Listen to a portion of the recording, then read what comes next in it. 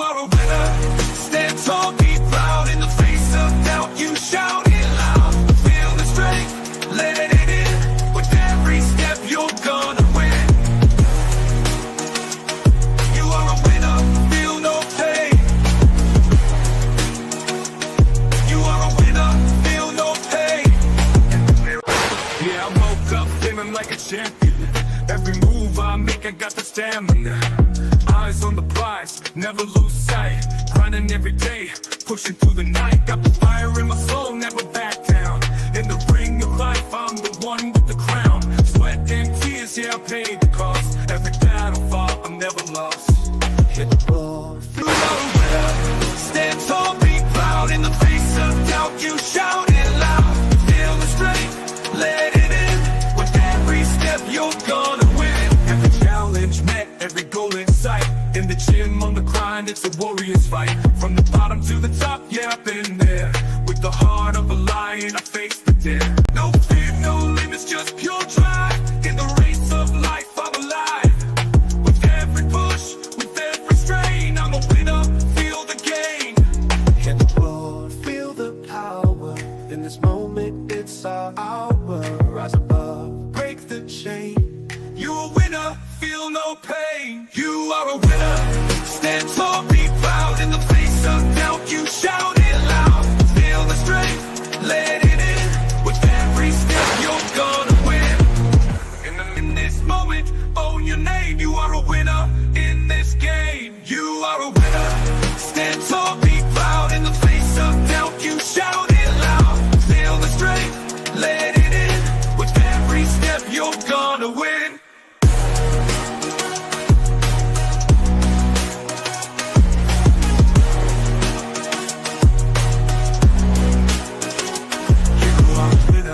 Stand tall, in the gym, on the grind, it's a warrior's fight. From the bottom to the top, yeah, I've been there.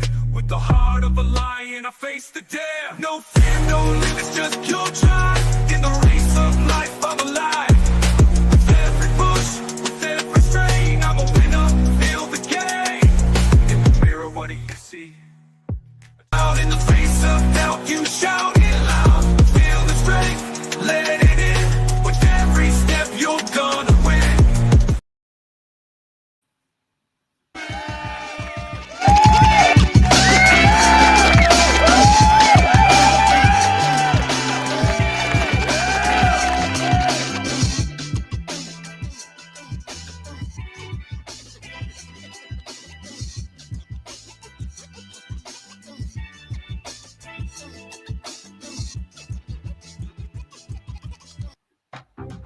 Good afternoon, good evening to everybody out there, and welcome back to your show. Welcome back to Transfer Talk Live on BlueClouds Media YouTube channel, your definitive source for all latest news as we count down to the deadline day. A few hours more left, the clock is ticking. I'm your host, Nate Zion, and the co-pilot, Stephen G, is here with me. And tonight, this afternoon, we're diving into the biggest headlines that are shaking up the Premier League transfer show, from the shock move for top striker, and also key update on two of Chelsea's major targets. We're covering it all on this platform. Stay tuned and get ready to join the conversation, because the transfer window is really heating up. Very close. The window will be shut down at 7 p.m. UK time. As a few reports are coming in, very, very strong reports. If you're a Chelsea fan, you won't like it. But we don't know what the club have in place, why this move could happen. There's a lot of things that are going on. Few hours left. There is lots of moves that can go on right now. So I want you guys to stick with us. This should be your destination, your deadline destination, where we can break all the news. Our comment section also, Cole Palmer will feed you everything that you need in terms of outgoing and incoming. Latest reports are coming from Stamford Bridge, said Fulham striker, Fulham agree with Chelsea to sign Tariq George. Deal for a 19-year-old winger with 22 million package plus sell-on clause. Personal terms in place on 5-year contract for England, Youth International. Permission given by Chelsea FC to go to Fulham for medical. Reported by David Ornstein of The Athletic. A few more news that also that we will dive through. Jackson to Bayern Munich, back on again, closer than we ever thought. Obligation on George, like I said, from Chelsea to Fulham, 22-year-old, 22 million sell-on clause. Harvey Elliott from Liverpool to Aston Villa, loan with obligation to buy, 35 million is the asking price. Alex Mateos, the Chelsea player from Chelsea to Sheffield United, payment deal has been made official. Also, Lindelof announced by Aston Villa. Yes, Lindelof of Manchester United is now Aston Villa player. Fermin Lopez, Chelsea ended interest at this moment. Fermin Lopez is now moving on. He stays at Barcelona. Top stories, headlines: Isak, Liverpool, a shock deal on horizon. Lots of news. We'll be breaking it all for you. So this is, like I said, this is where you are the platform to stick with. We're gonna be here 5 hours of live stream. That means that we have a lot of news on our table. Lots of news coming out from our deal sheets and everything here for you. So stick with us. Do not go anywhere. Nizion, Stephen G. We are back with all the latest transfer news you want to know. Stick with us. We'll be right back in a second.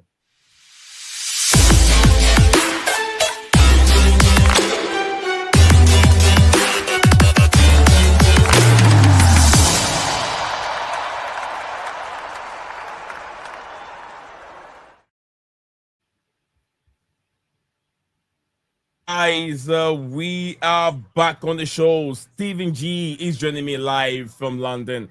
And you guys know where I'm broadcasting this stream from, all the way in Detroit, Michigan. So yeah, to be precise, so we have I'll say two continents and two countries joined together to bring you the deadline day stories. Stephen, how are you? You doing all right? Yeah, I'm doing all right. How are you? Good. So nice to see you back on the show today. We got a long stream, Stephen. Long stream today. You ready for it?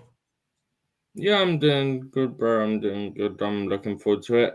We have just got the news that Facundo Buonanotte is official to Chelsea on loan. Okay. As everyone's familiar now, there is no buy option or obligation to buy on that. Okay. Nicolas Jackson deal's back on, so that's looking like it's going to be an obligation. And we'll touch on other deals as well. But before we do that, the main one, of course, Alexander Isak from Newcastle to Liverpool for a British record transfer fee, £125 million. And that's a fixed fee. That's guaranteed, no add-ons. What was that again, Stephen? Sorry, that's a fixed fee of 125 million.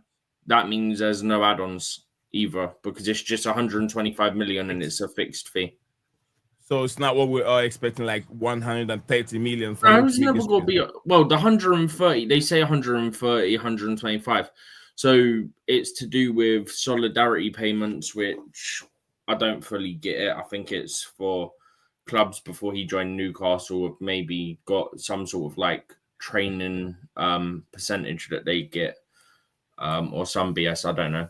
But that's why they're saying 125, but also saying 130 at the same time. So, thank you very much, Stephen. Guys, if you're just joining us live, everyone joining us, please, I want you guys to do this real quick. So, we want to get the algorithm working so quickly for what we're here to do today. So, if you're here, all the 10 of you, 11 of you watching live, make sure you drop a like on the video right away for the algorithm, trigger the algorithm to send the link to a lot of people. We are in there. We're talking about Alexander Isak. If you just hear what Steven said, it is done.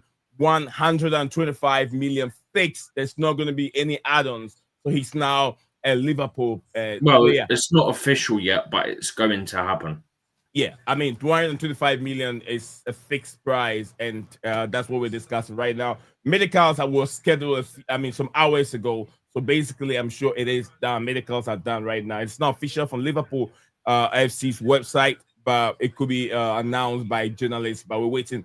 I'm sure it will be done, definitely. So, guys, like I said, wherever you're watching us from, making the point to subscribe and follow us. We will get into all the news that I started with earlier on. The key, few more. Fermin Lopez, like I said, Chelsea have ended their interest on him. Lindelof from Manchester United to Aston Villa. Like I said, also Alex Matthews, Chelsea's young player, also have mailed a permanent deal to Sheffield United. We'll get into details with everything, guys. Harvey Elliott also from Liverpool, also have made it to Aston Villa of a fee of 35 million reported. So we will get into it. Stephen, what do you have on your screen? You want to share it? If you want to share, I'll give it to you. I'll give you a different. No, I've took it down here, but it was just the announcement of Facundo Bornato. All right, you want to share it back on the screen? Then we go. No, it's all right. I've closed the tab now anyway. Okay. But yeah, so what you were saying about who was it? Harvey Elliott is a loan with an obligation to buy, an obligation is £35 million. So it's not a permanent this summer, it'll be permanent next summer. There was talk at one point, you'll remember, of him going to RB Leipzig. That obviously didn't happen in the end because he's going to Aston Villa. Another Chelsea one, Matos has gone to Sheffield United. That's been made official. That's a permanent deal. Lindelof signed for Aston Villa as a new centre-back as a free agent. Yeah. Just sort of trying to go through these. Lopez isn't coming to Chelsea. They've ended their interest. Just got to change this to confirmed for Boanote now. All right, so guys, whoever is joining us on the stream today, Cole Palmer, big up to you, Cole Palmer. Good afternoon to you. I hope your afternoon is going very well. And big up to my brother, Mo Kasim of Blueland YouTube channel. Big up to you, man. I hope you are doing very well. It's nice to see everyone on the show. What is Cole Palmer saying here? Surely we signed another attacker. Definitely. I know they haven't said much, but I'm sure there will be something happening right away. So, guys, let's keep our eyes on it. Jackson to Bayern Munich, obligation to buy, finally gone. There's a new tweet from Romano. All right, screen. Let me see what Manu is saying. What have it on my screen? All right, so new tweet from Fab Romano is on the screen. Want me to click on it? Go to the actual tweet. I don't have. I think if you click on the app link that's in the tweet, it takes you straight to his page. Yes. Hold on a second. Right there.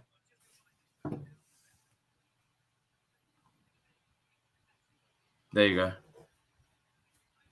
So yeah, the news breaking from Fabrizio Romano, guys. So we have a breaking here. Fabrizio Romano said Bayern and Chelsea sell a new agreement for Nicolas Jackson deal done. Loan plus a buy clause with a new element of obligation to buy included in the deal for 2026 as Chelsea wanted. So Jackson already agreed 5-year deal at Bayern Munich, 50 million loan fee. Here we go. So Chelsea have had another sale. So 50 million loan fee and obligation to buy next season. Did they say how much it is, Steven? No, but someone will. But I read earlier that it could be around a range of 56.2 million, within that range. Maybe. We'll see. It's still not bad. Chelsea have made profit of him, isn't it? Yeah, it'd be a big profit. I'm just waiting for others to sort of give us a fee. Okay. So yeah, we got that done. Nicolas Jackson is done. Nicolas Jackson is now a Bayern Munich player. Nico Jackson is now off the books from Chelsea. Now a Bayern Munich player. So definitely, guys, keep your eyes on it. We're gonna be here for 5 hours plus. We will try and do a collaboration with Blue Lounge. We will try and see what we can sync together to get that deal. But that Nicolas Jackson, guys, is off. He's off right now to Bayern Munich. So we're done with Nicolas Jackson at this moment. We look forward for more news that are coming up. Steven, anything in specific you want to share? does it mean as we talk about Nicolas Jackson, we've seen Tariq George on his way to Fulham. Does it mean that they have to be an agent signing, an attacking force? Because what we have now is João Pedro. If João Pedro goes down we cannot rely on Marc Guiu alone. We cannot rely on Marc Guiu alone for the rest of the season. So it means that in attacking wise, there should be some other striker coming in. It don't have to be a world-class striker. I'm not sure they can get a world-class striker now. I don't know what they're working on, but there should be an attacking player coming in to help João Pedro and Marc Guiu. What's your take on these? It won't be a striker, that's for sure. Because it wouldn't make sense, because you've just recalled Guy because he's our player anyway, and the lap's injured for a couple months. It wouldn't make sense to then pay money to sign another player in that position. Also coming out just now, Marc Guiu has been given permission to undergo a medical at Liverpool ahead of a £35 million move from Crystal Palace. That's Marc Guiu of Crystal Palace. Does it mean that they're getting ready to ship Van Dijk on next season? This is what I was saying in our chat, and I was going to mention this. The fact that they've brought in that Leone guy, who's a centre-back, plus they're getting Marc Guiu, plus they've got Isak. Maybe it's, what's it called? Maybe it's them preparing to move on Van Dijk and Isak next summer. At least that's what it looks like anyway. That's it right on the screen. So guys, if you're watching live, breaking from Ben Jacob also reported it wasn't actually initially from Ben Jacobs, by the way. He who is he quoting from? It might have been Romano. I saw it first from Romano. It's not saying Romano was first, but he was definitely one of the first ones. Thanks, Stephen. Romano said over £35 million plus 10% sell-on clause. Thank you very much. Courtney, big up to you, Courtney. And Mo said you'll be live at 5 p.m. Thank you very much, Mo. And Courtney said, hit the like button. Hit the like button. Big up to you, Courtney. It's always nice to have Courtney in the chat helping out. And, this person is so dedicated to YouTube. Chelsea content creators. But thank you very much, Courtney, to have you here this afternoon. And I hope your day is going on well. Much love to you, brother. Guys, smash the like button. Smash the like button. Let's get it going. Like, comment, and subscribe. Stevie, did you hear that? What? Did you hear that? What? The like, comment, and subscribe? Yeah. I want to make sure he's going through. Everything I'm playing is going through. But thank you very much, Courtney and Mo, for tuning in this afternoon. Lunchtime is it afternoon, still afternoon in the UK, or is it evening? Yeah, it's 20:03. Okay, afternoon and morning is morning over here. It's just 19 past 10 a.m. in the morning. We've been up for this, and we're still gonna be here. It's gonna be a very difficult time for me, especially my back, but I can tolerate it. And still, when I'm done, I'll be joining Blue Lounge on his channel if he's still live after my stream ends. I will still be there. As usual, that's how dedicated we are. Still more to come. Guys, more to come. Marc Guiu is the latest. Chelsea, Stephen, do you want to talk about the other Chelsea players that have made their move? Matheus and the others. Who's Matheus? Alex Matheus, or whatever his name is. Matos. Yeah, that's the name, right? I only saw that earlier. I fell asleep for a couple of hours. I woke up and then I saw that Alex Matos was official to Sheffield United. I didn't even remember that. I didn't even know that was going on. So that was a surprise to me. Yeah. So I don't know any of the fees or anything like that. But yeah, that's another one gone. Do you have the feeling there's going to be some incomings for Chelsea? Maybe one. And what do you reckon? Attacking midfielder or a striker? Based on the fact we were looking at Lopez, yeah, probably. probably an attacking midfielder. Very interesting. Very, very interesting. And from how things are going, would you put any blame at all on this on the club or sporting directors, owners? Would you put any blame on this that they're not being ruthless or they're not showing ambition? Would you say anything of that sort? Do you think they're not being ambitious or just quickly? So the loan fee for Jackson is now 16.5 million euros, which is 1.5 million euros more than what was initially agreed. which was 15? Yeah. Okay. So I'm just trying to convert that now.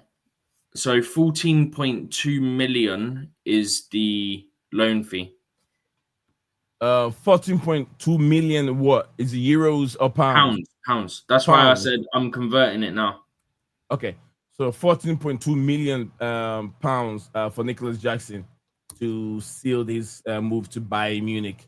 We're gonna play against Bayern Munich. Imagine if this lad scores against us. Oh, he's gonna score against us. It's Chelsea's luck. We know this by now.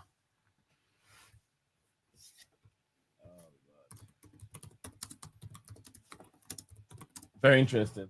Very interesting.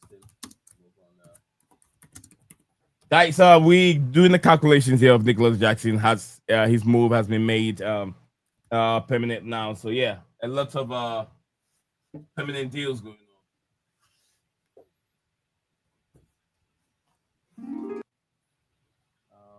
More here. Okay.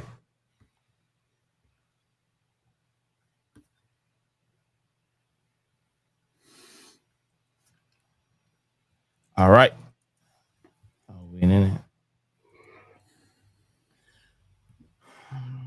Steven, I was asking if you think that the owners have done enough, or do you think they've done enough, but due to the latest injury right now has affected the way they plan for the season?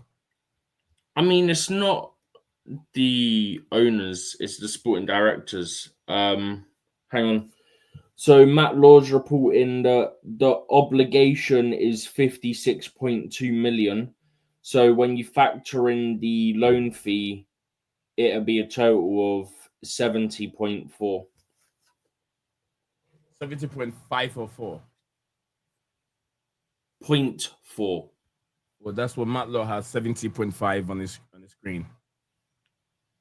No, he has that that's what I'm saying. He has when you include the loan fee on top of the obligation. Okay. So Chelsea, Matt Law also tweeting that Chelsea have agreed a new deal with Bayern Munich for Nicolas Jackson, loan fee of 14.2 million.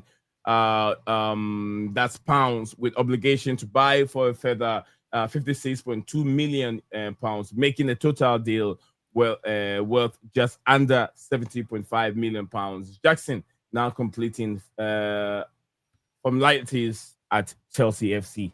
So Jackson is gone. Jackson is gone, guys. All parties should be happy right now, because I had a feeling like, look, the way Jackson is hesitating to return to Chelsea, the best thing Chelsea have to do is just let him go, because it might distract the dressing room, because he doesn't feel like Chelsea respected him. He doesn't feel like Chelsea believe in him. And with these, I believe that both parties should be happy. Nicolas Jackson shouldn't return and cause so much problem in the dressing room. Selling him to Bayern Munich will be the best option for both parties. Then Chelsea can look at the future. So now we brought Jackson. We brought him to improve, to get better, and help Chelsea out, to gain experience. He's gained experience. He's now moving on. I mean, it's not Jackson's fault, is it? What isn't his fault exactly? Because he's been going about this the wrong way. Well, Chelsea wants him to move on, so he has to. He feel like, he's in a pecking order. But there was no need for him to have the attitude to not come back. You're a Chelsea player, yeah, contracted to Chelsea. You do what Chelsea tell you to do. Chelsea said, your move's not going through. You are coming back. And he went, F that, I'm staying here. Have you not seen the same situation with Alexander Isak, where he's contracted to Liverpool? I mean, at Newcastle United. But he said, I'm not playing with you guys because there was a gentleman agreement. You guys promised me that you make me move on, play Champions League football, whatever. So with this season, I'm going to Liverpool. Don't you think that is the same scenario that we although Nicolas Jackson, there hasn't been any promises, but he believed not that. Exactly the same, because at the end of the day, if this still didn't go through, Jackson would be back, and then I'm sure he'd end up playing. Whereas Isak just said, I want to go to Liverpool. And then, as far as I'm aware, he was still training. He just wasn't playing. So it's not exactly the same. But neither one of them went about it the right way. But what I was saying, as a Chelsea standpoint of view, there was no reason to let him come back, because if he's feeling he doesn't want to come back, why wouldn't you try and move him on? Because it will end up distracting what you're trying to build. No, you're not getting what I'm saying. Neither one of Isak or Jackson went about it the right way. Yeah, I know what you're saying. I understand what you're saying. That he's contracted with Chelsea. He's definitely have to come back and do his job. But what I'm saying is, if he's so upset, he feel like Chelsea doesn't rate him as one of the top strikers anymore, and if we look at the pecking order, he is behind Delap. He is behind Joao Pedro. He's the third choice striker for Chelsea, and he doesn't want to stay. Why wouldn't you move him on, trying to bring him back when he's not happy? You get what I'm saying? You need a change of environment, probably, to be a better player. Just like we've seen with Sancho. We've seen it with Garnacho. Probably he might get better when he joins Chelsea. That's where I'm looking at it. Yeah, it's dumb on both parties. But big up to you, Malon. Malon says PYS bomba. Let me see what PYS is saying. He doesn't get sources, so let me guess. It's going to be the Damasio one. I don't trust Damasio as far as I can throw him, so I'm ignoring it. And that's also already been put down by Romano, saying that it's not happening. So yeah, as soon as I saw it was Damasio, I'm like, I'm not paying attention to this. Why don't I have a PYS stuff here? What's PYS saying? About 3 minutes ago. Probably I don't have his notifications and everything. I thought did they change his? Did they change his? What do you call it? What? Oh, it's right there. Did he change his what? I was like, did they change his logo or something? No. Okay. I think it's because I have the screen very. It's that one. It's considering a move for Jimenez, and then that's from Damasio, and then Romano's come out 2 minutes later and said Chelsea are not interested. Oh, Chelsea debunked it. So Marlon, Chelsea Romario has debunked that news that Chelsea are not considering a move for Jimenez. Is it Santiago or Santi? Just Santi, right? Santiago Jimenez. Yeah. Because Santiago Jimenez from Damasio. So this same thing he was doing. Remember, I won't take everything that Romario say, because he was doing similar thing to David Ornstein, if you can remember. David Ornstein came up and said this, and then he also came up and said there has been no contact, there has been nothing from Chelsea. And then later on, we all realized that Chelsea were talking to Femi Lopez. So I don't know. I'll still keep my eyes on it. Although Fabrizio Romano said it's not true. Ornstein ain't said anything. So what was that? Ornstein said what, Steven? Ornstein hasn't said anything on this news. Yeah. Well, but maybe Ornstein haven't had any information on it. You get what I'm saying? He's been breaking a lot of the stories today. He's had about 3 or 4 exclusives already. I'm not saying he hasn't, but I'm saying maybe he hasn't got information on these news. Well, I'll keep my eyes on it. He's broken 4 exclusives in the last 3 hours. Okay, Joseph, big up to Joseph said, at least for me, it says at least for me, all done deals. All done deals. For today. What do you mean, Joseph? Are you saying that I Chelsea's don't not? have a list of all the done deals. I've only got a list of deals that are getting done at the Or you moment. have a list of deals that are getting done He wants today? a list of deals that are done, but I Are don't done. have one for that. We don't have the list for that, but off on top of my head, I can give you a few of them. Alexander Isak is done, brother. Alexander Isak is done. Marc Guiu and will also be done very, very soon. Who else? Marc Guiu from Crystal Palace will be done. Chelsea have made Alex Matheus or whatever his name is. Alex Matheus of Chelsea. Deal has also been done. And also, Fulham are in for Tariq George. It's going to be a permanent deal. Permanent deal. It's not going to be a loan deal. Permanent deal. Full profit for Chelsea to Tariq George to Fulham. Watch out for that deal. That deal will be done very, very soon. And who has the deal? Can I remember? Other deals. Steve, you have any on top of your mind? Then you can go for it. I'm just trying to remember. That are done. Yeah, that are done. Off the top of my head, I've got no idea. I'm going to see what I've got. Matos is done. Boanote is done. George looks like he's going to Fulham. Lindelof is done. That was a free because he ran out of contract at Man United over the summer. Reece Nelson looks like he's going to Brentford. I don't He know said if that's been he made. said mostly for Chelsea. Mostly for Chelsea. So Okay. narrow your thing down so you don't have to think too much. Okay. He Then wants in that more for Chelsea. case, Matos, Kellyman's gone on loan to Cardiff. Matos, permanent to Sheffield United. Jackson is going to go to Bayern Munich. That's a loan of £14.2 million plus an obligation at £56.2 million. Tariq George, 22 million plus sell-on clause to Fulham. That isn't quite official yet, but that looks like it's happening. Chilwell to Strasbourg is planned to happen as well. But that seems like all the Chelsea ones off the top of my head / off the sheet that I've got as well.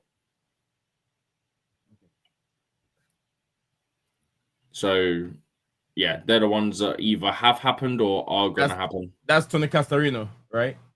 That's Tony Castorino. Tony Castorino. You remember former Chelsea striker? That's him. Tony Castorino. I'm not certain. I couldn't tell you. I'm not certain. Yeah, former Chelsea striker Tony Castorino. He's up there with Ian Abraham. All right. So what do we have here? NFL, not NFL right now, man. We're serious. We're serious here, man. No, get NFL off the screen. All right. Mill report. All right. What's Jordan saying? Michael Jordan said what? Michael Jordan's to lead A-list crowd at Bill Belichick's. Yeah, UNC. In terms of college football, college American football, get their season underway. So they're saying that he's got to be there to watch. Okay. All right. So, guys, if you're watching live, the Beninati, I'm sure that's the name, as his loan move from Brighton have been made official right now at the football club. So he's now a Blue. He will be in the midfield to help the likes of Cole Palmer. For in terms of a rotation, also so there's a lot to be done here. Vista has passed his medical. That's with Newcastle. Okay. Wisa, right? Wisa, yeah, Wisa. I've got his wish also. Wisa.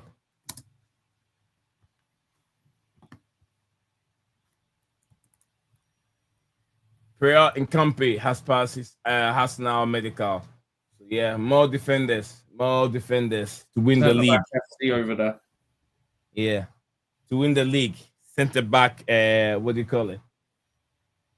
Just sit back and pray, basically.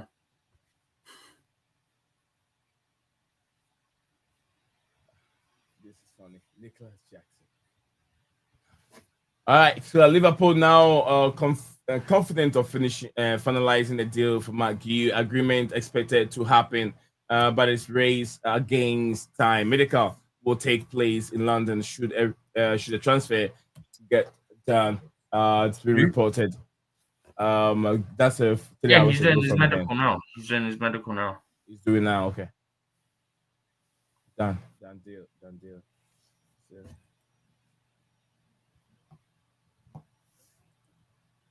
all right. So, I like that image from 4-3-3. Need you not makes me laugh. What is it? A certain journalist said that Liverpool are the best-selling club, because someone replied to him because they said like, oh, if Colesberg done windows and then put like the list of players Liverpool signed, it'd be like the best or whatever, yeah. Mm-hmm. And then someone said they've also sold this amount, and the journalist came back with, yeah, they're the best-selling club. Well, they're not. Chelsea factually are the best-selling club. But because it's Liverpool, they have to say it. Remember this. This isn't me having a dig at Liverpool. It's a fact.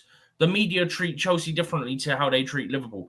Chelsea factually are the best-selling club.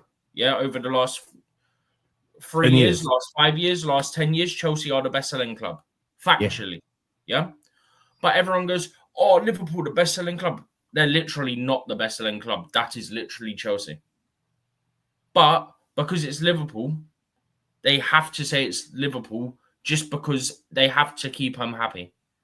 Nothing against Liverpool fans, just against the media narrative when it comes to Chelsea versus Liverpool.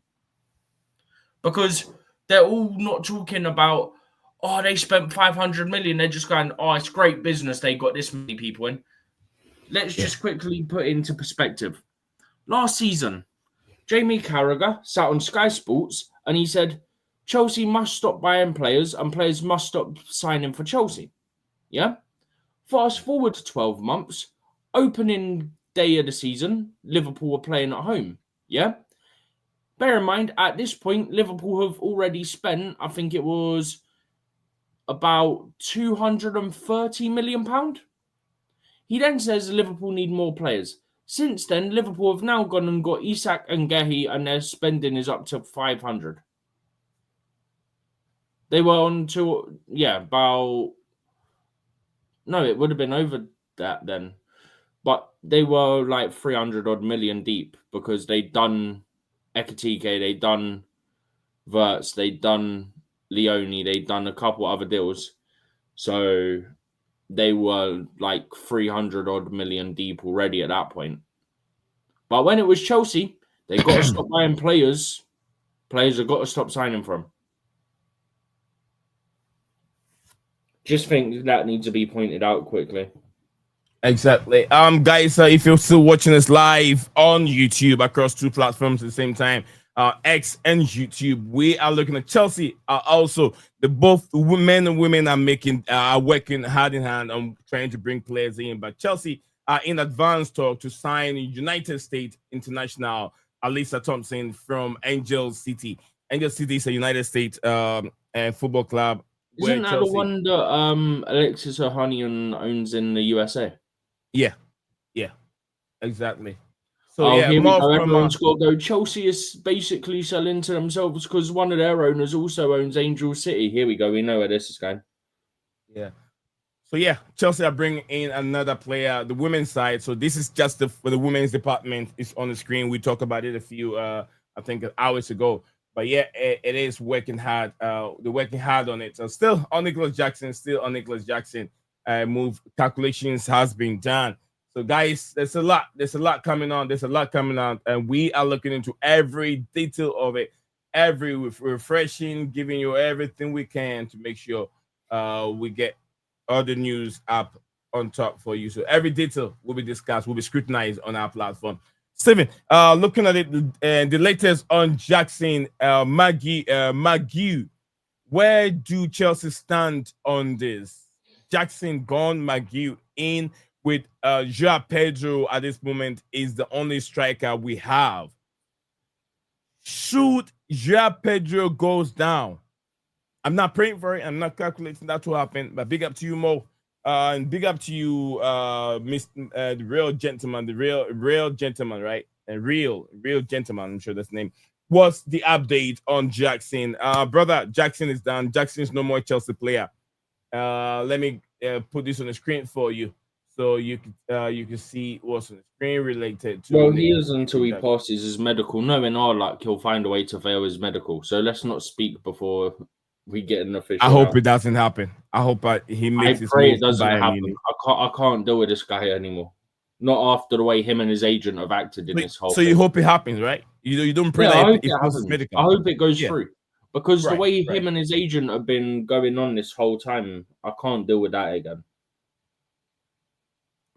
All right. Mo said 70 million pounds for Nico is a good deal considering the situation. Yeah, absolutely. It is a good deal. With I think the loan even went up.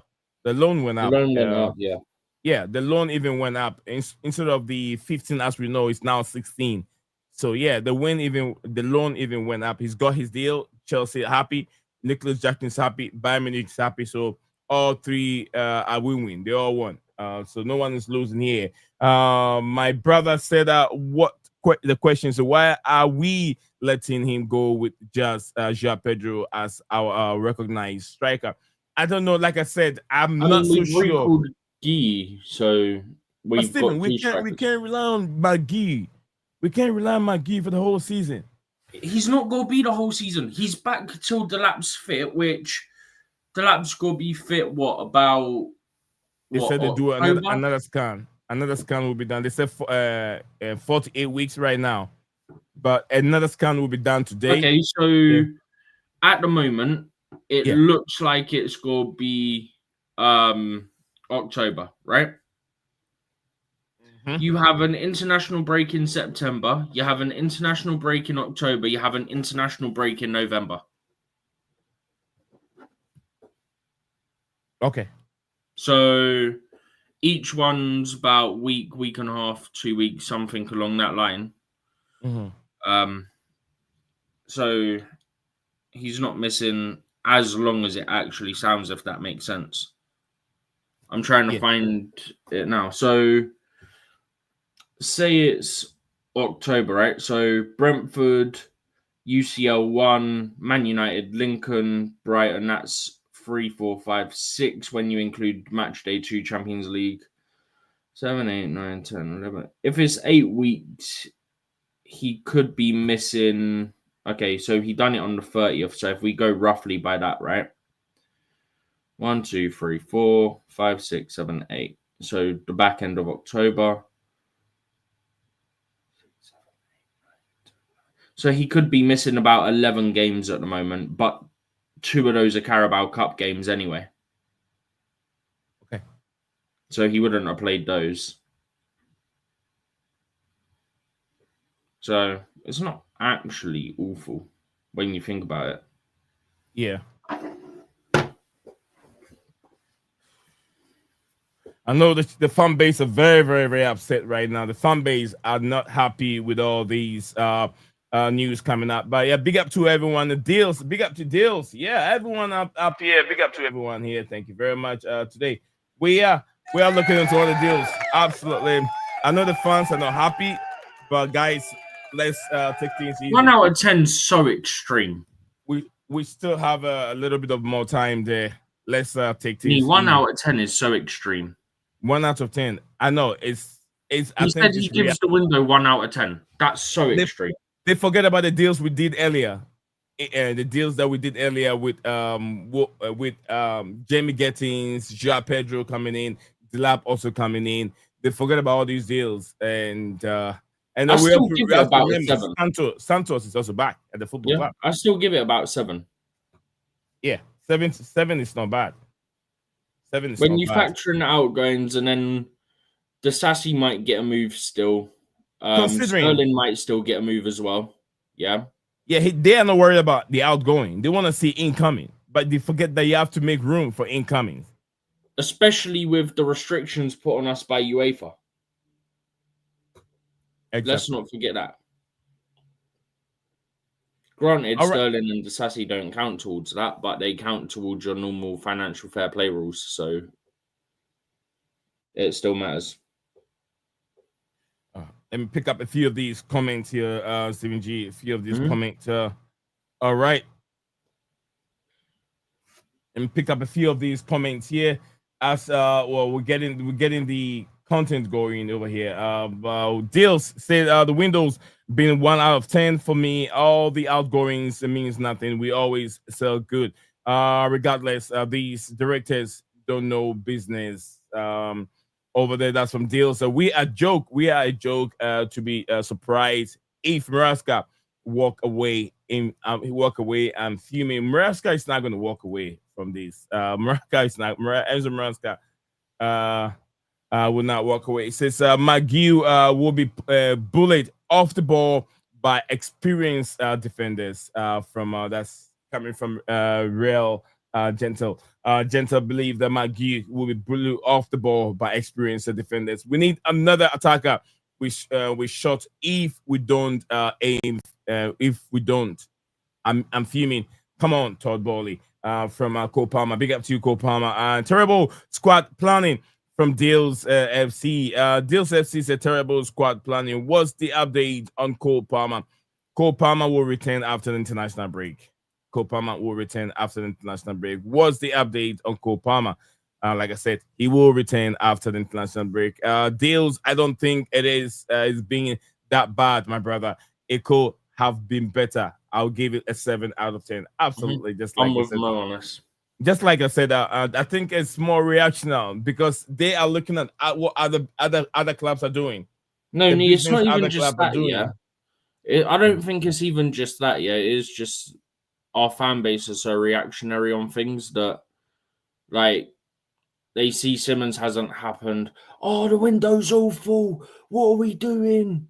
All this, like, calm down. Overall, it's been a good window. We're shifting a lot of the dead wood, so to speak. Yeah. And when you factor in when the laps fit, yeah. Granted, we haven't got a centre back or a goalkeeper. I think the majority of us want that. Yeah. Hopefully, we'll get at least one of them in the last few hours, but I doubt it. But other than that, every signing we've got in has strengthened us. We've strengthened at left back because we didn't have a backup. Yeah. You've got Esteval in, you've got Santos in, you've got Sego in. You've got João Pedro in, you've got Delap in. You've got Garnacho in. I'm not happy with that deal, but we had a hole at left wing. So overall, we have strengthened. Granted, Delap's now injured, so it looks bad. Palmer's injured currently. It looks bad because you brought Buonanotte in, and people aren't happy with that because we were initially going for Simmons. But at the same time, when everyone's fit, you make the argument that Chelsea have one of the strongest squads in the league.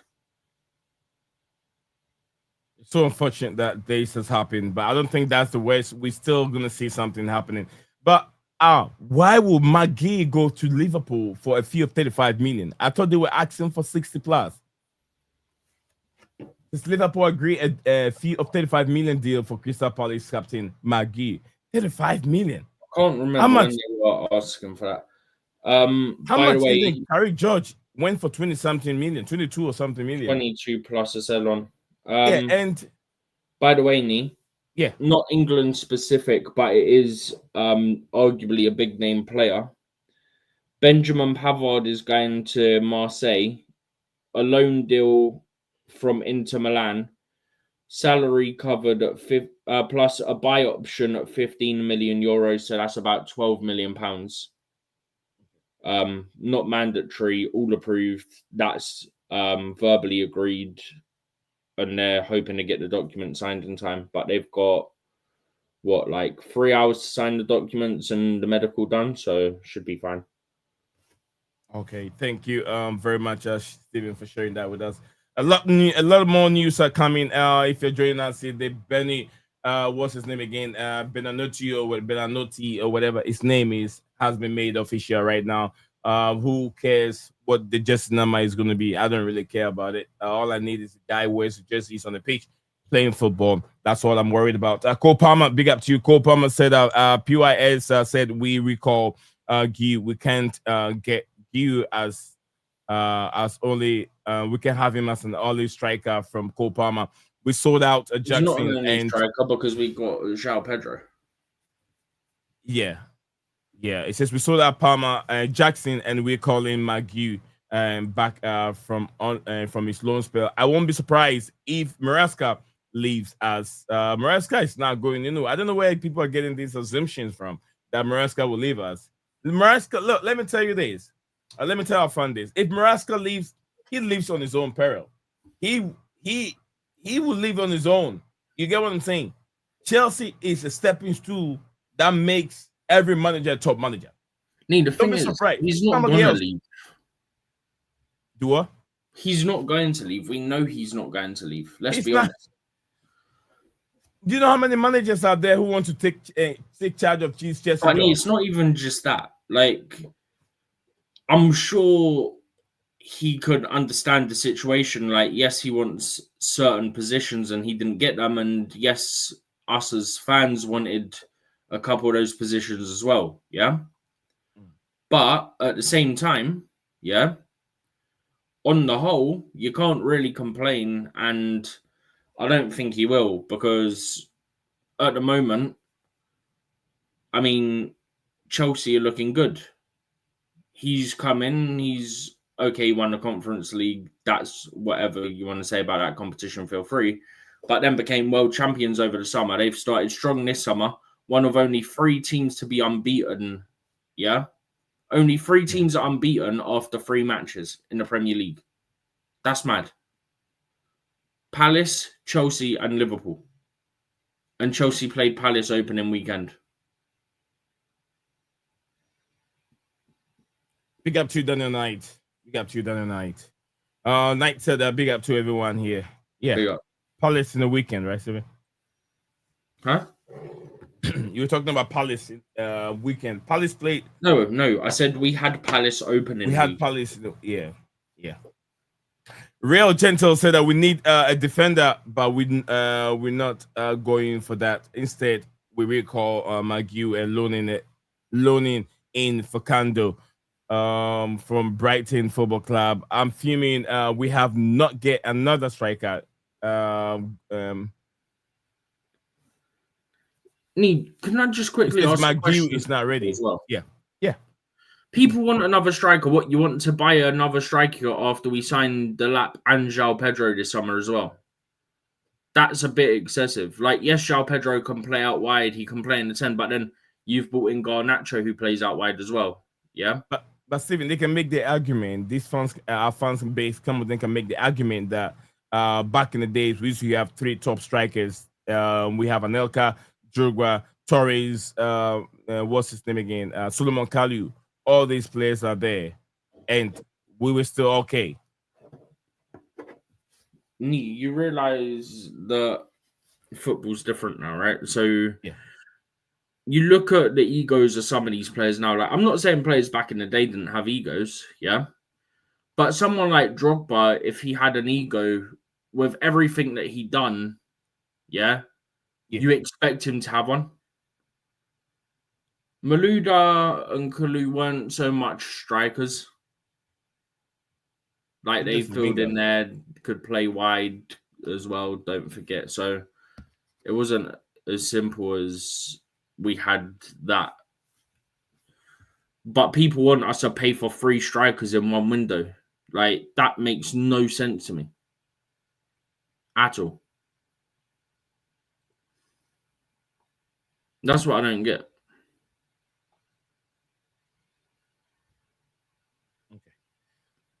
Beautiful day. Good afternoon to everyone in the UK, and good morning still those in the Caribbean, in America, to be precise. Daniel Knight, Win Stanley, and Stewart out. I want Dame gone. We are not serious at all from Daniel Knight. That's Daniel Knight. Big up to you, Daniel. I didn't mean to knock that. Did you knock that, or did I, for the comments to show on stage? I just did it.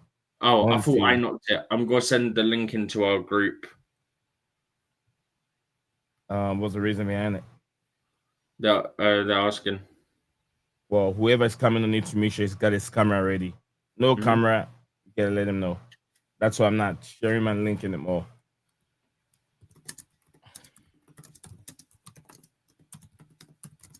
Okay. Daniel Knight, thank you very much, Knight, for your comment. He said I'm fuming. We have not gotten the striker. Okay, Marc Guiu is not ready, and why are we not looking at the striker?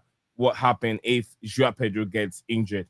Who is going to play up front? That's a big question. That's what we're looking at. I'm having the feeling that Chelsea are looking for another striker from somewhere else. I'm having that feeling. And I hope that feelings happens. We are not really ready for my real Gent. That's what he's saying. With Stanley and Stewart out, I want them gone. We are not serious as a football club. And one more from here. He said, manager needed a weapon to execute his job. Get him Eric and a recognized striker. We are playing Champions League and not conference anymore. From real gentleman, can't we get emerge from Strasbourg now? Emmanuel Mega. Oh, a mega, a mega. That guy. Then what are you gonna do with Strasbourg? You're gonna break their team down. He's saying then give them Conrad Harder. Conrad Harder from Sporting CP. Yeah, I think he's on his way to IB Leipzig. Yeah, Leipzig. He chose, I think, 2 players that we've been linked with them, but I don't know if Chelsea have shown interest in them. They are on their way to join IB Leipzig. Can we get a mega? Okay. That's from Copama. Copama, thank you very much. Real Jen said yes. We are a big club that needs top and ready. That needs top and ready made strikers from. I agree 100%. Okay. But also we have to factor how many are there. How many are there at this moment where you can get? So who would people want us to sign a striker? This is what I want to know then. You're saying get a striker. Who would you guys want us to sign? Sat here today, this second. Who would you want us to get? They'll be ready if they have not Polo Moani. No, keep away from that guy. Why, Steven? Can you explain why? He's not good enough, man. The guy, there's a reason why he's bounced around so many clubs.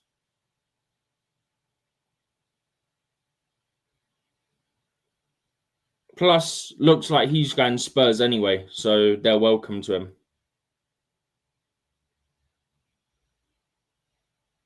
Although I think that is only on a loan deal. I have this coming from my friend here. He gave me this. I have a few sources that I have. They gave me this information. They said that we could argue that the reason why this is happening is because of the previous decision made by those same sporting directors. We are under UEFA. We are under UEFA security because we made a bad decision in the last few seasons, and they need to be blamed for it. So and that is a reporter a close source is sharing this with me. But thank you very much on it. Thank you. Liverpool has Ekitike and probably Isak. They are both good goal scorers. But Ekitike can also play out wide, so there's your solution there. But if you want Delap, Guiu, João Pedro, and another striker, on top of having Esteval, Palmer, Neto, Garnacho, Buonanotte, I feel like I'm missing someone. How do you fit those within 4 players? Because Esteval's proven himself that he needs to start, right? Garnacho's going to need to earn his place. Yeah. Mm-hmm. Palmer is Cole Palmer, right? Right. Then do you go Neto or João Pedro out on the one wing and then the lap up top and then have the other guy on the bench? Right? How's it going to work? It doesn't. Because for me right now, I'd go Esteval on the right, Palmer in the middle when he's fit. Yeah. Probably Neto on the left and then Delap when he's fit up top. Right? Well, Delap or João Pedro, or you could rotate that you have João Pedro in for Neto or for Delap, and you could play Delap and Neto. Like we said when we got to the start of the season, there's so many combinations we could do. So for me, the way I'm looking at it, there's a lot of different ways Chelsea could do it, but there's no need to have another striker because we got options there anyway. Thank you very much. Yusuf, how are you? And welcome back to the show. What's going on in your mind regarding the transfer update and transfer dealings? Maybe you can tackle on Chelsea perspective. What's your thoughts on it? I mean, oh, hang on. Sorry, there's just a bit of a lighting problem. The sun's just come in my eyes. Yeah, I mean, I'm feeling good. I mean, thanks for having me back on the show. It's always a pleasure. Well, this deadline day and yesterday, I can't keep up. Like, it's not just Chelsea who are making me tired. It's everyone. But we had the Isak deal confirmed earlier on, like this morning, like literally around midnight. Like, yeah, the whole Jackson saga is where I'm like mind boggled, because we had the here we go for him to go to Munich to have the medical and contract signing and everything. But then, because of Delap getting injured, we then call him back. Mm-hmm. And then we recall Marc Guiu. Now, that made me even more baffled. Because then I feel like Chelsea are thinking, oh, do we want 4 strikers now? Because or when Liam Delap comes back from injury. But then we get the clarity from earlier on today. Jackson, here we go again. He's off back to Bayern Munich. So because they were willing to do the obligation to buy in the end. Hopefully they do pay that money. But well, it's an obligation, so it happened automatically. So yeah, exactly. Yeah. So when Delap comes back, we'll have João Pedro. Forest have signed. Sorry for interrupting. There's a break in from David Ornstein. Ornstein said it's not Chelsea related, but it is. Well, it's not Ornstein. It's another one of the Athletic writers. But yeah, Forest has signed another player because of course they have.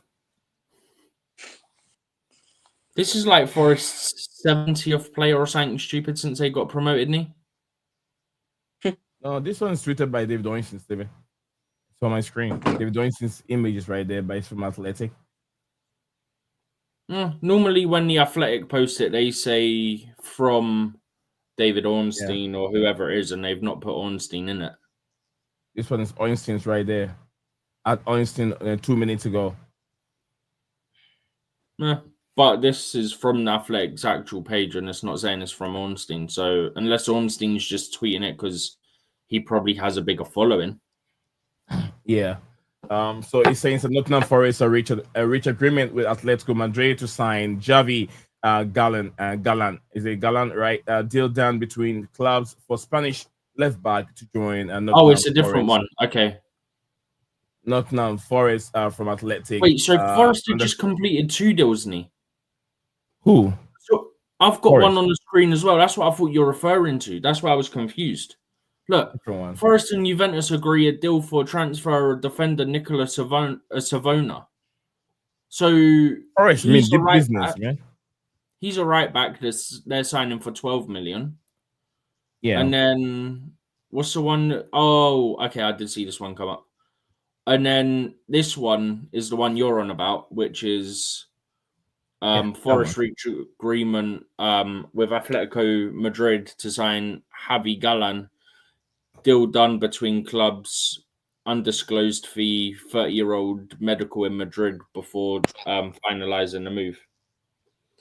Yeah, we've got another move with Chelsea. Donnell McNeely is leaving Chelsea on a permanent deal to Nottingham Forest. What is going on with Forest? They've just banged 3 deals in 2 minutes. They're serious, man. They're serious for a club. Serious football club. Sorry. Marinakis has got multiple phones. He's just doing this. Joseph, you were speaking when the news came in, so you can go ahead. Yeah, I mean, what was I talking about? I think it was the Jackson deal. Yeah, it was. Like, the whole thing just boggles my mind with obviously Marc Guiu coming back as well. But obviously the Jackson deal is now confirmed. He is going to Bayern Munich now, thank God. But, like, yeah, so when Delap comes back, we're going to have João Pedro, Liam Delap, and Marc Guiu as the striker options. I would have liked Marc Guiu to stay at Sunderland. He wasn't getting game time, though. What was he not? He wasn't really, no. Oh, well, then if he wasn't, then fair enough. But yeah, we'll see. We'll see what happens. But like, this is my problem though. When obviously Delap does come back, is Marc Guiu gonna still get that game time?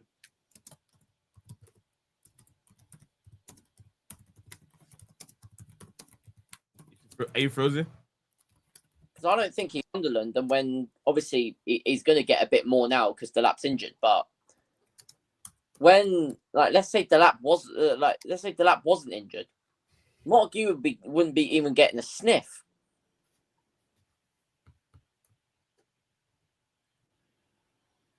Now, that's my.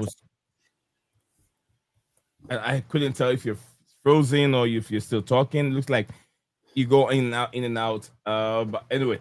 Thank you very much on it. So what would you think, Marc Guiu, can he do the job if you have only one striker, which is João Pedro? Marc Guiu is going to be the assistant striker or whatever, the second striker for Chelsea.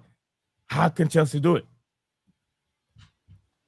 Maybe, like, let's say if we don't play João Pedro up front, then it has to be Marc Guiu. Like, let's say we play João Pedro and one of, like, the 10 or one of the wings, Marc Guiu has to go up front. Or we do what we've been doing, which is, I mean, the past two games the Delap has started, so, but now he's obviously injured. We play João Pedro, but then Marc Guiu comes on as a sub. And then obviously we've got that, how do I say it? The League Cup. We're playing Lincoln City away. Marc Guiu will probably get that start there, and maybe Delap might still be out when the FA Cup begins to near, probably. So maybe, yeah, Marc Guiu will get a few games in that. So yeah, well, I mean, he can't play in that. Huh? He's cup tied. He played in it for Sunderland. That's my theory gone. Anyway, yeah. It was like his only start for them as well in like the 4 games. Yeah, what I was going to say now is pointless. Yeah. Yeah, that's my take on the whole thing.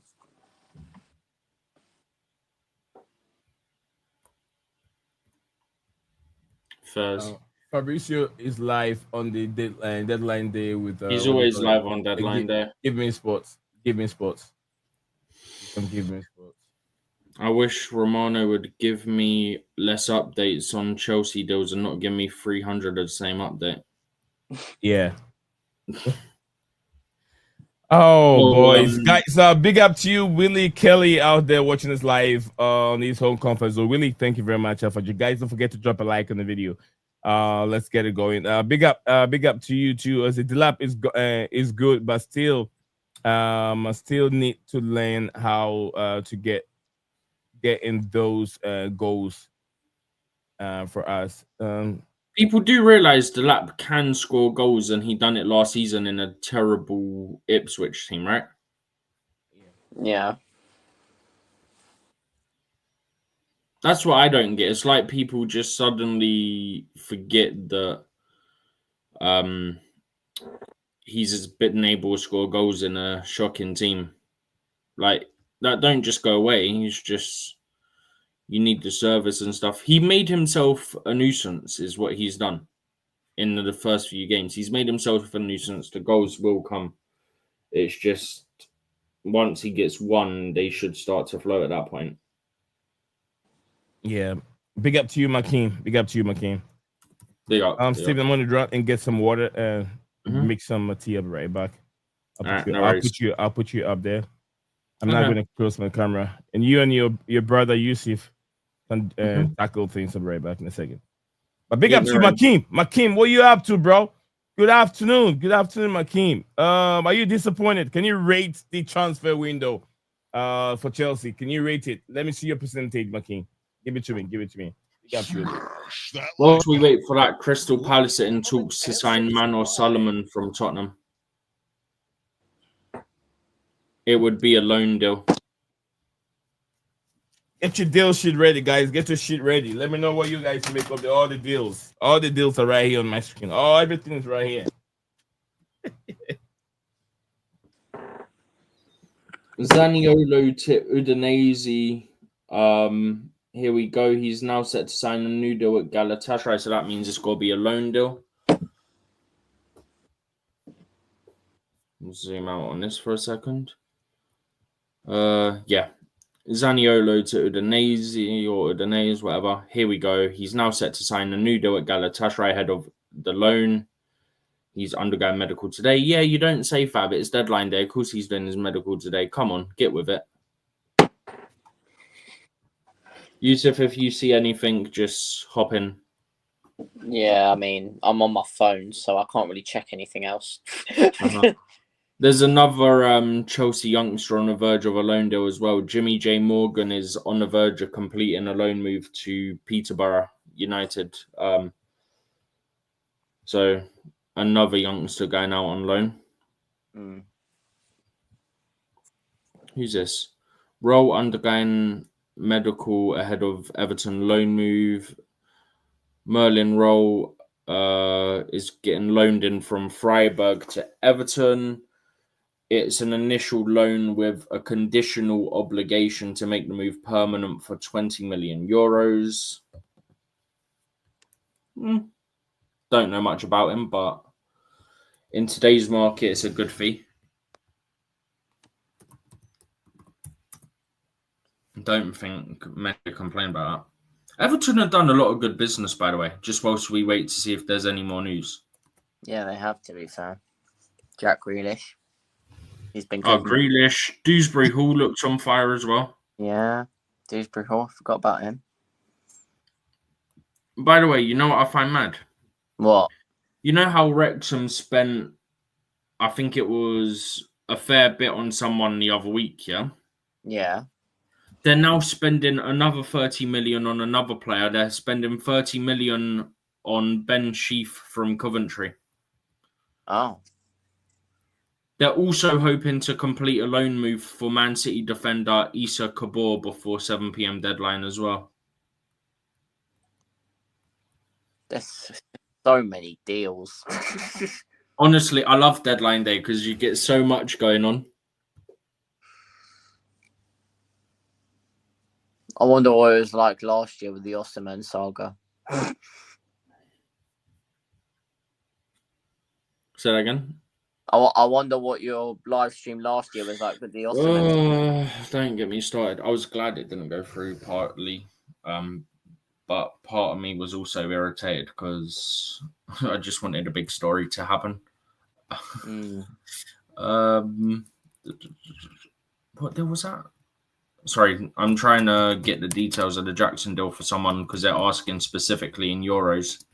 So I've got to find that. It's £70 million in total, all in Yeah, total. I know in pounds, but I need to find it in euros. Euros would be a bit more, wouldn't it? No. Yeah, euros is more. I'm just finding it. Maybe 8. No, I was going to say 85. I think it's like 16 million euro loan fee. Yeah.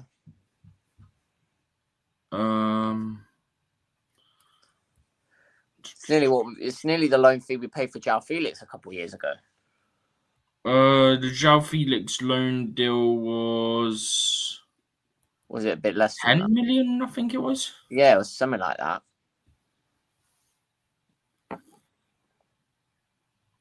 Was that Knee coming back? thought I heard something. No, it might be my neighbours. Oh, mad. Yeah. Yeah, like I said, if you see anything whilst I'm looking for this, just In the chat, Rail Gentle asked, "Are we selling George?" Yes, we are. yeah, selling Tyreek George. I'm actually quite sad at that. I thought he was staying earlier, and then I went to sleep for a couple hours. I wake up and suddenly he's going Fulham. Yeah.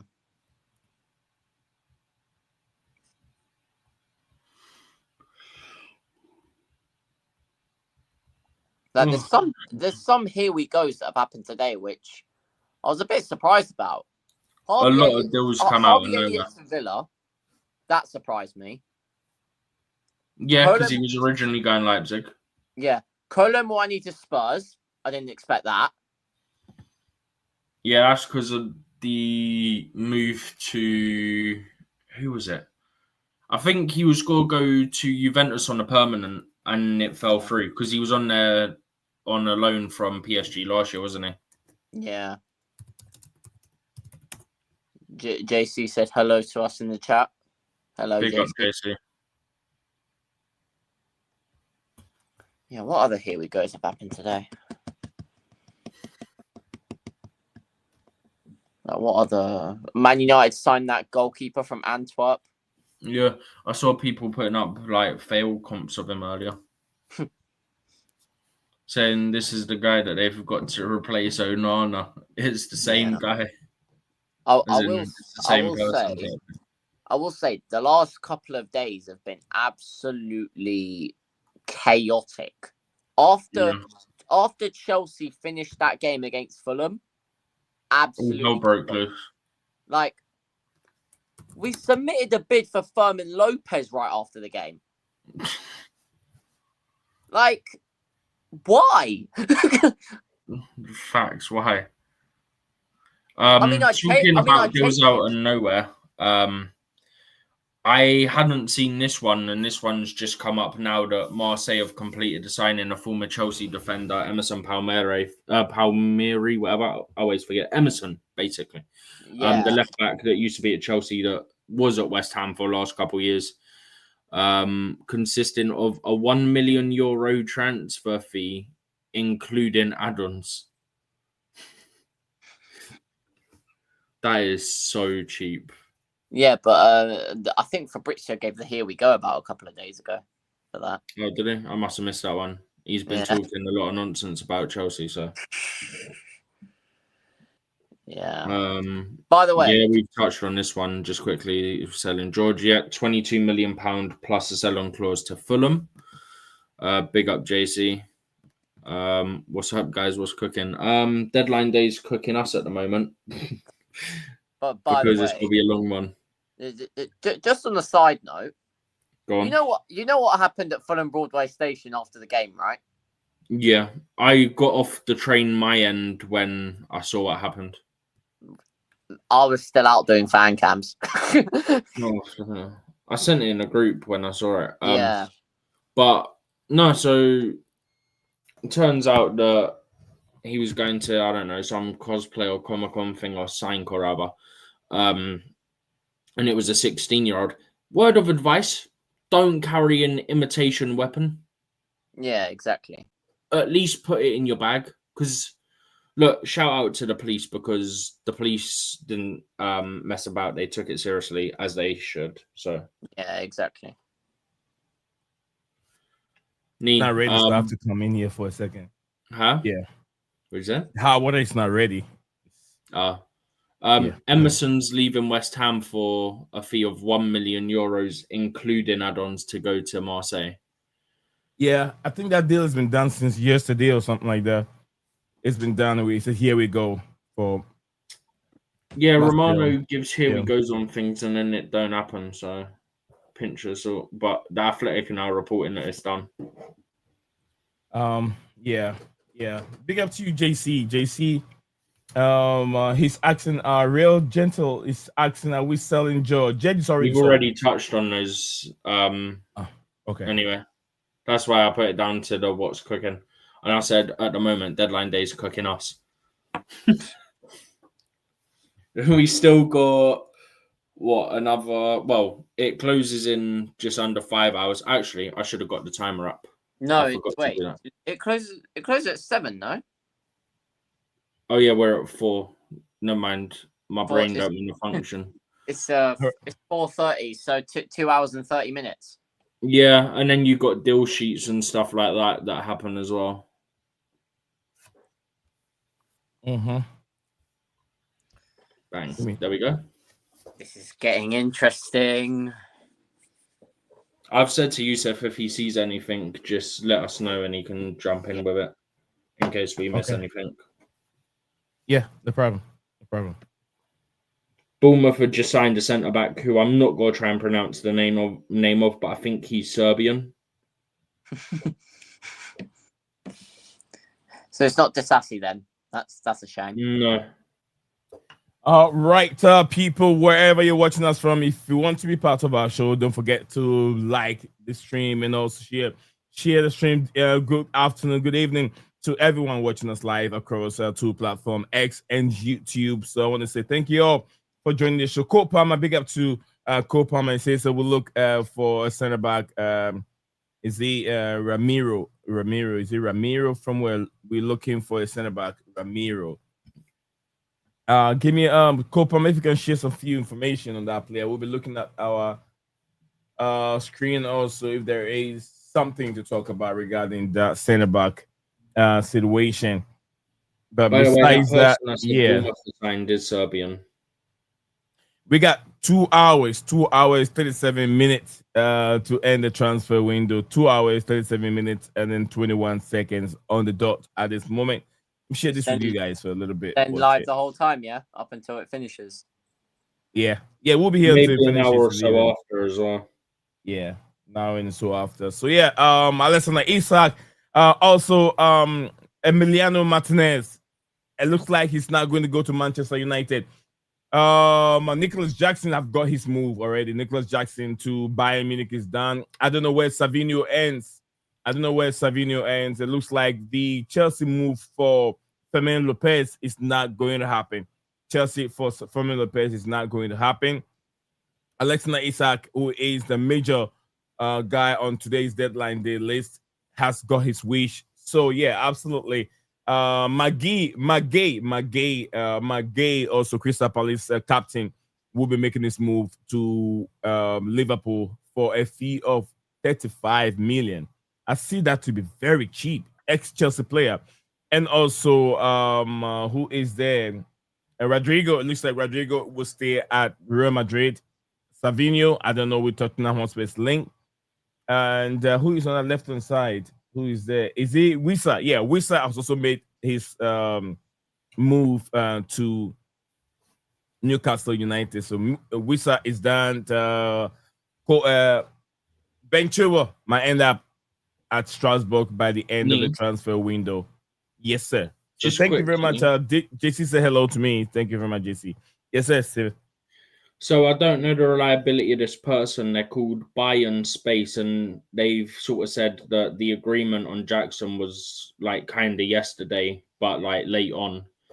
But they carry on and say for Bayern, the reality is stark. Second most transfer in history is not a global superstar, not a proven match winner at the highest level, but a bench player from Chelsea. Internally already said that this signing a standard symbol of desperation, record fee committed to a player another club had been ready to move on from for months. Deal structured as obligation to buy, a model Bayern themselves had rejected in other negotiations only days and weeks earlier. Now they've agreed to cover the loan fee, the full salary, signing bonus, and permanent fee, locking themselves into one of the most one-sided agreements in recent history. Chelsea dictated every term, Bayern accepted every demand. Internally, the mood is one of disbelief, and many inside the club are asking how the people in charge have allowed themselves to fall into such a weak position.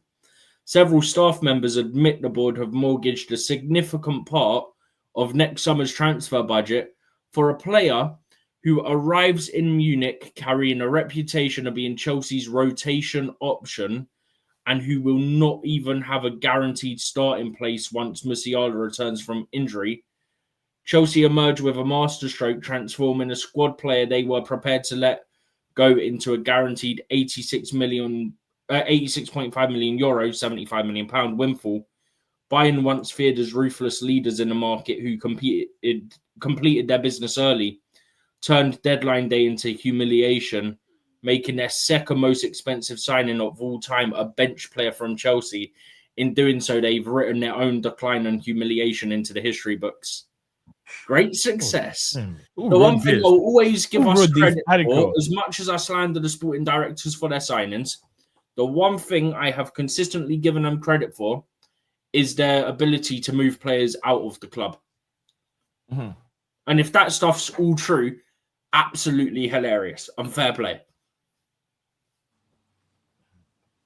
This is very hefty to take, isn't it? Very hefty, very hefty to take. This whoever wrote the article, I mean, the person's right though, but it sounds very. There was a lot to it, but it is also so funny. Yeah, it is. It is. All right. And go like and share. You see what's on your table? What have you found? Anything from you? Plettenberg is just reporting the deal for 16.5 million loan fee. Just put the details out. Yeah. JC, I have to ask JC, how does he see the transfer window? How will he rate it? JC, what's the rating, JC? JC is a great success. After all, Jackson agent is Barat. Yeah, Ali Barat, yeah.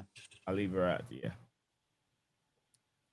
That you remember he was making name was making news for the past few months. That was a different one. Ali Barat. It wasn't Ali Barat putting up the Instagram stories. No, that's what I'm saying. I'm saying who is this Ali Barat? That guy is now one of the top Isn't agents he out also there. Simmons' agent as well? Yeah. Simmons, Casado. I see a pattern. Simmons, Casado, a few Chelsea fans. JC says satisfactory. Oh, I don't think that's satisfactory for the UK fan base Chelsea fans. They are fuming. They are so upset, and some are even rating it 1 out of 10. I was like, is it because we did our deals very early in the season before the Club World Cup? That is why they feel like we haven't signed anyone. I'm having that feeling. You get what I'm saying? Maybe. It's just like a kid, or maybe you yourself. When you buy yourself a new phone, you're in love with the phone. You keep the phone within you for 1 month. Right after the 1 month, you just throw the phone somewhere until you have an upgrade. You have an upgrade, then you feel like this phone is nothing to you. Same thing with human being. Human being, economic-wise, they'll tell you humans are never satisfied with what they want. Someone starts from a bicycle. He gets a bicycle. He wants to get a motorcycle. In the motorcycle, they even start from the dirt bike.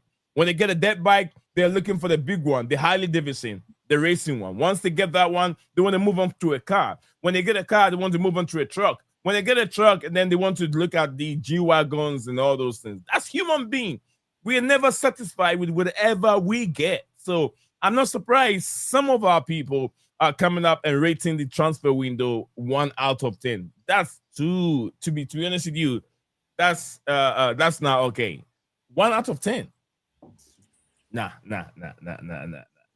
That's not okay. Yeah. There's an update coming from the Times from Paul Joyce and Gary Jacobs saying that Marc Guiu's proposed £35 million move to Liverpool seems to have hit what they call a snag, despite the England centre-back starting a medical. What's that snag? What does it mean? I can't think of a way of wording it. I'm trying to think. Obstacle. Okay. Obstacle. What would be the obstacle in the way? I hope he's not injured. I'm trying to see. No, it's not that he's injured because he started the medical. Oh, big up to you, my brother from the behind the dugout himself. Man, big up to you. I hope you're doing very well, Kai. Yeah. Kai, you're doing good, Kai. Big up. Kai, let me know if you want to join us for a few minutes if you have chance, give me a thumb up or thumb down. If you're free, I'll let you. I'll send the link for a few minutes. If you're free, we can chat a little transfer and talk on the show. But if you're busy, that is fine. Nee. Yeah. It's because the Palace are having issues getting a replacement. I've got the perfect replacement for you lads. He is French. His first name is Axel. His second name is Disasi. We've also got his Monaco brother at the club, but you can take Disasi. Yeah. JC said Barat used to say great success. Yeah, Steven, he's taking your words away from you. He's taking your words. Great success. He's on about Borat. Yeah, Borat. Right, says, very nice. Oh, okay. Borat. Is he the wrestler or the fighter? No. Who's Borat? It's a film played by a person called Sacha Baron Cohen, whatever it is. Oh, okay. Sacha Cohen. Yeah. Okay. Nee, I'm gonna head off, but I should be joining back soon. Okay. Take care. Take care. I should be back in maybe like in an hour or so. So no problem. Yeah, in a bit. Yeah. Kai said we'll say 6 out of 10. Some great business, but I have a few areas of concern due to injury that could have been solved, but you can't have it all by yourself. It looks like Liverpool are having it all, aren't they, Stephen? Liverpool are having everything. Update from Fabrice Hawkins. Funny enough, I was just talking about a certain Chelsea defender. Fabrice Hawkins is reporting at this time West Ham want to sign Axel Disasi. There's no agreement at this stage, but they want to sign him. I'm trying to find the original from him, and then where is it? Here we go.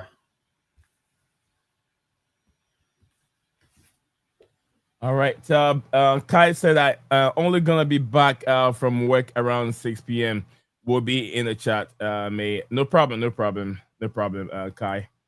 I wasn't sure exactly what you got going on, so I requested if you're free. JC said it's a film. It's a film which I will recommend it for you to watch. Great comedy by You Are American. I don't know. I don't like comedy. I don't know why. I don't like comedy. Steven, I got a lot of those questions that I was asking you the other day. I got a lot, but no, not again. Please, not again. Lord, I got a lot for you. I've got a lot of them for you, and you never. I don't think you're gonna get any of them. I don't think you will get any of them. I can give you 2 days. You sit down. You look in the group chat quickly. Not gonna come with it. I'm showing you who it is. You might know who it is. I've seen his face, but because I haven't watched the movie, it's hard for me to make any sense out of him. You get what I'm saying? I've seen his face many times, but it's just like Gordon Ramsay. People say that's his name, but I always call him the Hell's Kitchen. But I never used to call him Gordon Ramsay until the other day. But this guy, I don't know his name either, but he looks like a very funny guy with that mustache. It looks very funny. But I haven't seen the movie. It's a British movie, right? It's a British movie. I think so. Oh, is he a British comedian? Put it this way: there's people that say that he's a bit of a hole, shall we say? Okay. But why would people say that? I presume because he is one. Real Gentle said, is Chelsea going for Lopez? No, Chelsea are not proceeding with that deal. That got reported by The Athletic earlier today and David Ornstein that Chelsea are not doing that deal. Yeah, I think it's they call it off. It's off. No, they didn't call it off. The player himself, I feel we're not doing it. We're not going for it. Okay.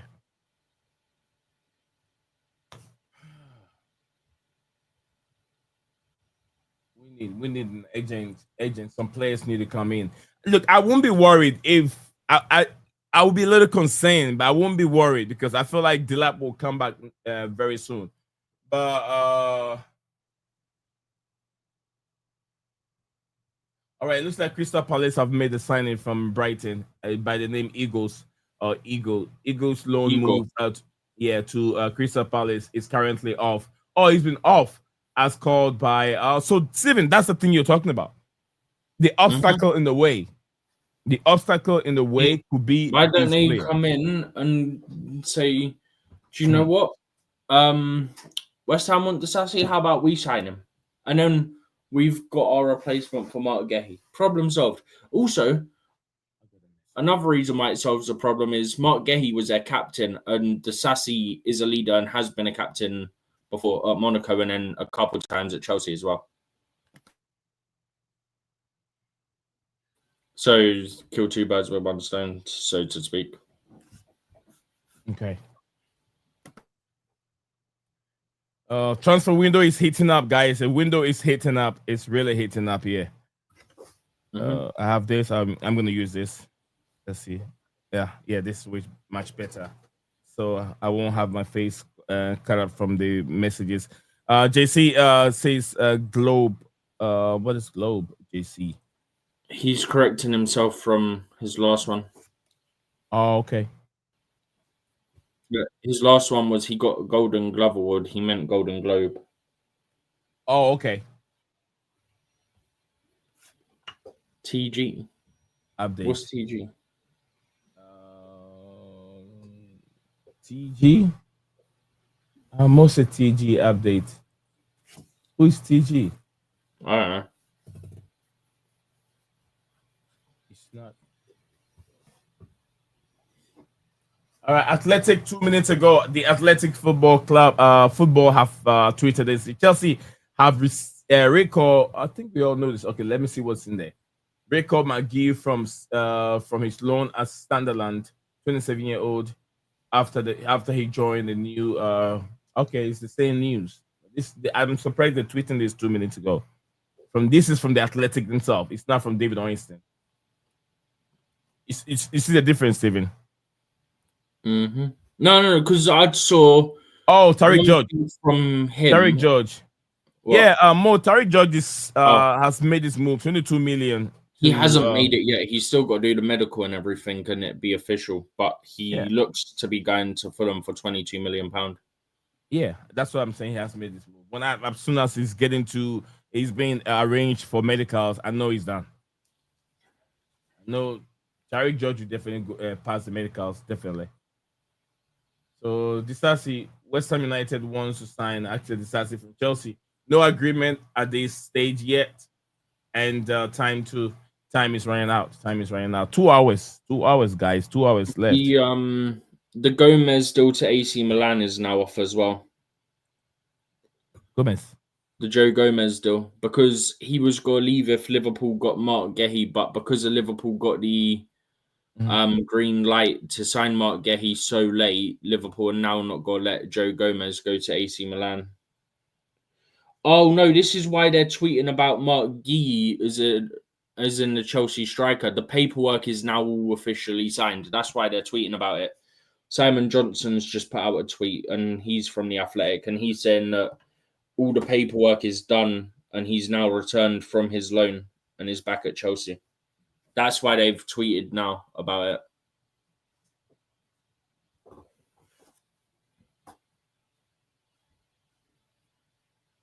Let's see what else is going on. Duplicate this. Keep this up for a minute.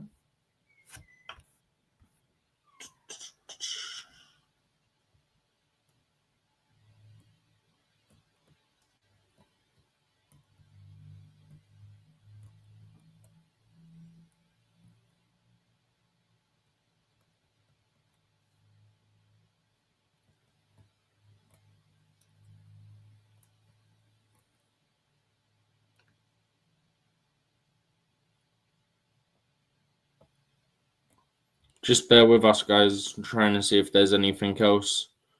Oh, okay. This one, I guess. Brian Brobby is undergoing his medical ahead of a move from Ajax to Sunderland. That news came out earlier today, but he's now doing his medical. Are we really selling George? Yes, we are. That is going to happen.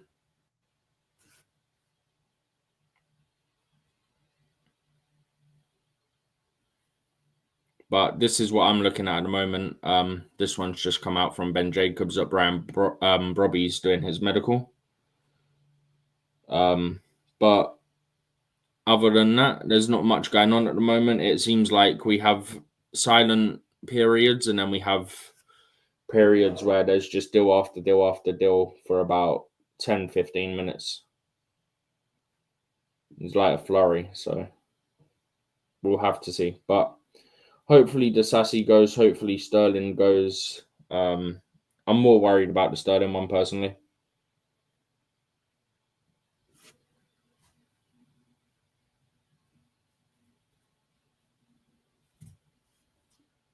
Let's see what else we got here.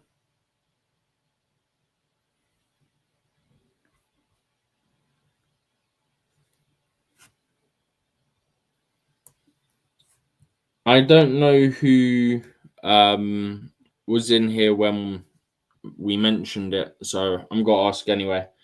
What would everyone in chat rate this window from Chelsea?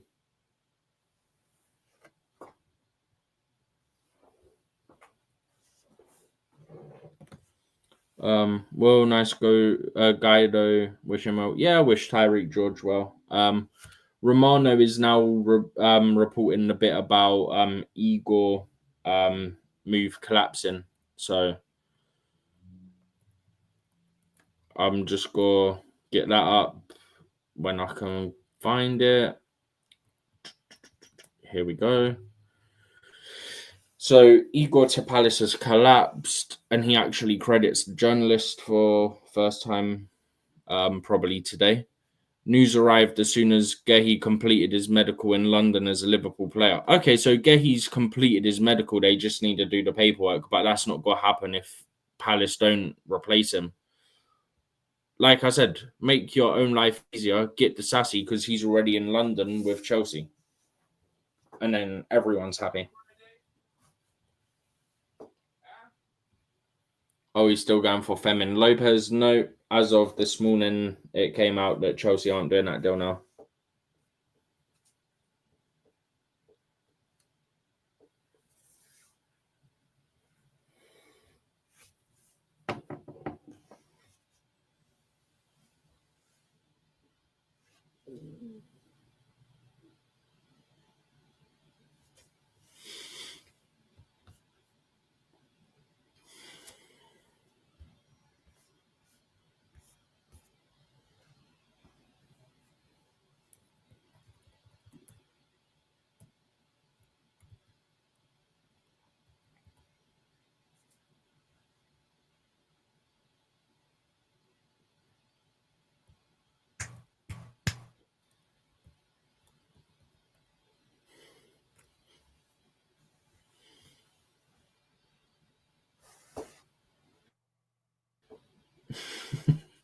Just randomly see your hand from the side.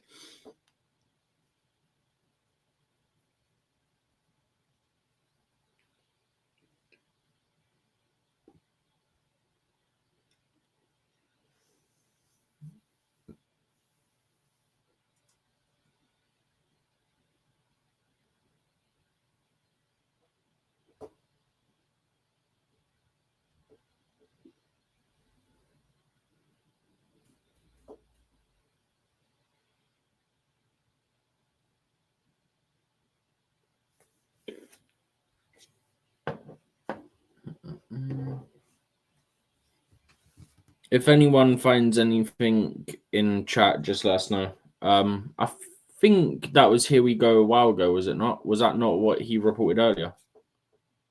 Or has he only just made it a Here We Go now?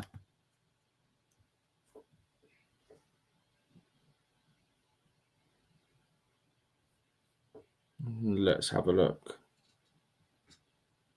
Yeah, the Here We Go on Tyreek George was earlier. I apologize, Stephen. It's very early for me. Trying to get something into the engine to get the vehicle where he has to be in the next 2 hours. Oh, I missed this one. Akanji's going to Inter Milan. I missed this one from a couple of hours ago. €2 million loan fee and part of salary covered, then a €15 million buy option clause. Buy clause becomes mandatory if he plays at least 50% of games and if Inter win the Serie A. Okay, so Escort stays an option then, most likely. Typical Italian clubs. On a side note, yeah, the officials for the Women's Super League have been announced, yeah. Okay. Chelsea have the referee, Emily Heaslip, the one that people say she always benefits Chelsea, even though that's absolute BS. So Chelsea fans just tweeted out, betting the house on Man City to get 3+ red cards. Man City to get 3+ World Cup. Chelsea women are playing Man City on Friday. Yeah, yeah, that's the Super League. People claim that this referee likes Chelsea, even though it's BS. Oh yeah, I know that referee they're talking about. Yeah, Emily Heaslip, or whatever her name is, whatever her name is. Yeah. So someone said, "I'm betting the house on 3+ red cards for Man City." So 3 or more red cards for Man City. Yeah, it's not gonna happen. It's not gonna happen. No, they're joking because everyone says that she likes Chelsea and I remember. I think she refereed 2 Chelsea matches. One of the cup finals, and then a league game. She's refereed a few. Yeah. I just hope that at no point do we have the referee that Barnett had the other day, because the other week when I went to that game, because that referee was absolutely shocking, bro. She literally gave nothing. They were ripping the Barnet players, like Barnet strikers, top off pretty much, yeah? And she went, "No, carry on. There's no foul here." Just pulling his shirt, pulled his shirt so much, yeah? It was like that far away from his body, yeah? And she went, "No, that's fine. Carry on." And they done it about 10 times in like 15 minutes. And at no point did she give a free kick. It's like, okay, come on. At what point are we going to start asking questions here? I just hope we don't get that ref. Yeah. She's refereed League 2. She's refereed Women's Super League, everything. It's like, how can you be this poor and be a professional referee? Just seeing if I can find any other. This is a deal sheet from Simon Joe. Yeah, I've already done that one because Romano already mentioned it.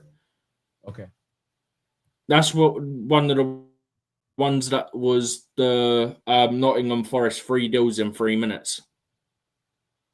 So they've signed him, then they've loaned him out immediately to Wickham, but they've also signed a right back and a left back, and all 3 of those deals happened in a space of 3 minutes.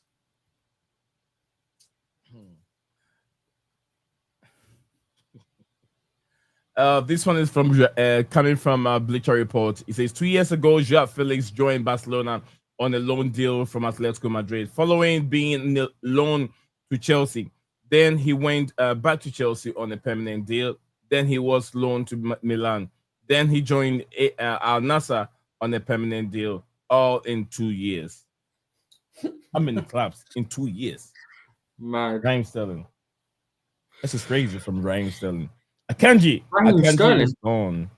What do you mean? No, Joao Felix, sorry.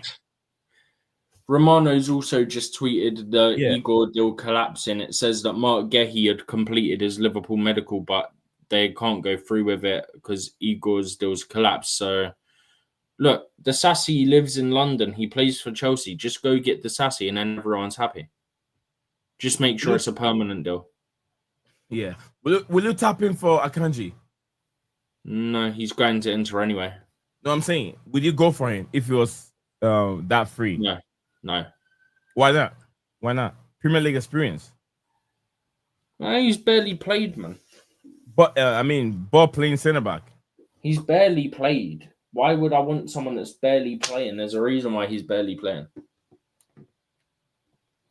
And it's not a Cole Palmer situation where you can say he's a young player and stuff like that. Interesting. JC said Akanji is poor. Akanji is poor. From JC. Leeds are in talks to sign Harry Wilson from Fulham. He's in the final year of his deal.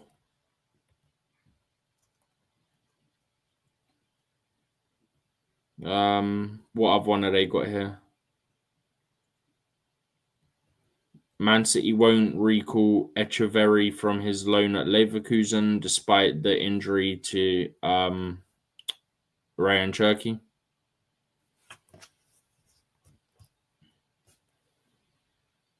Do you remember Sambi Lokonga, the guy that went to Arsenal? Arsenal, yeah.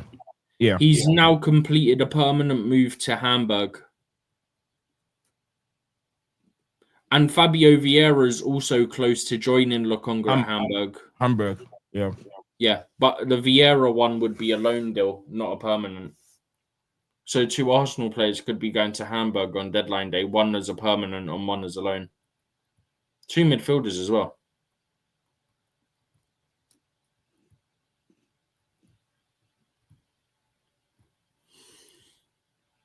You get my message? No, what message? Private. In here on StreamYard. Oh, in here. I thought you meant in Discord.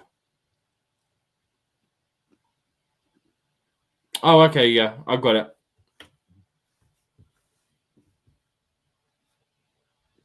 No worries, bro. I've got mine on, but I'm just looking at like the Athletic and like Romano and all those lot to see if anything news coming out that we could miss because there's so many different people reporting stuff. Okay.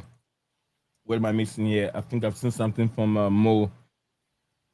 Mo said that says man smoking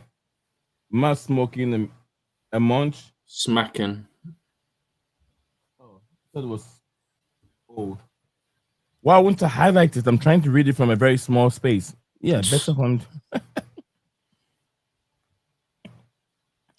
Okay.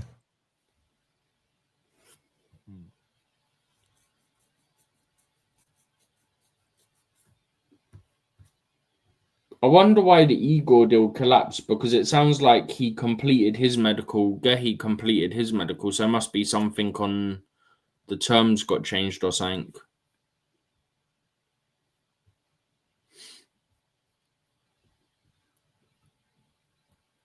What do you make of the comments? What comment? Oh, nee. So the reason the Igor deal is off is the players decided he wants to join West Ham instead. Oh, okay. Not the wisest decision because based on how West Ham are going, you'll go get relegated. So Palace to West Ham. Huh? From Palace to West Ham United. Well, he was going to go to Palace, but now he wants to go to West Ham. Yeah, that's what I mean. Why do Harry Wilson looks different in this picture from the Athletic and Baron Cruz or Cross? What are you on about?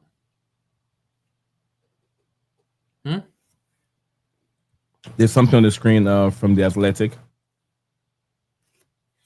Is that? Give me a second. Let me share it.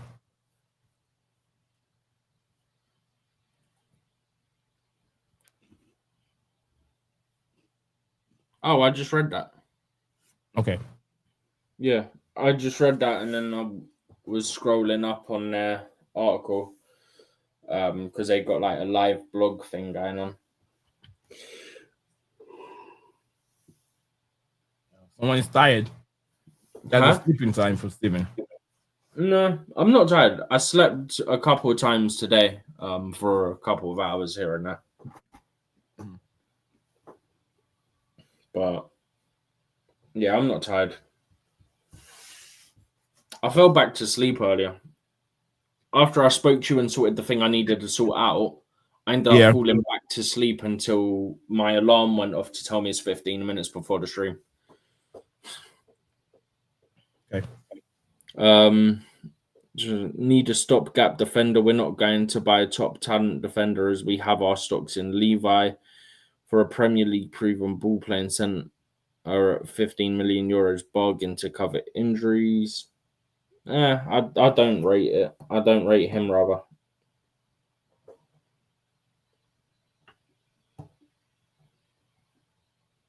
A lot of people say Akanji has been poor. So He's not even been playing much either, though. it's hard to tell because of Pep Guardiola's winning. So it's hard to tell. I know he's a good footballer, but if you say he's not been playing due to injury, that makes a lot of sense. I don't think it was due to injury, was it? I don't feel like I've heard much of him being injured. It's just that he's not good. I mean, they bought Vardy, didn't they, last year? Yeah. Vardy has now moved to is the inside as left centre back. That's probably the plan, yeah.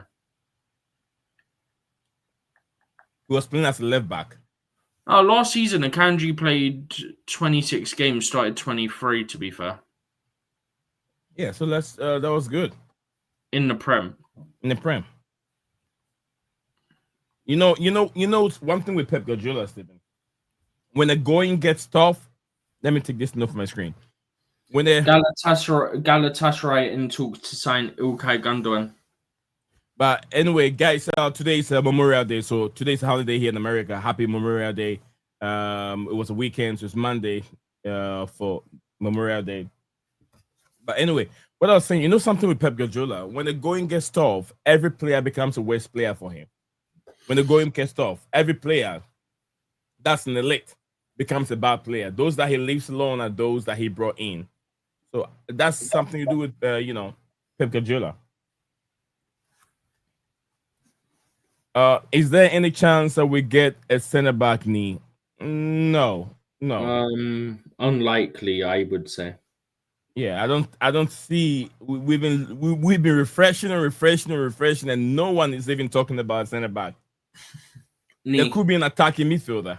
I don't even think they're talking about sign Gundogan. Ooh, then the squad is gone. Galatasaray trying to sign him. The squad, Pep Guardiola's squad is gone, Stephen. They signed Gundogan. The squad is gone. He had him, then he went, and then they re-signed him. What, last year?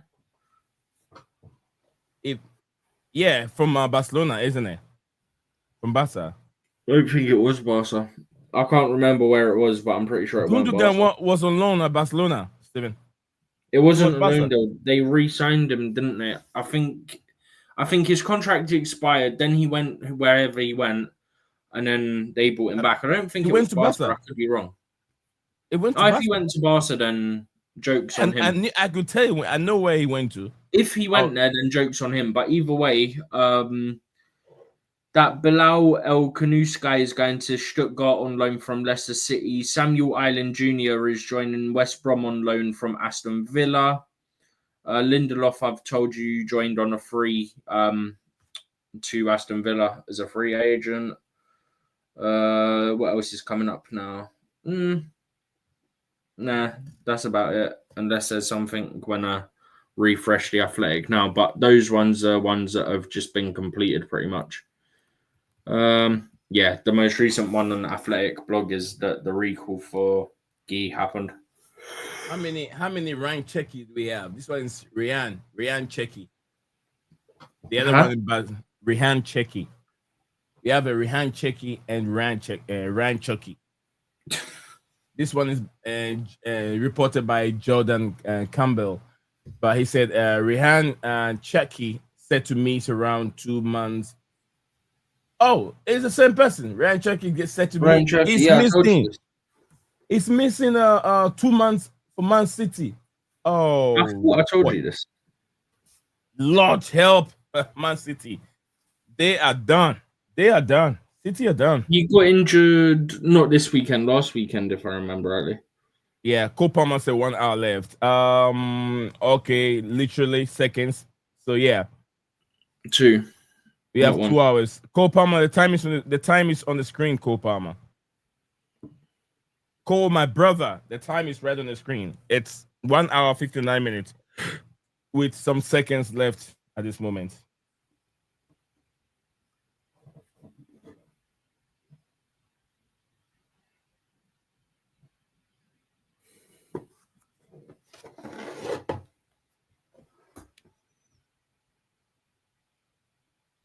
Olivia Bazaglu said that I will be more happier with João Pedro, Liam Delap, and Nicolas Jackson this season.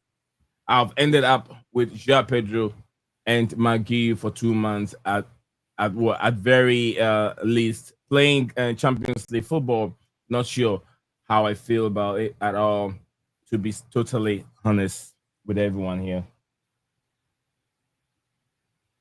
From Olivia. JC says, Stephen, when is Cole Palmer expected to be back after the international break? After the national break, could even be the first game back, which is Brentford.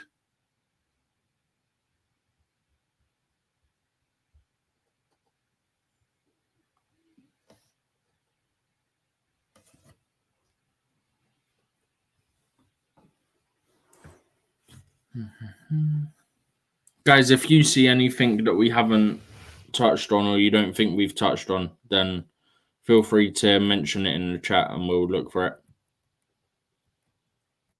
Because at the moment, I'm finding nothing.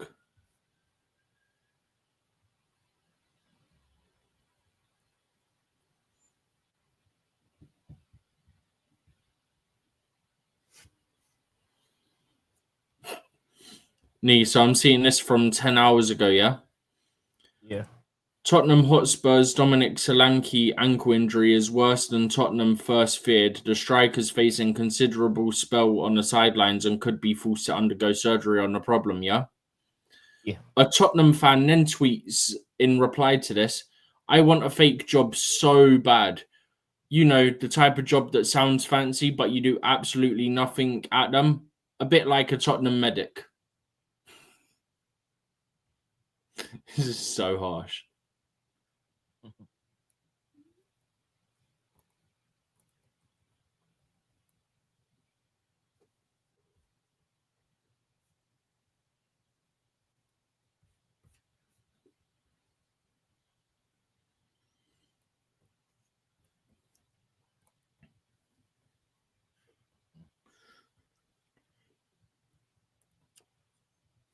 You want to take it? You want me to take it? Huh? I'm trying to see if there's anything.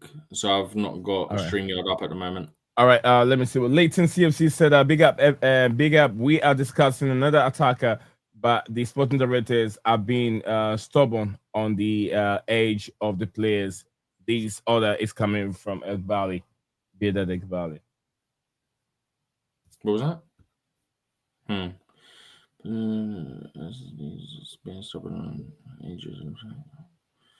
Oh, here we go. This should be fun.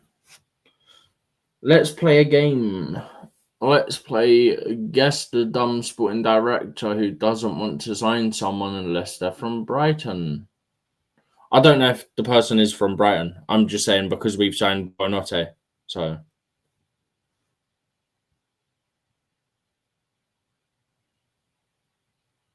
Nee, do you know what I don't get? You know when it comes to signing players, yeah? Yeah. We sometimes pay way over what we should, right? Yes. In the past, we do. In the past. Well, yeah. But even like recently, last like few months, last couple of years and that. But how's your name Win Stanley if you've got Win in your name, but you lose negotiations on the regular? Ask again. What was the question again, Sammy? How has your name got the word Win in it? Because your name's Win Stanley, but you consistently lose negotiations. So Lou Stanley. Yeah, should be. Lou Stanley. Should change his name to Lou Stanley.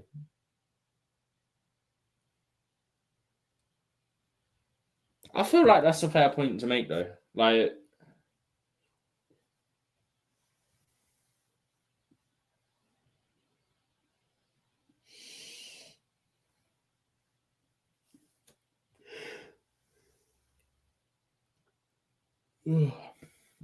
so it looks like the Gehi deal could be back off then, depending on what happens in the last couple of hours.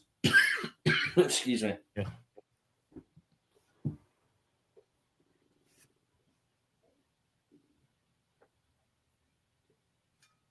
JC said he sold Palmer on fantasy football. I have to get him back after 1 week. JC, I just used the free hit, so I didn't have a permanent change to my team. It was just for a week. But now I've got to make changes because I had Guiu in my team. But that means I've now got 4 Chelsea players. He's not good. Yeah, this is the Gundogan one. Romano's now saying that it's agreed between clubs. They just got to agree with the player.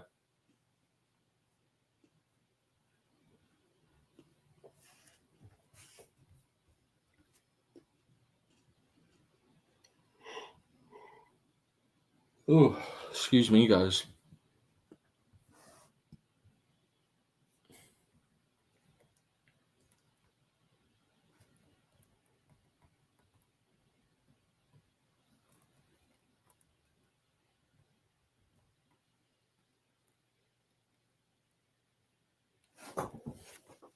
So, Emiliano Martinez is staying at Aston Villa.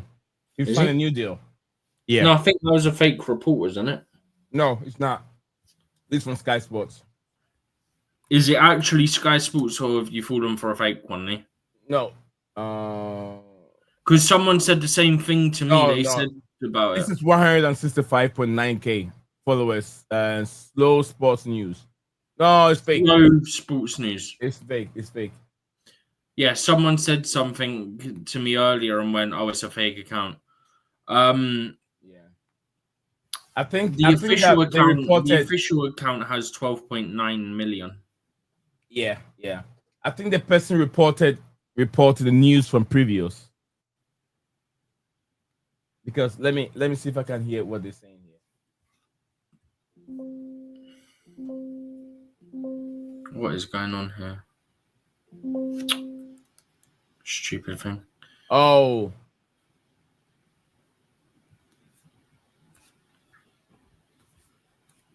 I'm going to send you the link to the actual Sky Sports.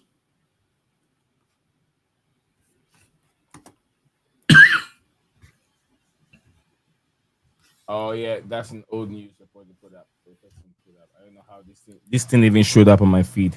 Thank you very much, X. You won't do the right thing, but you do stupid things. Just like block that. the account so it doesn't show up. Let me go back and see. Hopefully I can get it back. Yeah. Block Slow Sports News. I just did it. I just block it. What's wrong with you? You all right? I don't know. Huh? I don't feel tired, so I don't know what's going on. We got less than about an hour and a half more. Can you hold on tight? Yeah, I'm not even tired. I just don't know why I'm yawning so much. I'm literally not tired at all. Someone has rated the Chelsea players, Steven.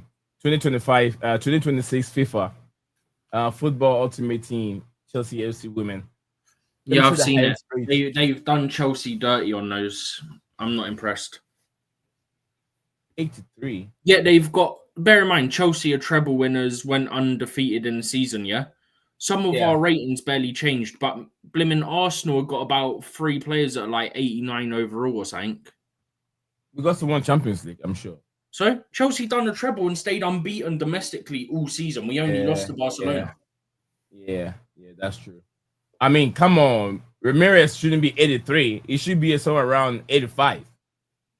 85. Ramirez, I think that's the same rating as what she started at in last season's game as well, by the way. Yeah. They haven't updated Chelsea. Oh, good writing, 89. Good writing, 89. Good writing's 88, which is the same as what she was last year. Same as last year. I mean, she hasn't played that many games, Steven. She did. She was playing until about February. Where's Hannah Hampton? Hannah Hampton went up 6 ratings. She's an 85. Oh yeah, 84. 84. So she was a 78. She went up about 6. Yeah, Hannah Hampton 84 right now. Do you know what annoys me with EA though? The thing that annoys me with EA, yeah. I don't know if you want to get on screen or not. We can just whilst we wait. But hold the on. thing that annoys Sorry, me.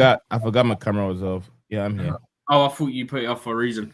Yeah, I That's did. I did that for a reason. I was cracking nuts. The thing that annoys me is Sam Kerr went down 3 ratings and she missed like the whole season. Yeah, Rodri missed the whole season and went down 1 rating. Work that one out. Both missed the full season. One goes down 1 rating, the other goes down 3, and they're both arguably the best in their position, or at least top 2 in their position. Work that one out. Work that one out.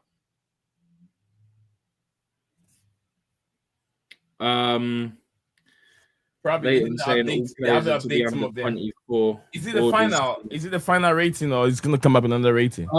Apparently these are the official ones. I don't know how reliable the people putting these out are, but apparently they're official. But Natalie Bjorn in that case means she's only gone up 1 rating.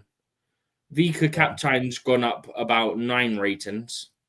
What about Jean-Francois? I think she deserves more than 80. +1. +1? Jean-Francois. Neil Charles. Hamano went up 6.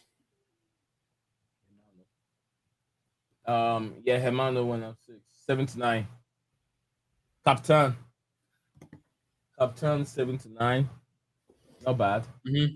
I don't know, Katarina Macario, or whatever her name is. Why 83? She's supposed to be like 75. She's got too much. Macario went down 1 rating. Yeah, she's supposed to go down more. She's shocking, man. Who is Carpenter? I know her. She's a midfielder, right? No, she's a right back. We signed her from Lyon. Okay. We signed her from Lyon this summer. By the way, whilst we're on Chelsea women, Lucy Bronze is going to miss the first few weeks of the season. Few weeks? As in how many weeks? First few weeks. Because remember at the Euros, she said she had a fractured tibia and she was playing through it. Yeah. Yeah, so that's why.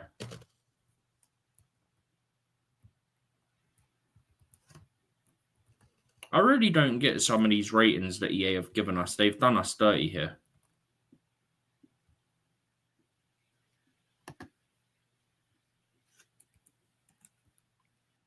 Absolutely criminal behavior. Oh.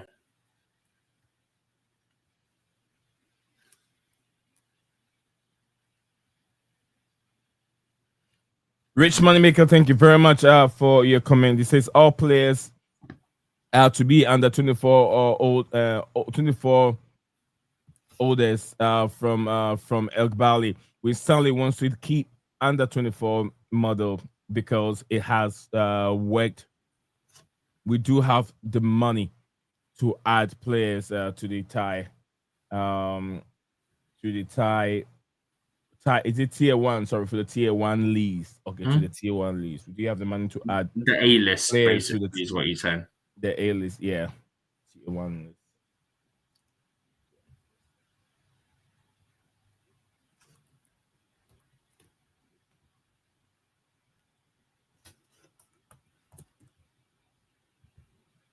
Atlanta have completed the signing of Yunus Musa from Milan on a loan with an obligation or option to buy.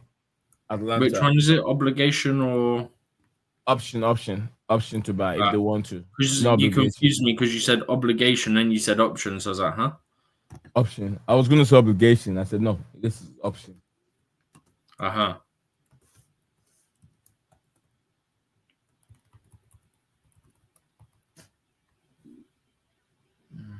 Move that one to there. Musa is in America. He's back to his own country.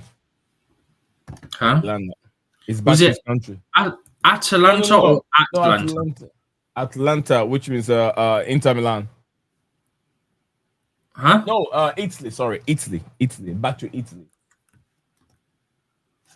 Yeah, it's Italy. Where was it? I think is it going to replace Ademola Lookman. Maybe. Yeah, he's I probably don't gonna even know replace what's going him. on with Lookman now. He's moving on. Is that done or? Because I've not seen anything for a while on that. Let me search. Nicolas Gonzalez has Go on gone and share your to. screen. Huh? It's all right. What'd you say? I was asking if I could share your screen. My screen? Yeah. What am I sharing? Oh, I'm just sharing the Gundam thing still.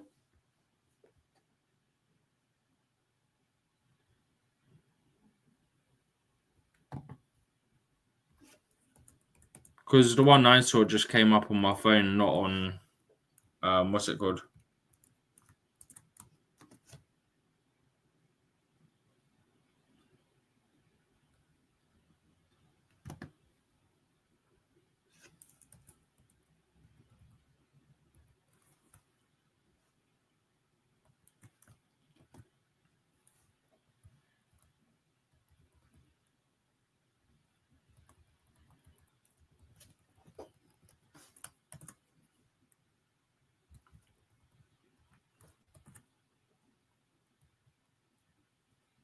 So Tottenham is requesting for Ademola Lookman. What? Since when? This is 46 minutes ago. Someone, From yeah, this is 433 says Ademola Lookman to Bayern Munich. Oh no, this 1 day ago. That's not true. I want the very latest on him.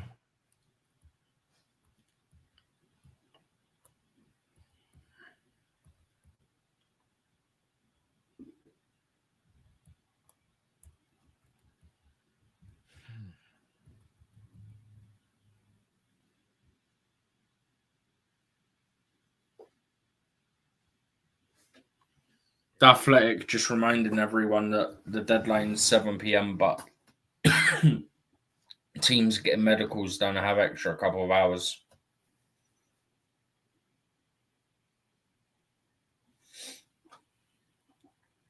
I think it's about time to start seeing if they've posted about deal sheets, as in the layout of it. Okay. I'm see if I can have a latest on Lookman. Okay. There might not be anything on Lookman. I think there was talk about him at one point, but I can't remember who to. Yeah, there's a chance for him to leave Atlanta. He and the manager Gasperino have been bridges and everything. There's nothing going on between him and the manager, so they have to move him on. Else, the manager don't want to play him. The manager don't want to play him, and he feel like there's a big problem between him and the manager. So, Chelsea have made this official. Let me see if I can get it. What official? Yeah, Facado or Commando or whatever his name is, or Rambo. Was it Rambo? What, Bornai? Yeah. Yeah, we touched on that at the start of stream. It went video. official video. as we started the stream. Yeah, a video of him. Yeah, probably don't play that. No, it's on Facebook. Yeah, but it's by Chelsea Media, so risk copy strike now. Oh, we should be all right with that one. Do you know how bad that means? What's her name? What's her name again? Betty England. Is that England, right? Huh? She was a Bethany England. She was a beast for Chelsea. Bethany England. Yeah, I remember Bethany England.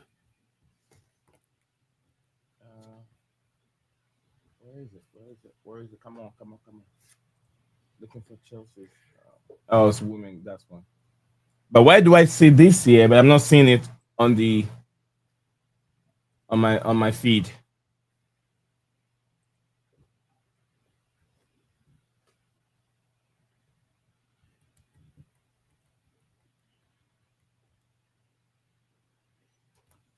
Oh, I've got to send this to my mate to wind him up. Oh, what do you make of this? They changed the banner because of him. Just quickly, reports in the last 7 minutes that Celtic have made an approach for a loan offer for David Datro Fofana. Celtic. Yeah. Celtic. Yeah. Yeah, come and get him. But it would only be a loan. Yeah, come on. No, they have to let him off the book. But it would be a loan, not a permanent. Yeah, or put obligation in to let them use him and buy him. Go for obligation. Mm-hmm. Yeah, I saw this video a while ago. I just didn't put it up because I wasn't risking a copyright strike. No, I think you should be right.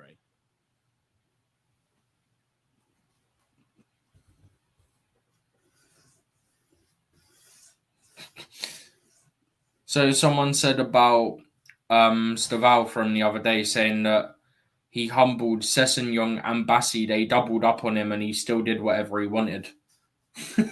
Yeah. It was so jokes because he moved towards Bassi at one point, did a step over, just ran straight past him. It's too good.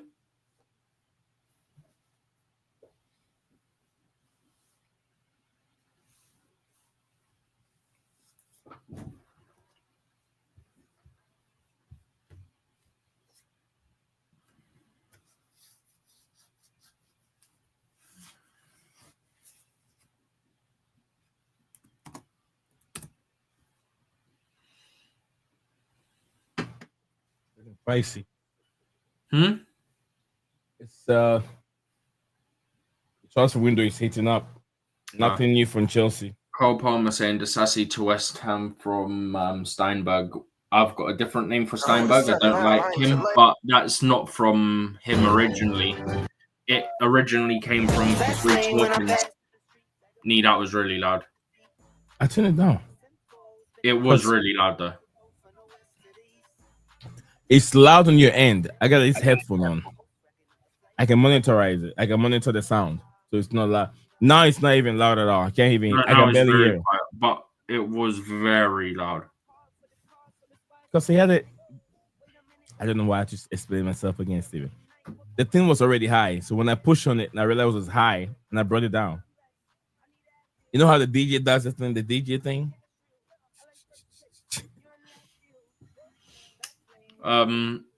Carl Palmer saying Disasi to West Ham from Steinberg. He wasn't first on that. It's Fabrice Hawkins, and all he said is that West Ham weren't sure about the finances earlier, but they're trying to find a solution. But there is interest in Disasi, so hopefully something gets done in the last couple of hours. But yeah, I will refrain from calling Steinberg the name that I call him because we'd get in trouble with YouTube. Just know it's not very nice because he's not a very nice person, shall we say. You know he once put out a thing about poor old Matthew Harding should have took the train because you know he died in a helicopter crash. Yeah, you said that. Yeah. I mean, and there's a few other things that he's... But no, there's a lot of stuff that he's said that's really dodgy, and yet he's still allowed to cover Chelsea. I don't get it.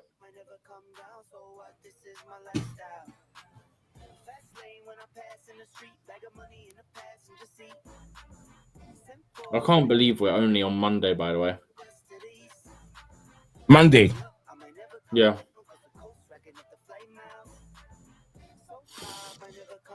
We'll just put a date to be like soon.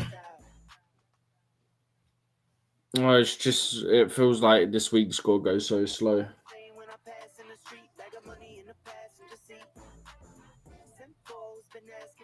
Gundogan. Gundogan. Yeah, I'll be back in a second, yeah? No, he signed a new contract, Steven. He's not moving on. Read the date. April 13th. Yeah, now read the tweet from now. And also look at the fact that the Athletic is reporting it and Romano's reporting it, saying that they're waiting to see if he agrees personal terms, but they've got an agreement with Man City.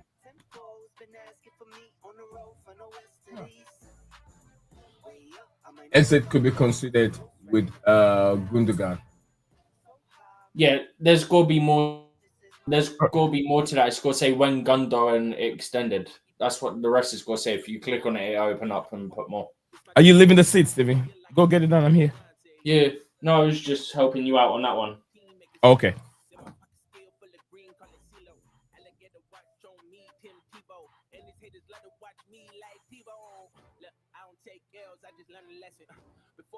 How many times should I click on this?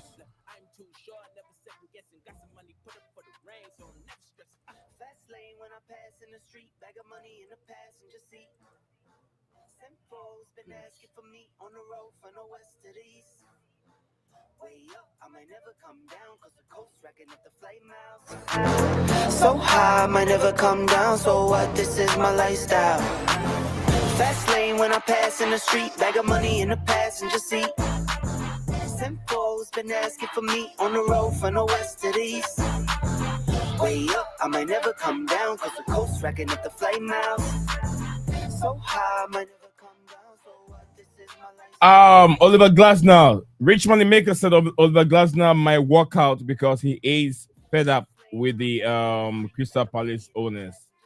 That'd be very hard. That would be a serious thing to happen to Crystal Palace if Oliver Glasner walks out. That wouldn't be a good thing.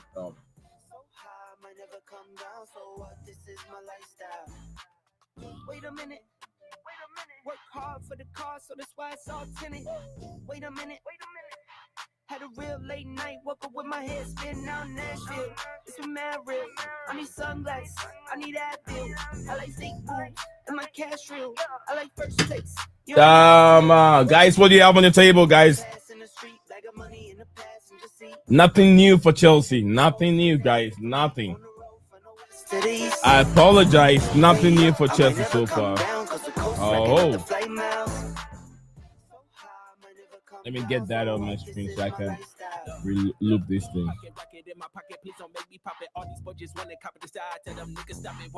It's my destiny for the like Latoya, like if I made my Beyonce, and she shotgun in the cockpit. Riding with the team, making C notes. In my pocket still full of green, call it CeeLo. Alligator watch on me, Tim Tebow. I'm checking if I have anything from my sources regarding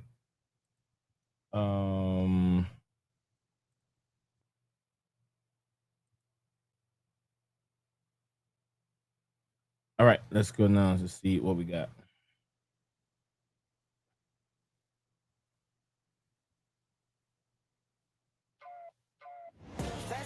Is there?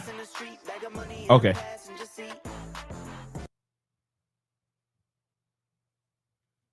Come on, tell me what I'm looking for. I'm not asking for that. Closing you up. Open you. Back up. Okay.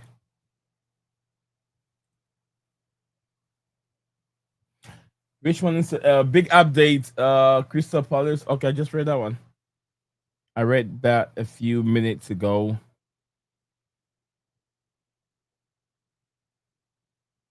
Manchester City are getting ready, or they're ready to part ways with Akan Gundogan. Celtic have made an approach to Chelsea for Detro Fofana. Fofana on loan. So on loan, with there should be an obligation. And let's make it to buy. Obligation to buy. Either you buy or you leave the player alone. Which one do you want? I don't know how much it's going to make. The question. You know what I'm saying? You know what I'm saying?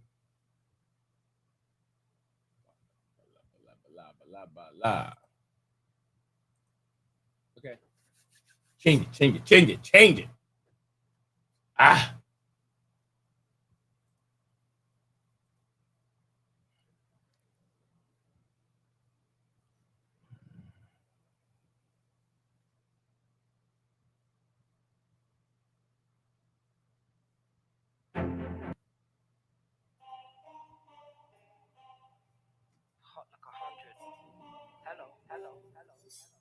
Loading, strike with the lyrics like I'm bowling. Keep pushing on, keep rolling. And when they listen, but I told him, one more time. Your favorite MCs, bronze or silver. These raps here are golden. Cards on the table, there's no folders. Spit bars at the club, zoning. TikTok comes along, I get ripped off. Man, get pissed off when I start lift off. Sweet like flavors, cookie and biscuit. Round here, yeah, the bars I get ripped off. Picked up myself, yo, every time I tripped up. Little petty to the big rock. Me and my G's do everything mix up. Full circle, that everybody's in top. That's irrelevant, maybe like an elephant. Keep your heart, but you know that it's elegant. Get mad, but always benevolent. Always moving up, just leveling. Constantly telling them, rhyming, bridging. Cycle through these streets, I'm pedaling. Hibernating the bombs, you back again. Oh, cause a little fire on the track again. Turn the music up, vibe like an icon. I'm back. Icon. Okay, it's living. You want buff, we can go psycho. I'll get camera on in a second. Just checking something. Icon.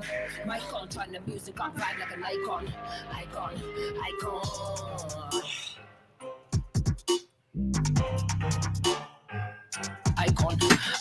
Victor Boniface is going to Werder Bremen. Yeah, Stephen, do you remember the images I sent you a few days ago regarding the surgery on the guy's knee? Yeah. That was Victor Boniface. Yeah, remember a year ago, a year ago, he had an accident.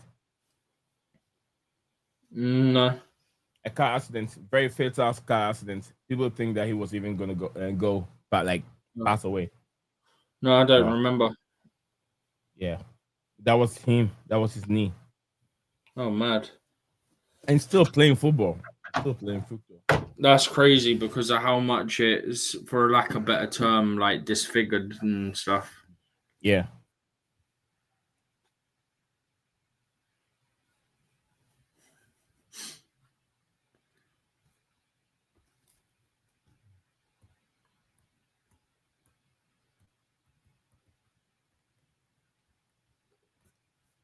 That's him. See? I'm not on stream. I don't remember. Oh yeah, I remember the picture. Yeah, that's Boniface knee. Crazy. Yeah, so he's going to Werder Bremen. West Ham are in talks with Chelsea over a possible loan deal for Disasi. And as of this second, the Marc Guiu deal is currently on hold.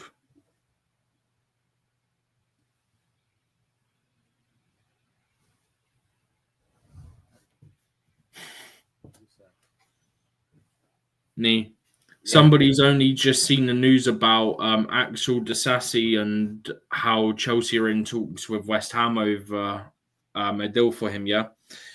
And I kid you not, they've just messaged in full capital letters, Potter with about 5 exclamation marks. So it's as if they're shouting, Potter! And then they've put about 5 exclamation marks at the end. I'm getting tired, Stephen. So we ain't got long left anyway. Where's the time?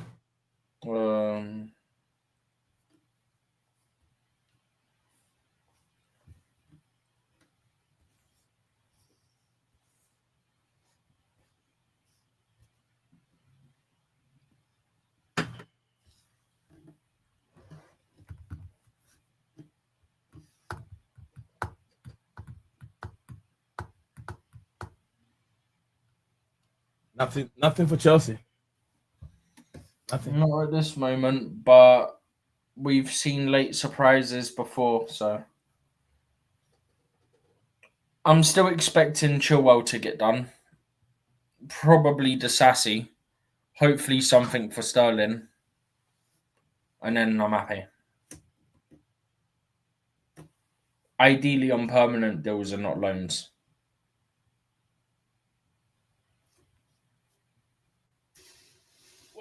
What's this guy been doing to his hair? Who? Let's go back. What has he been doing to his hair? It looks No like a idea. chicken that just fell in water. Well, he was on Talk Sports, green screen or something. Oh, mad.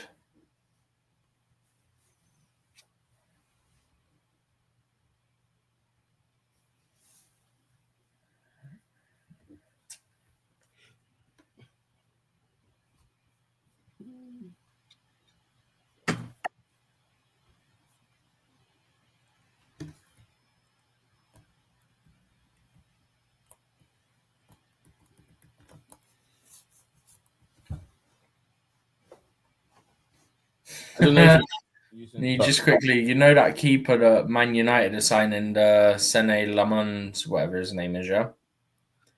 Yeah. On the Athletic, they've put he's expected to challenge Onana and Bayindir for number 1 spot, but his integration to English football may take time. How he handles the pressure and scrutiny at United would be interesting to observe. His arrival potentially opens the door to an exit for Bayindir, with the Turkish window open until September the 12th. But United did want cover for when Onana goes to AFCON in the winter.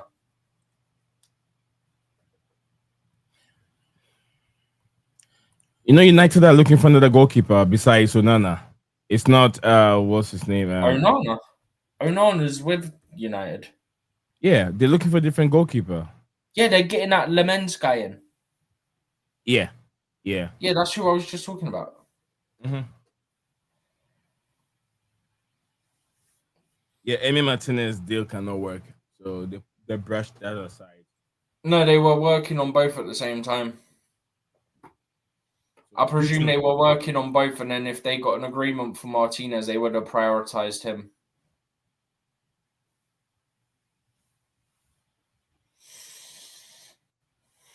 Big up to everyone watching. Make sure you like and subscribe and turn the bell notification on. And stay active in chat as well, please, because it helps the channel massively.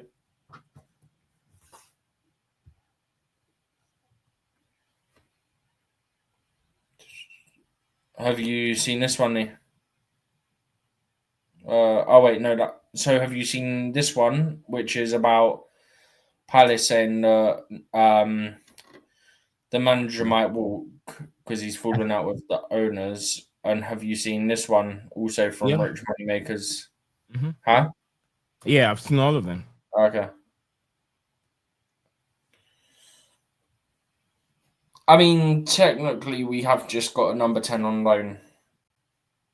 So it wouldn't make sense for us to then go and buy another one on top of getting this guy, and on top of Palmer, and on top of having Esteval who can play in the 10 as well, and João Pedro who can play in the 10 as well. It just wouldn't make sense.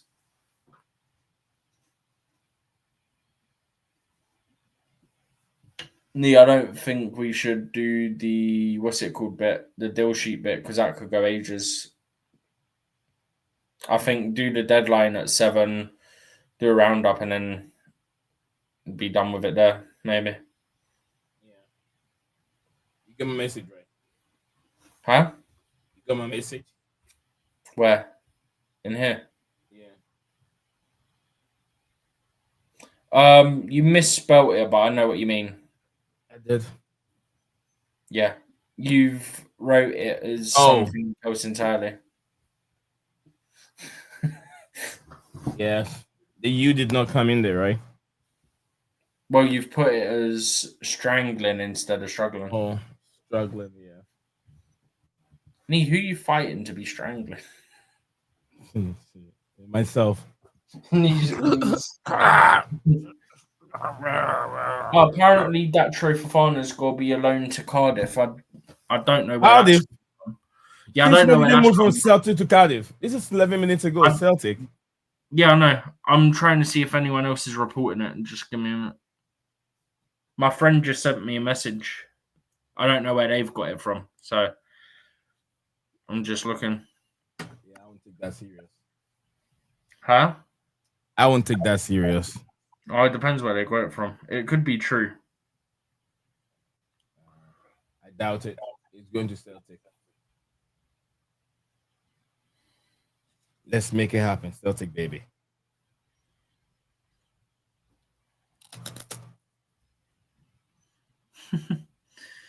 So there's a video from Esteval joining the Brazilian national squad, yeah? And Ancelotti says to him, "How are you?" And Esteval in English replies, "I'm fine."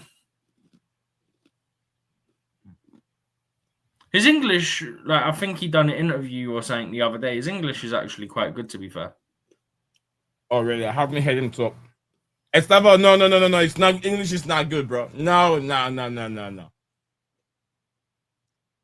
Estava Williams' English is not anywhere near good. Not for anywhere someone near who's good. just come to the country, It's not. You can't say it's good. He learned few words. He learned some few words. Hi, Chelsea fans. I'm here. Let's go, Blues. That's all he says. Hi, I've Chelsea seen other fans. clips. Hi, Chelsea fans. No. Let's go, Blues. That's all he says. Nee, you seen what Chelsea posted earlier? No. From who is it, women or the men? No, the men. Look what they posted earlier. Oh Lord. Kopama need to wear something. One of the ones that the footballers have been wearing, American footballers, to protect that thing, because that thing's dangling in there. No wonder why that girl won't leave him alone. White boy, he's not white boy. Black boy is showing some creativities in that boxes over there. He's trying to get us in trouble with YouTube. Yeah, Kopama is showing creativity. You see, when you have creativity, you're not scared when you jump and trying to celebrate a goal. You can just jump and then go hurricane. Yeah, like that. Hurricane goes like this. How you can go like that down. Yeah, or you can go. What's his name? Alan Shearer. Oh, like that, right there. I think that way. Or you can go. I forgot DJ Drogba. What does he do? Yeah. DJ Drogba. Yeah, out to the side to go like that. Yeah. Drogba. Do you remember? I can't remember what game it is. I think it was one of the games when we clinched the league title, and you had, I think it was Drogba and Malouda were in the corner flag, yeah? And they were like, one of them was like acting as if they're playing drums. The other one was doing something else. The commentator said, you remember Drogba does this a lot too. He plays like he plays guitar. He done it a couple times. Yeah. Malouda likes to go there and hold the corner flag. Same thing with Ramirez. Do you remember the Samuel Eto'o one? Yeah. Because people are saying about he's old. He went to corner flag. Yeah, you said I'm old, right? Look, I scored 2 goals against you, so I'm old. That celebration is in FIFA, right? Yeah, I think it is. I think it's still in it. Something's from Ben Jacob. Say me. Check. Ben Jacob. Oh. Trevon Sanusi will join Lorient on a season-long loan from Newcastle. Deal just completed. Palace hopes of signing Hwang Hee-chan are looking very unlikely, despite Wolves signing a new striker and keeping Strand Larson. That's from Ed Aarons.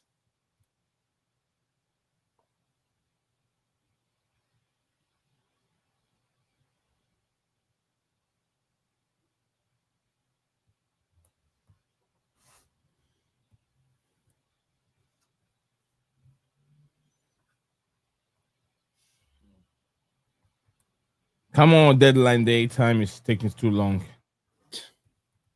I'm tired.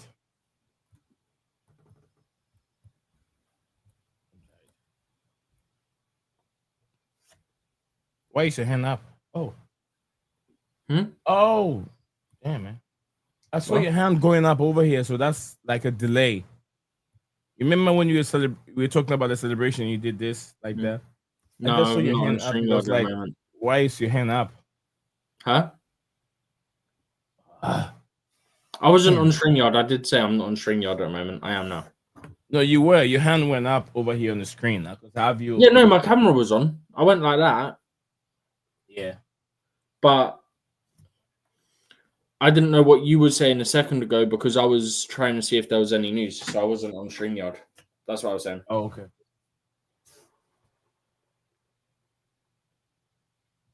Guys, I'm trying hard. I'm trying. I'm very tired, guys. I'm I very, was very saying tired. when you were away from the stream sorting something out, I said there's not much going on at the moment. Just like it seems like we're getting flurries where loads are happening at one time and then it goes silent for like 20 minutes or so, and then you get another flurry of news and stuff. Mm-hmm. The one good thing about it being an earlier deadline is the Einstein. oh gosh, what now? My game. Hang on, I'm gonna get it now. Zoom out.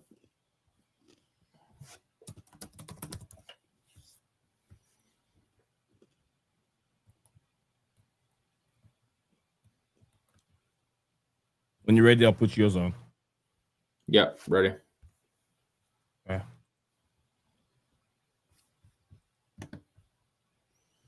Duplicate. This is probably what I was reading from before anyway. Yeah. Einstein. Yeah.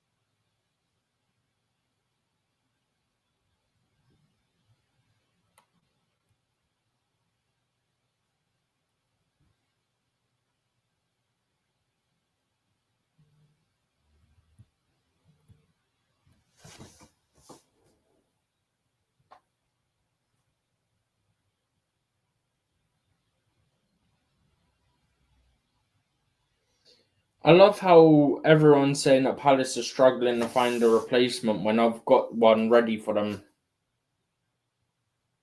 You have Disasi for them. They don't want your Disasi. They better take this asset. Keep him. Nah, I'd rather not keep him. Okando last season.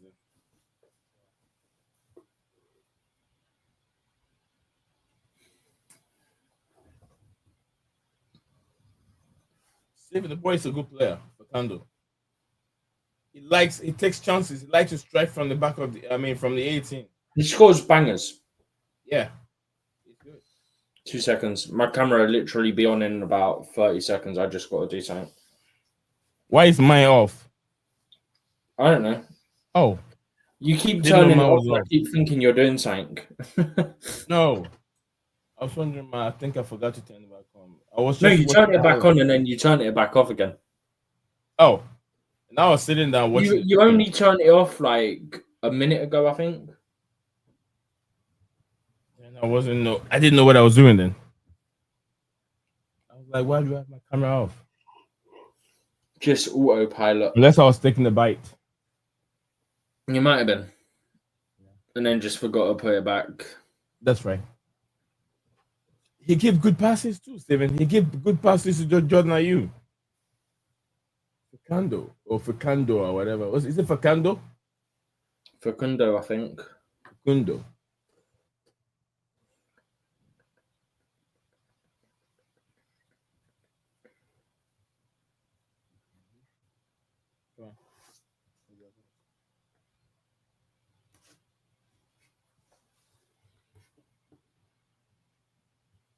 Me? Yeah. I got a feeling Strasbourg are about to announce Ben Chilwell. You think so? You reckon?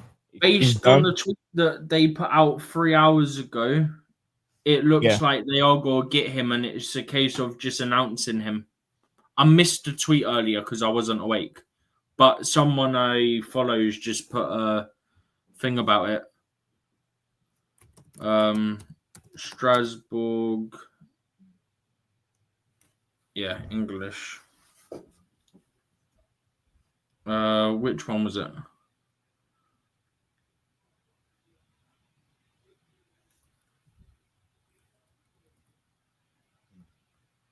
Marc Guiu's proposed a transfer from Crystal Palace to Liverpool is in jeopardy. Yeah, they posted this one 3 hours ago, Strasbourg.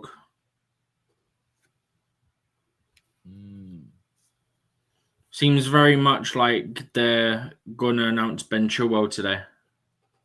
Yeah. Do you get it? It's like chilly, cold for like chilly. Chilled and cold. Put together, it will create what do you call it, fog. It looks like it, doesn't it? Yeah. Because then later on, they then posted another one which wasn't to do with Chilwell, which if I scroll up, you'll see in a second. And it says not done yet. And it's got this one. And that's for someone else. So they're just teasing all their announcements at this point. But I'm going to go back to this one for a second. What's your strength? What's your strength? What do you mean?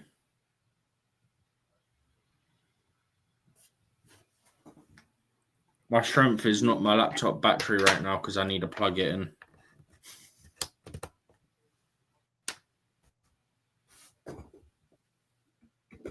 Ah, gotcha. So.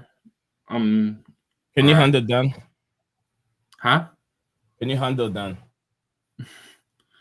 I'm probably only going to be around for about, what we got left? Hang on. We got an hour left. Should we end the stream before an hour? Huh? Should we end the stream, or you think it's going to be something happening within an hour? And then we'll be depends. I know our luck is the issue. I know that as soon as we end the stream, no matter when that is, they'll probably then announce Isak. That's the issue. Who cares about Isak? I don't think Chelsea fans cares about Isak right now. No, but it is the big story, isn't it? I just heard that bite. You eating it? So we all know we all own that is done.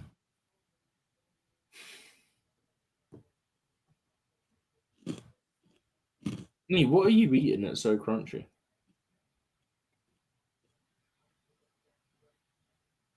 I brought it close so you can hear it. Listen again.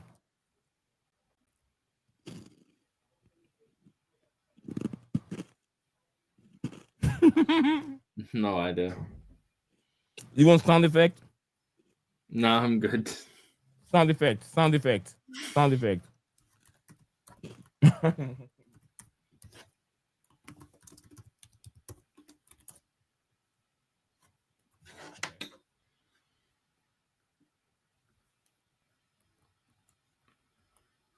When was this? Anything anymore, please? Chelsea news.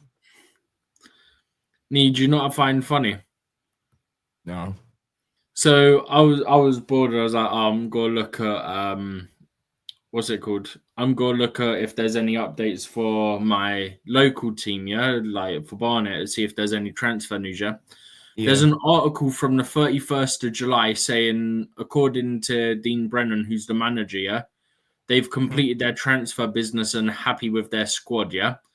Since then, Barnet have signed about 3 players. When he said they're happy with he the squad. He said our business is done, and that was the 31st of July. So in the last month, we've signed about another 3 players since he said that, if not more. So it's like, okay, F off. Let's go sign players for him. No, because I think it's just like opportunities came up basically.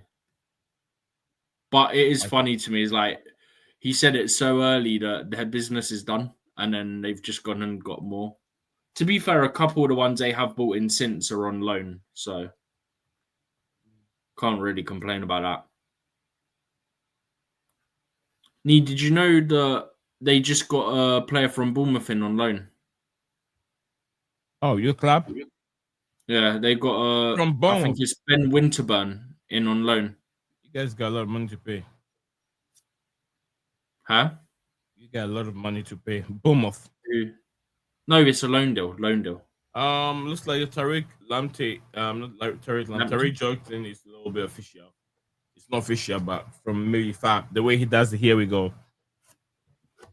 I've seen an image of it. See? Mm-hmm. Look. We're just waiting on the announcement on that one. Look. Huh. When's that one from?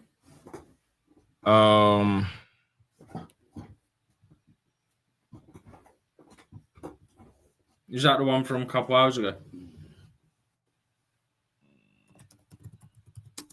This one says it's from the analyst. I don't know if it, I don't think it's Fab is the one who does it like that. Fab who does the writing like that is the caption, the font. Fab is the one that uses that font. Fulham agreed a deal for Kevin from Shakhtar Donetsk, 40 million euros plus 5 million add-ons. Sporting Lisbon were pushing to try and get a deal done, but Fulham won the race.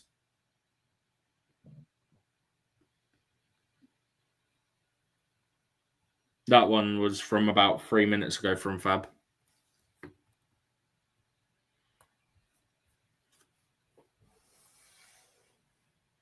Chelsea are keen. Someone is making news. Some people are making news now. Chelsea are keen on re-signing Frankfurt forward Michy Batshuayi, 31, on a 6-month loan. Shut. What?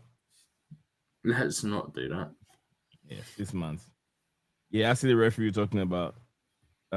Confirmed Emily Hayslip will officially will officiate the BSL opener against Man City and Stamford in Stamford Bridge on Friday. Mm-hmm. I feel like I know why you've mentioned Bethany England, because Chelsea women put up a post about an opening day goal to remember from her from 2019. Exactly.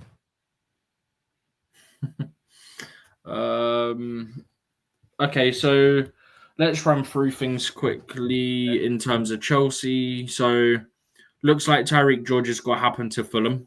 As we said, 22 million plus add-on, not add-ons, plus sell-on clause. Okay. Looks like Ben Chilwell's got to go to Strasbourg. Seems like they've been teasing that announcement a few hours ago, so that should not be too long now, because they've just announced another player called like Godot or something. So that one just got announced. So I presume Chile's not going to be long away. As somebody's just in full caps put out a tweet saying Chile. So I don't know if that means it's official yet, or I'm just checking now. Or if they've just seen the same post I have from a few hours ago. I don't know. I've shared a video, men versus boys. Huh? I've shared a video on our Discord group, men versus boys.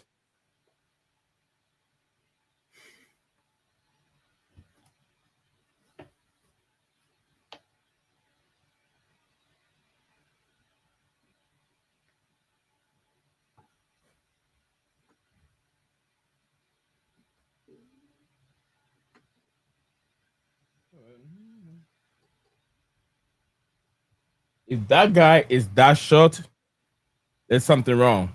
Who's how short? Look in the group chat, Discord group chat. Discord group chat.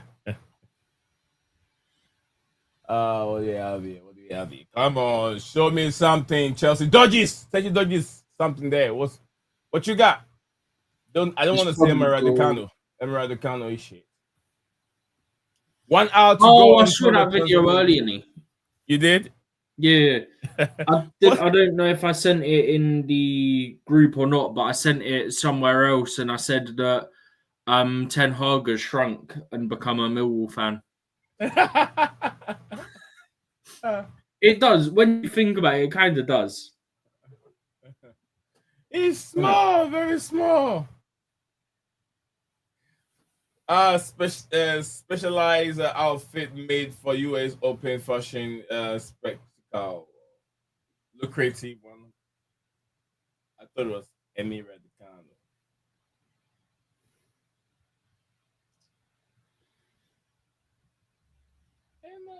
That video is so funny. Somebody, I sent it to, replied with something as well. Like the video you're on about. Comment. Yeah, go ahead. So, where did I send the video? Like, how far back? I'm trying to find it again now. Okay. Oh, yeah. So I sent it and said Ten Hag shrunk and became a Millwall fan. And one of my friends said, was he not dry clean only? And dry clean to stop shrinking, innit? Yeah.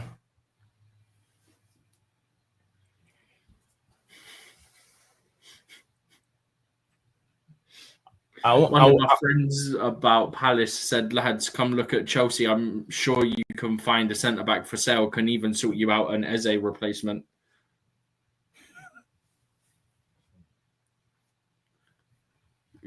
Come get Sterling and Disasi. Happily do a deal for that. Oh, no. What's Romano tweeted now? That won't be bad. That won't be bad. Kolo Muani just signed contract as a new Tottenham player. Yep, it's done. Mm-hmm. They mean business. Yeah. Should we be worried? No. It's all about how the players play for the club, right? It's not about how the club plays for the players. Say that again? I said it's all about how the players play for the club, not the club playing for the player. I guess. Lookman to Bayern Munich is not happening. That deal is off, according to Plettenberg. Okay. Laughing back, thank you. Yep.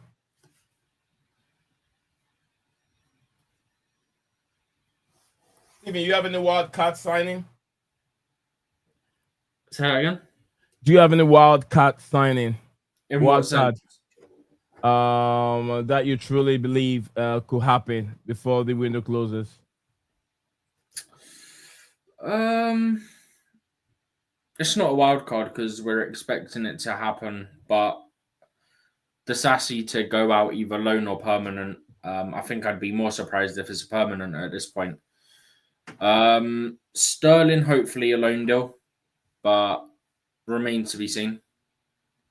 Because there was talk about Fulham coming in, and then I think that's not going to happen now. Athletic have got a few updates, so I'm just going to see what they've got as we talk. But yeah, I can't really think of one, to be honest. The Athletic are saying lots of deals in the works with an hour left. So I'm Isak leaving this seat right after this. Huh? I'm leaving this seat. Steven.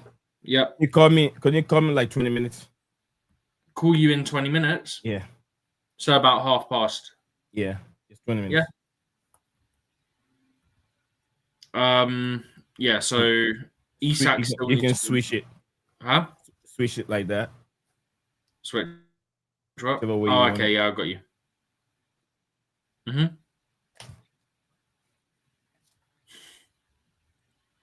You going to grab something?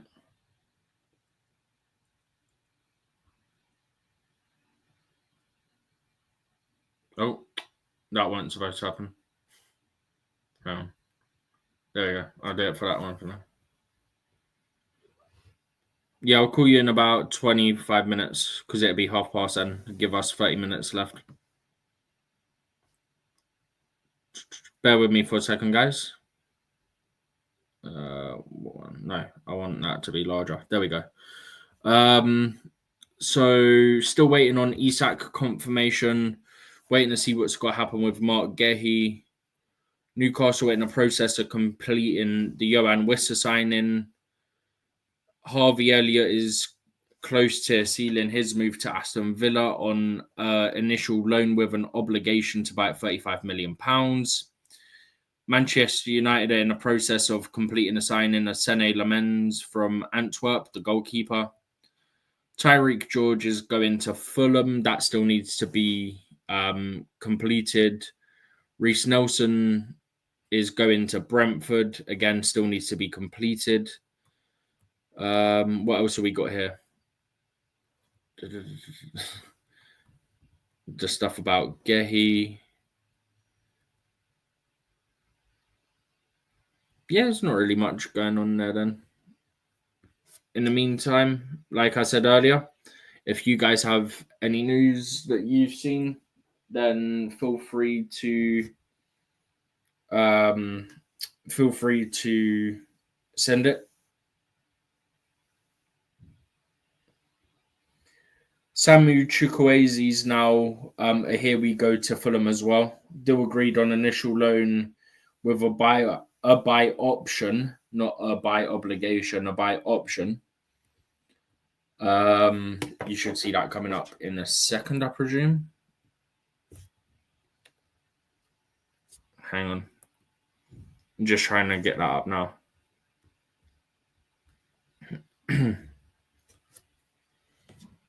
Refresh this.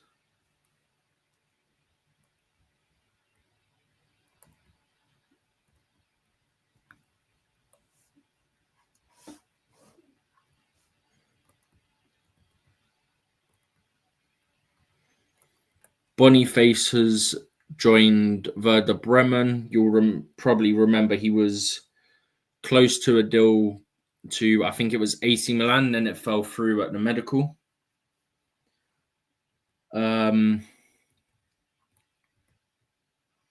What else have we got here?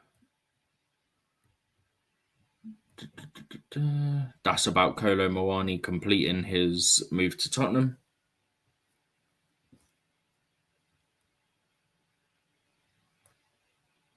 What's this one then? This is a Chukwueze one I was just talking about. Initial loan with a buy option for a total fee of 25 million euros. He's now at the training ground after the medical's been done, so he'll be signing the documents.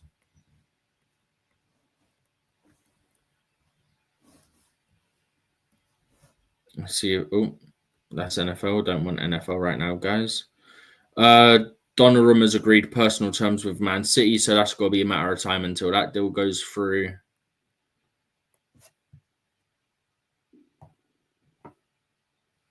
But at the moment, I think that's pretty much it for the last 5-10 minutes of stuff that's just gone and happened. I'm sure we'll get a burst of news soon. I'm going to switch back over to the countdown, just save people keep asking about how long it is. They'll have it on their screen unless any news comes in. Yeah, I can do that.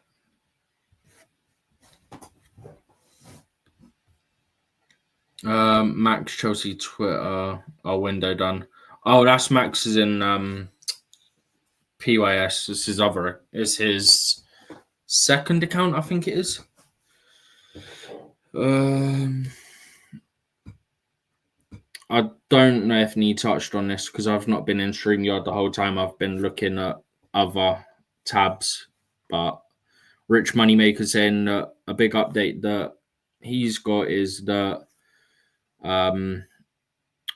Chelsea be going for more established players next time because we want to win the title next season. Hopefully, but I'm not going to hold my breath on that. Remains to be seen.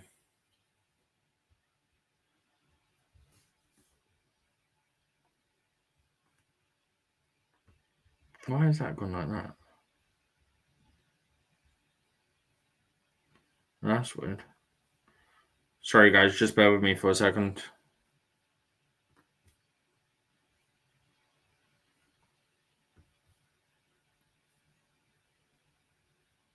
That's better.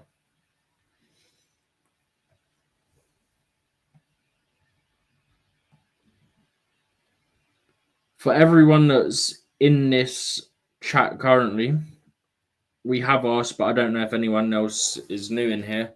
What are you rating the window out of 10 for Chelsea? Or if you're not a Chelsea fan, then for your club and stay your club. But I presume at the moment, most of the people in here are Chelsea.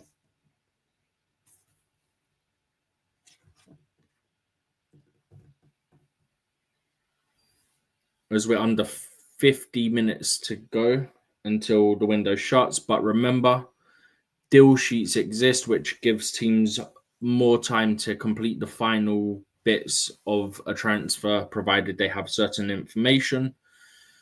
If they have that information, it gives them an extra 1 to 2 hours, depending whether it's a domestic transfer or if it's a international transfer.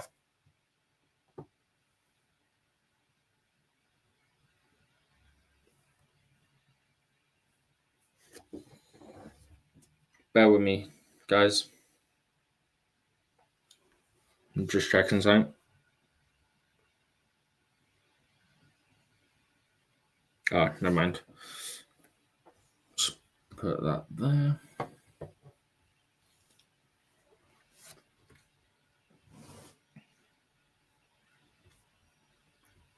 And refresh the Athletic. What have they got?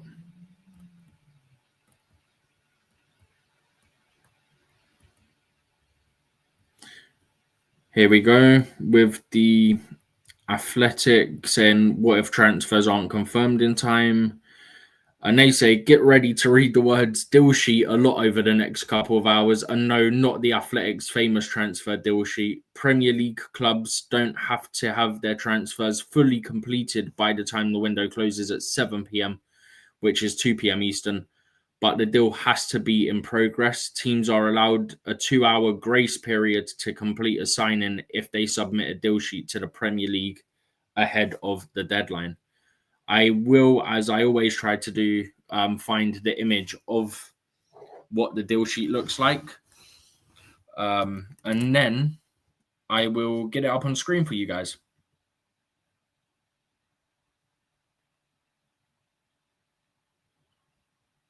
But I don't think it's been posted yet. So might not be able to yet, but eventually it will be posted.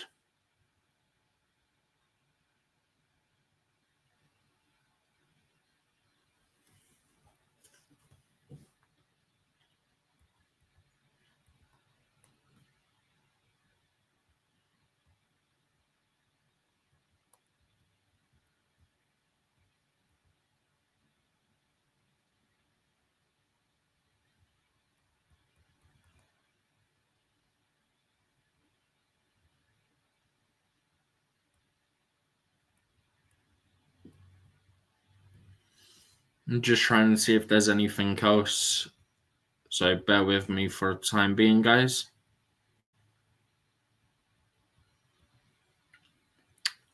Michael Obafemi's left Burnley on a loan to Bochum in Germany. What else have we got? Bournemouth of... Oh, hang on, what's this? There's still nothing progressing over Raheem Sterling's future. Oh, isn't that brilliant? Well, I guess Sterling's got to be stuck unless he decides he wants to leave England. But he probably won't because he's been stubborn and he wants to stay in London. We've had this issue with him. So that's not going to be fun. Where does the sassy Sterling Chilwell go in? The sassy looks like it could be to West Ham. Sterling, apparently nothing's progressing at this point and it's 45 minutes left. So unless there's been something quietly done, it's not looking good. Although the Saudi window closes on the 10th and the Turkish window closes on the 12th. Although he wants to stay in London at that point, he'd just have to deal with it and go on a loan or a permanent tear there. Chilwell looks like he's going to Strasbourg. At least that's the plan. And it looks like they've teased that now. So I expect that to be announced. They teased that 3 hours ago. So it should be official within the next probably and hopefully next half hour. So 30 minutes. Yeah, that's each of them. So hopefully something can be done.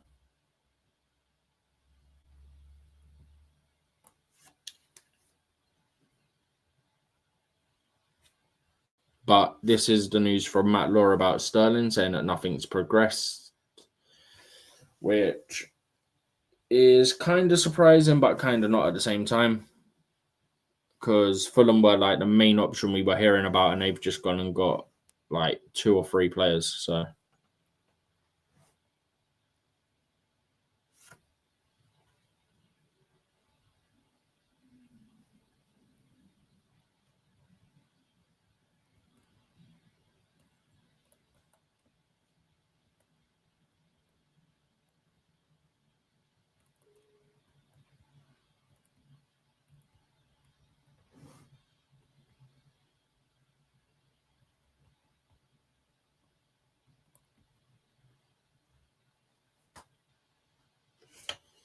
I guess we just got to hope Sterling would be all right with going to Turkey for a few months.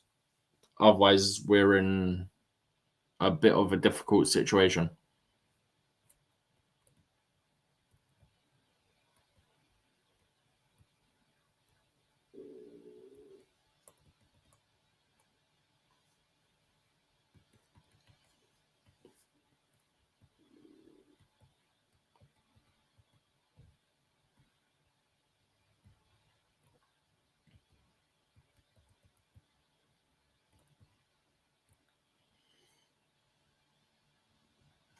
There must be some updates going on, surely.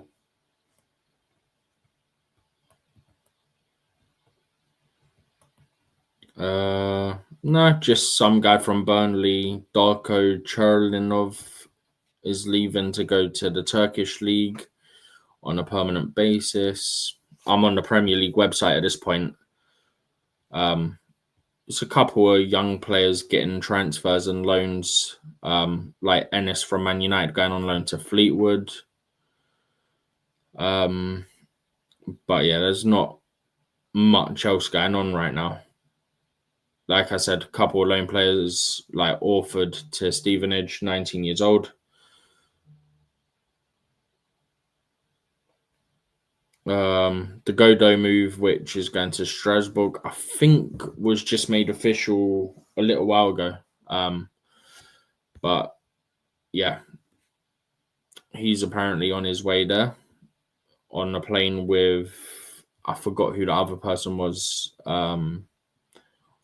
But yeah, they're on their way over there now to join up with the team.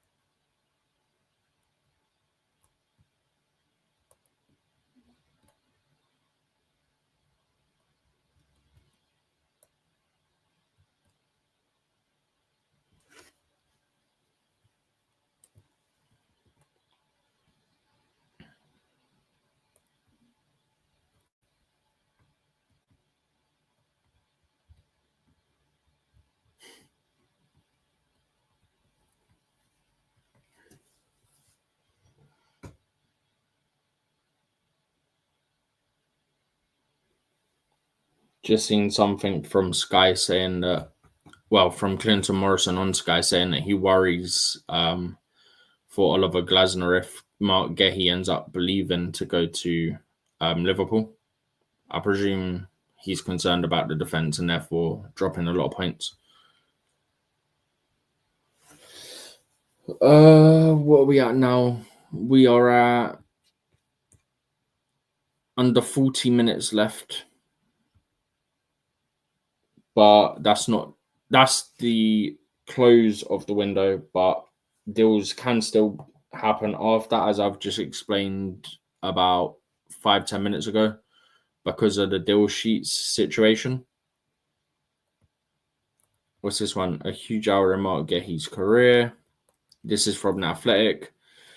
Can't even begin to imagine how Marc Guiu feels right now or how his manager must feel.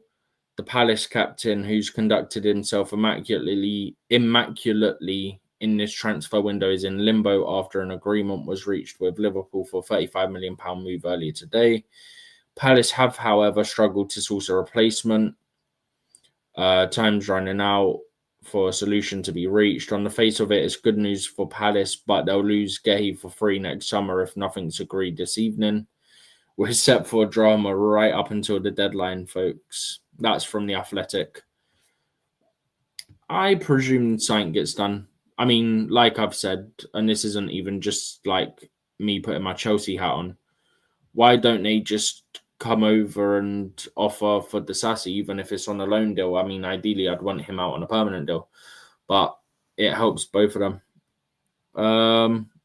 Yeah, DJ, I can sort that out. Just give me 2 seconds. There. And then let's do this. Where is he? Here we are. Oh, flipping out. I need to zoom out more. There we go. DJ, you should have that now. Should have just come through to you.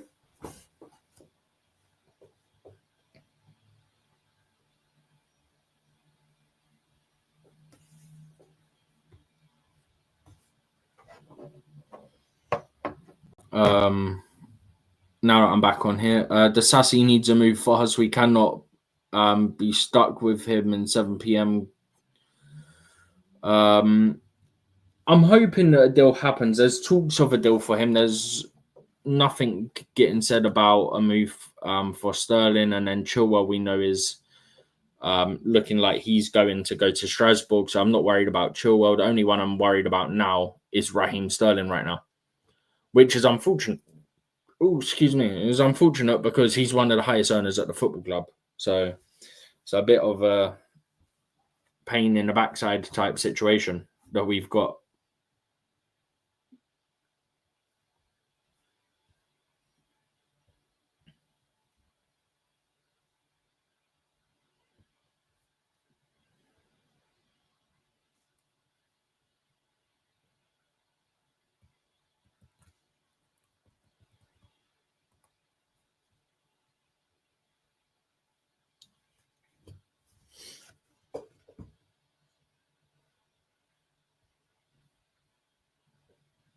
See if we got any more updates.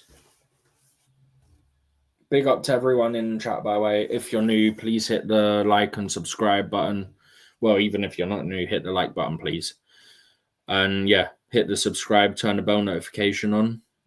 And yeah, big up to everyone in chat.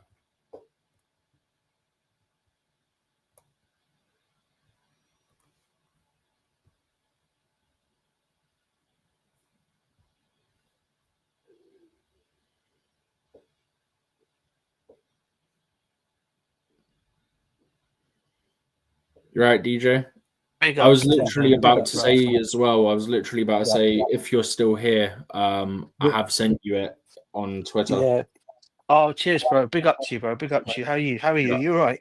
I'm good, mate. I'm good. How are you? Mate, I'll be real. Great weekend, but I have to say the sporting directors have literally ruined my weekend, man. I'm not going to Sorry, cut you off. Donnarumma is set to go to Man City. That's coming from Monstein now. Well, he's not great with his feet. He's not great with his feet, but he wasn't great against Chelsea in the final either. No. Look, but I still think. I mean, I know me and you are going to go toe to toe on this, but I still think he's a better goalkeeper than Sanchez, bro. That's just my honest take and opinion on things. But everyone else has got different views and opinions. So I wouldn't trust him with passing out from the back after what we've seen. That's what I'm saying. No. I get that part as well, bro. I get that part as well. But what I will say is, though, anyway, we're not going to end up getting a goalkeeper, bro. At the end of the day, what I don't know if you saw today. Obviously Jackson's gone, as you know. He's gone. Tyreek George is gone. We've also lost another young kid who's joined Nottingham Forest. I understand Yeah, who's going out on loan. Donnell McNeely, and then they've loaned him Yeah. to Wickham immediately. Yeah, and we've also lost another young kid as well. He's gone to I can't remember what club it is he's gone to, but he's another Which kid we've player was lost as it? well. Huh?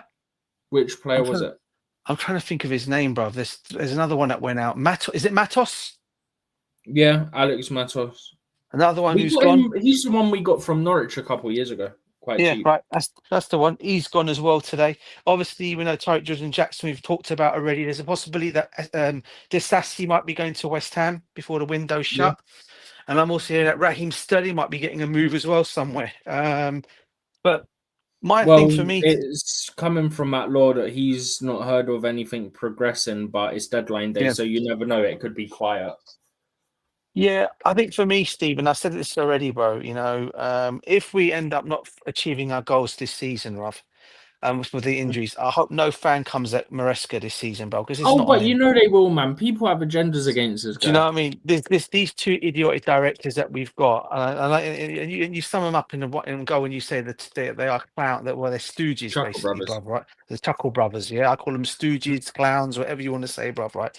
But when Hey, I saw take your today, pick, brother. yeah, when I saw today that there's I don't know if you saw a late report come. I don't know how true it is. It might be a crappy source, but I saw something about we may be getting Michi Batshuayi back for 6 months.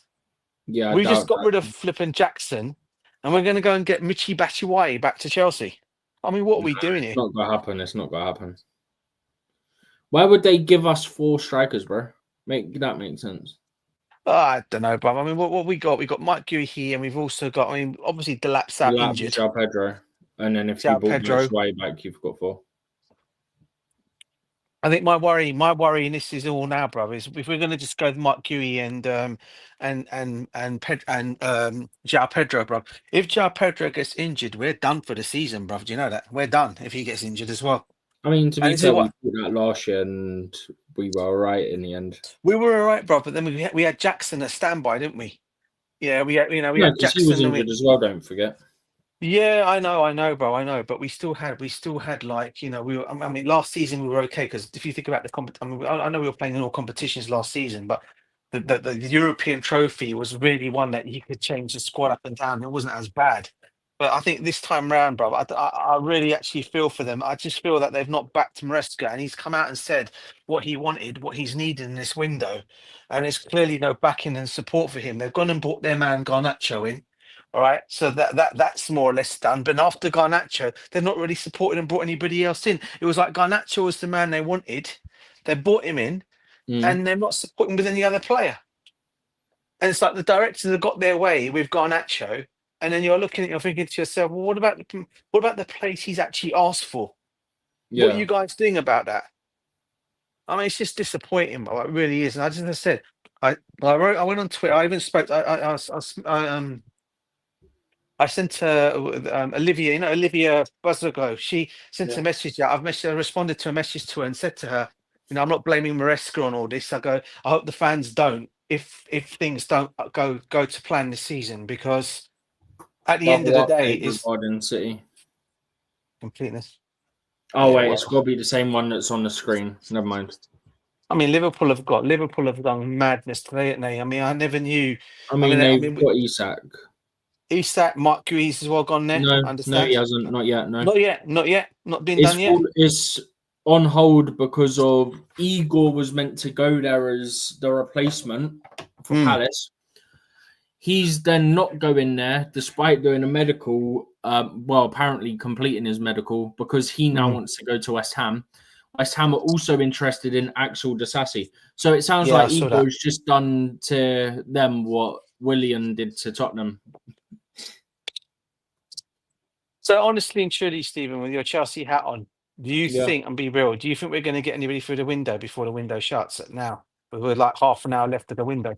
Very, very unlikely unless something's been done quietly. But yeah.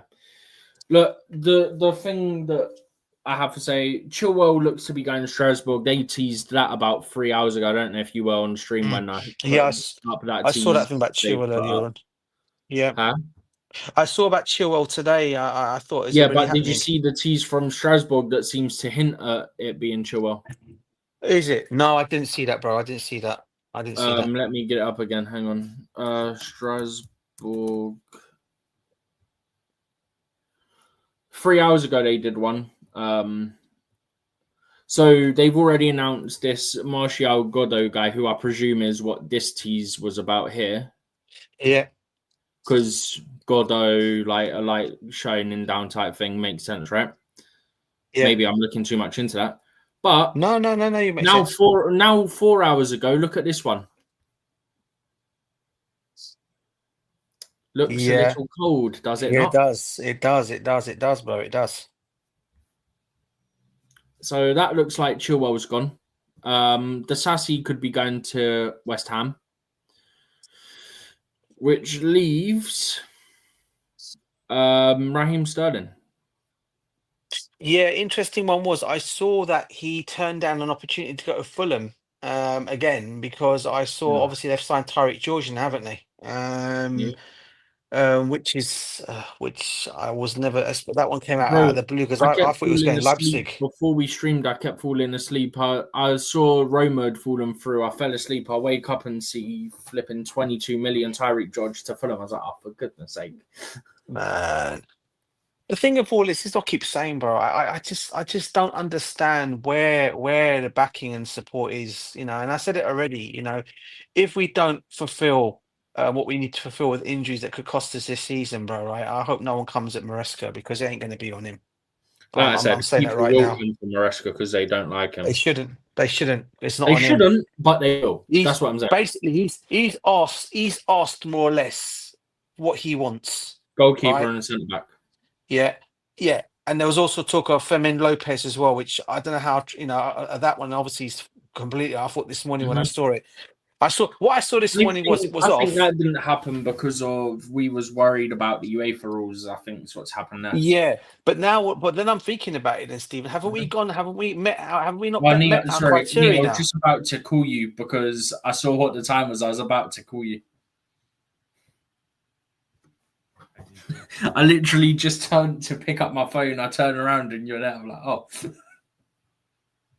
I was just saying, have we not met? Big up, Nee. How are you, bro? You all right? Yeah. Hi, DJ. Yeah, I was just saying, have we not already now satisfied FIFA with our sellings now? We've met the figure now, haven't we? It's got a offset or be more on sales than it is on purchase. But will we not, after everything goes through this afternoon, will that not be more or less done? So on financial fair play / PSR aspect, we're absolutely fine because every deal counts to that.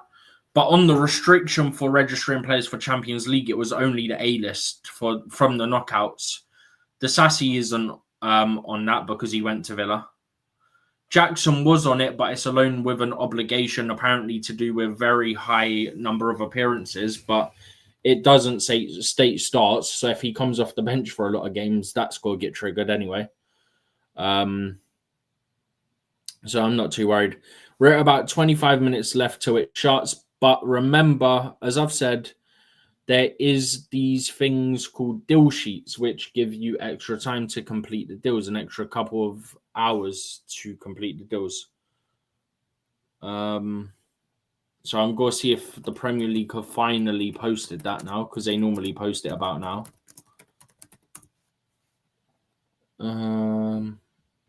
Have they or have they not?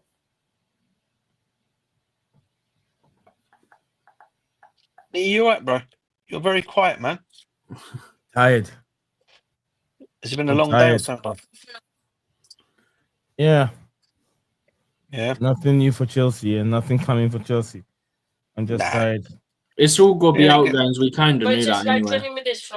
I heard that Fofana might be going to Celtic on loan as well, by the way. I don't know who that is, but there's also a thing about Cardiff could be getting him on loan according to my friend, but I don't know where he's got that from. So, Fulham someone Chukwueze. Yeah, Chukwueze. They're getting George and they're getting Kevin from Shakhtar. That's 3 wide players, so I don't know what they're doing there. They want to stay in. They want to stay in, bro. Yeah, but 3 wide players. Come on. George left because he wanted game time, and then you've brought in another 2 wingers as well. Just one quick thing: has the PSG striker gone to Tottenham now? Is it all but done? Yeah, it's just For the announced money. by the looks of it. It's gone. Have For they the got anyone moment. else in? Have they got anyone else in Tottenham?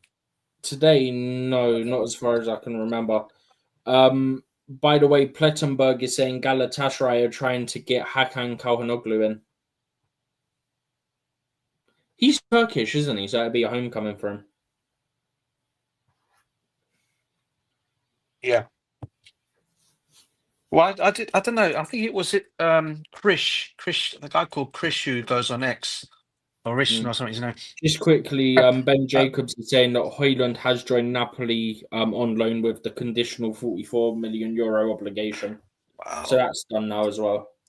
And Jadon Sancho apparently has gone to Aston Villa, right? Has that actually happened? Because they were in talks earlier. Oh, wait, no, it got to Here We Go, didn't it? I remember now. Yeah, I think so. But nothing's official yet. Oh, man. Do you know, big up, yeah, because the numbers have been consistent today, and we're nearly 4 hours deep into this stream. It's consistently been like 150 plus across both platforms, so...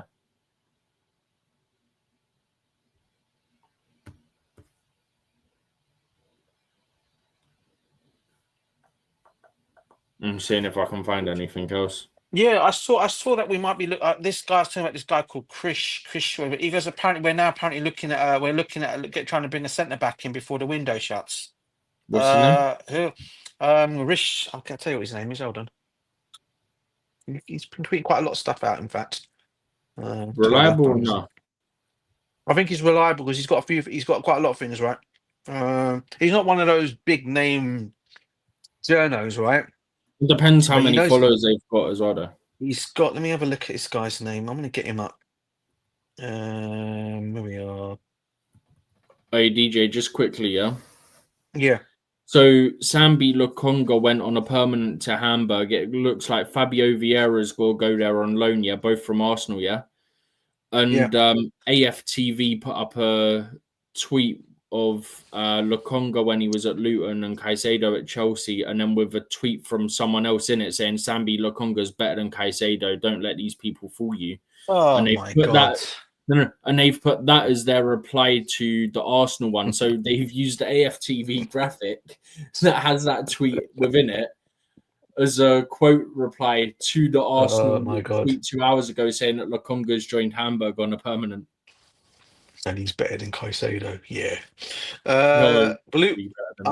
Blue Co Extra, apparently, there was 2 hours ago.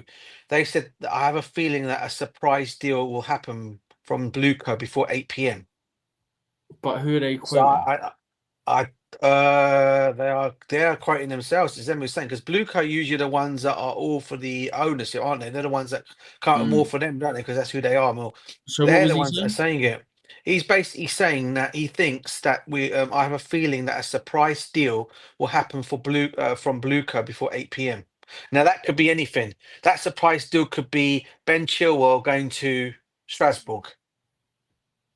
That's not a surprise. No, that's not a surprise because we've known about this. And well, he's got quite a lot of tweets coming out saying, well, quite a few people said, I have a feeling you are dead wrong. Crouch Critic has basically said that. Crouch Critic. Couch Critic. Couch Critic. Yeah, I know who he is. He goes on Gem streams quite a lot. He used to go on what do you call it, streams as well. That name. He also used to go on the Blue Lounge with Mo as well. I used to sit with him on the Blue Lounge before with Mo, the Couch Critic. He's mainly now with Lewis, Carefree, and all them lot. He sits with them lot. Big up to him. I know he's from Canada. Yeah, so he basically just said, he goes, I have a feeling you are dead wrong. Well, put it this way. Oh man, we already were aware of the Chilwell thing before that tweet went out, so that wouldn't be a surprise. Here it is, bro. Aaron Romario. This is guy's name. Aaron Romario. Romero. I've never heard of this guy. These guys are breaking. was Chelsea are now victim. actively scouting the centre back market for strategic opportunities for a strategic opportunity signing. Yeah, I mean, this is honestly, it's I don't Brighton know, have man. just loaned someone to the Serie A as well, a guy I've never heard of. Jeremy Sarmiento has been loaned from Brighton to Cremonese, a loan with an obligation. Brighton are just getting rid of everyone this window. Don't know what's going on.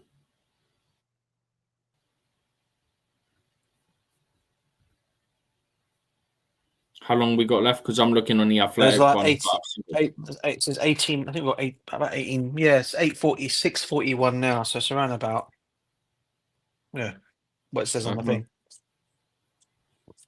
Nee, man, what do you think? Are you disappointed that we've not done any business this window? Well, today. Well, today, did you say? No. Like I said, they've done their business in earlier stages of the window, so I'm not worried. I mean, I'm a bit worried in the middle that we couldn't bring anyone in, but I believe that they have a reason why they couldn't bring anyone in. I think I've got a theory for that, by the way. I don't know if before you get on with your theory, I spoke to Nee about this afternoon at Just lunchtime. quickly, We talked. Yeah, go for it. I don't know if this one was ever mentioned because I've not seen it, but you know Mbolo, the Swiss striker, Bro Mbolo. He's just signed for Rennes, but I've not seen anything about that, so that's potentially a surprise one. That's another one. That'll be fun. What's this? Pavard looks like that's gone official to Marseille.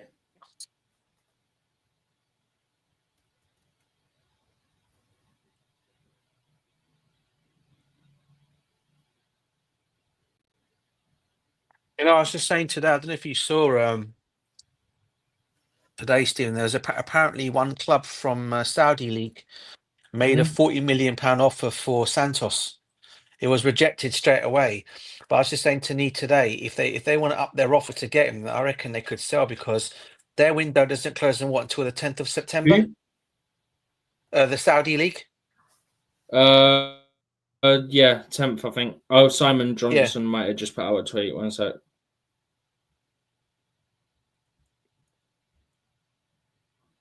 No concerns over paperwork being completed on time for Jackson, and then he puts ... yet. Oh, for goodness sake. Don't do this to me, please. If this happens... What do you mean, bro? Well, he said there's no concerns over the paperwork being done on time for Jackson yet. I think that deal is more or less, well, it's all been agreed in it on both sides, isn't it? They're probably going to need a deal sheet because we're 15 minutes left. But deal sheets can go isn't it up until an hour? 2 hours. Right? Or 2 hours. So I'm not concerned. I think that's going to happen. But at the same time, I'm also thinking, could it be one we could regret as well at the end because of our striking situation? Because we were saying it today. We don't. I mean, the talk was today that Delap could be out longer than 8 weeks. And if that is the case, that means we've only got Marc Guiu and we've got João Pedro as our two main strikers. Just quickly, yeah. One is the Javi Gallan deal to Nottingham Forest is collapsing as it's not ready in time for the documents. So that was one of the 3 deals that happened in the space of 3 minutes for Forest. There was Gallan, there was someone else, and then there was the McNeely deal. 2, Cole Palmer's posted on Instagram, 2 years ago today, I signed for this amazing club. Yeah, but remember, guys, he might want to leave. Remember when everyone keeps saying that? He might want to leave. Yeah, he ain't going anywhere. He ain't Nicolas Jackson. No, I was just saying regarding Santos, bro. Yep. A club from the Saudi league made a bid for him. It was turned down. However, Oh, I saw that. they 50 million euros. and they think, but what they're saying is it's been turned down now. But do you reckon if they come in with a 70, 80 million pound offer, we'll sell No. or not? He won't go. Think about it this way. I am coming back on camera now. Think about it this way, yeah? Blimmin' hell, that's freezing. Caicedo, Enzo, yeah? Santos, Asego are our main four midfielders because Lavia, which is number 5, is never fit. You need Santos there to have enough cover.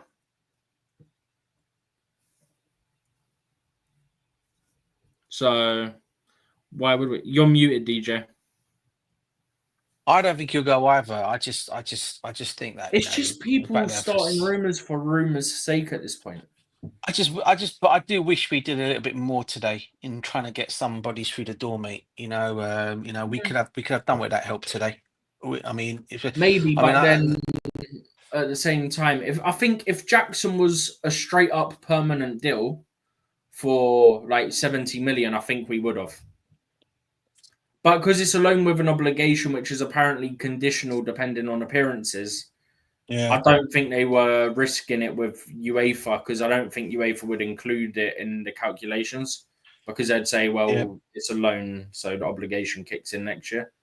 So I think that's probably what it is. Any news on Roger Fernandez from Braga? Apparently we're supposed to be getting this guy in and we're going to loan him to Strasbourg. We can't loan anyone to Strasbourg. Well, that's what I'm thinking.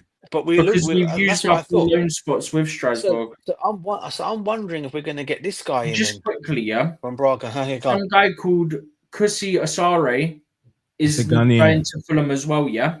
So Fulham have done about 4 deals today. 3 of those are for wingers. And I don't know what this guy is. I'm presuming a midfielder or a defender. But that means they've done 4 deals today, if that goes through. Have Everton done any signings today? Who? Everton. I don't think so. I think they're trying to get someone in, if I remember rightly. But I don't know if it got done. Well, the funny one was this morning. I don't know if you guys saw it this morning. Martinez from Aston Villa. All set to go to Manchester United, right? No. Turned away and he signs a new 5-year contract. He hasn't. There's nothing about him signing it from official. I thought I saw saying he signed a 5-year contract. No. So apparently Sunderland are now going for Bertrand Traore for £2.5 million. Ex-Chelsea, right? Yeah. How old is that guy? He should be around 30 years by now. I can tell you in a second. He should be around 29 right now. 29, 30. Bertrand Traore age 29. He'll be 30 He'll be 30 in 5 days. So, Sunderland are trying to get him signed for £2.5 million, and then 5 days after they sign him, he'll be turning 30. Yeah, let's see what this idiot is saying. Basically, sorry, I got to when this guy talks crap, I have to listen to what he has to say. My idiot friend that I don't like in terms of Jamie Carragher. Right, so what's he basically saying now this time around? It's probably the thing you reposted. He hasn't said anything. When you repost things, when you repost things, sometimes you repost from random accounts. Always check. There was one you reposted earlier and it said at Sky PL, but it's not. Oh no! I'm not. It didn't really matter, bro. I just wanted to have a scathing attack on him anyway. Yeah, that's what with my stuff. That's all it was. It was just joy out of it, really. I knew it wasn't a real. I just wanted to get my thing across. So but basically, he's basically saying in the old the Football London newspaper, right? Liverpool legend Jamie Carragher has had his say on Alejandro Garnacho after the Argentinian joined Chelsea for Manchester United on Saturday. All right. Jamie Carragher has launched a scathing verdict of the new Chelsea signing, Garnacho. The Argentine international was the 10th summer signing for Chelsea, with Facundo Buonatu Blues following the suit suit before Monday's night deadline. With João Pedro, Jamie Gittins, and Liam Delap and Estava also on board, Enzo Maresca has revamped the attack for the 25-26 season. Right, Garnacho was spotted at Stamford Bridge over the weekend. Yeah. And had to finalise the deal. Got that part. So what's he? So and goes. And when asked if he will be a hit or miss at Chelsea, former Liverpool centre back Carragher launched a rant over Garnacho's behaviour in the stands on Saturday's game. I am not a fan of Garnacho, he told Sky Sports. Yeah. Do you know what I didn't like? Did you see the game yesterday? And when they cut the crowd and they were on the phones when the game is on, it's not just him. Lots of people do it. I can't stand it. A miss from that being on his phone when the game is on. So he's more or less gathering. He's having a go at him because he was on the telephone, bruv. Can you believe this one? It was 7 minutes into the game, to be fair. Yeah. And after his move to Chelsea from Manchester was announced on Saturday, Garnacho said, "It's an incredible moment for my family and I joined this great club. I can't wait to get started. I watched the Club World Cup and join the World Champions. It's special. We're the best team in the world. It's amazing to be here and I'm very happy." Garnacho leaves United having scored 26 goals. What is Jamie Carragher's problem, man? Because he was on his phone instead of watching the game. But just quickly, DJ, this is one for you. Burnley have signed, they've confirmed now, Florentino Luis on a season-long loan from Benfica. It also has an option to make it permanent next summer. That's not a bad signing. Well, when I say not a bad signing, it's really one of the younger kids, but younger players. But for Burnley, that's not bad. Solid. And it's for them. Mm-hmm. We're also. If it's an option, they could trigger it and keep him in Championship next year. Do you think we didn't go for anybody today because we signed the Brighton midfielder on loan? But that's Is that why we didn't go? But I think we went for him as a backup potentially to Lopez because we were worried about the UEFA ruling on the A-list situation. That's what it seems like to me. So basically, that is a proper situation. In Hansi Flick's case, he said all along he was never going to leave, and he was saying now he's going to come out and say spot on. He's spot on now. Mm-hmm. He's going to say so. Also, the loan deal for Højlund, which has the obligation. The obligation is if Napoli qualify for the Champions League. They should do. Man United have also just confirmed the permanent sale of Anthony to Real Betis, €25 million package. United also have a 50% sell-on clause. This is the point where you start getting loads of confirmations now. It's final 7 minutes. 6 minutes. Anything coming for Chelsea? No. Not yet.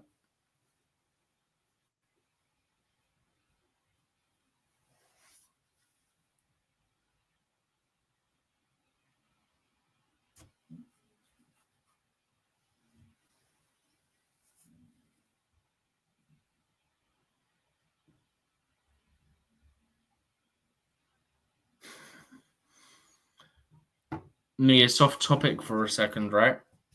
Yeah, in a second.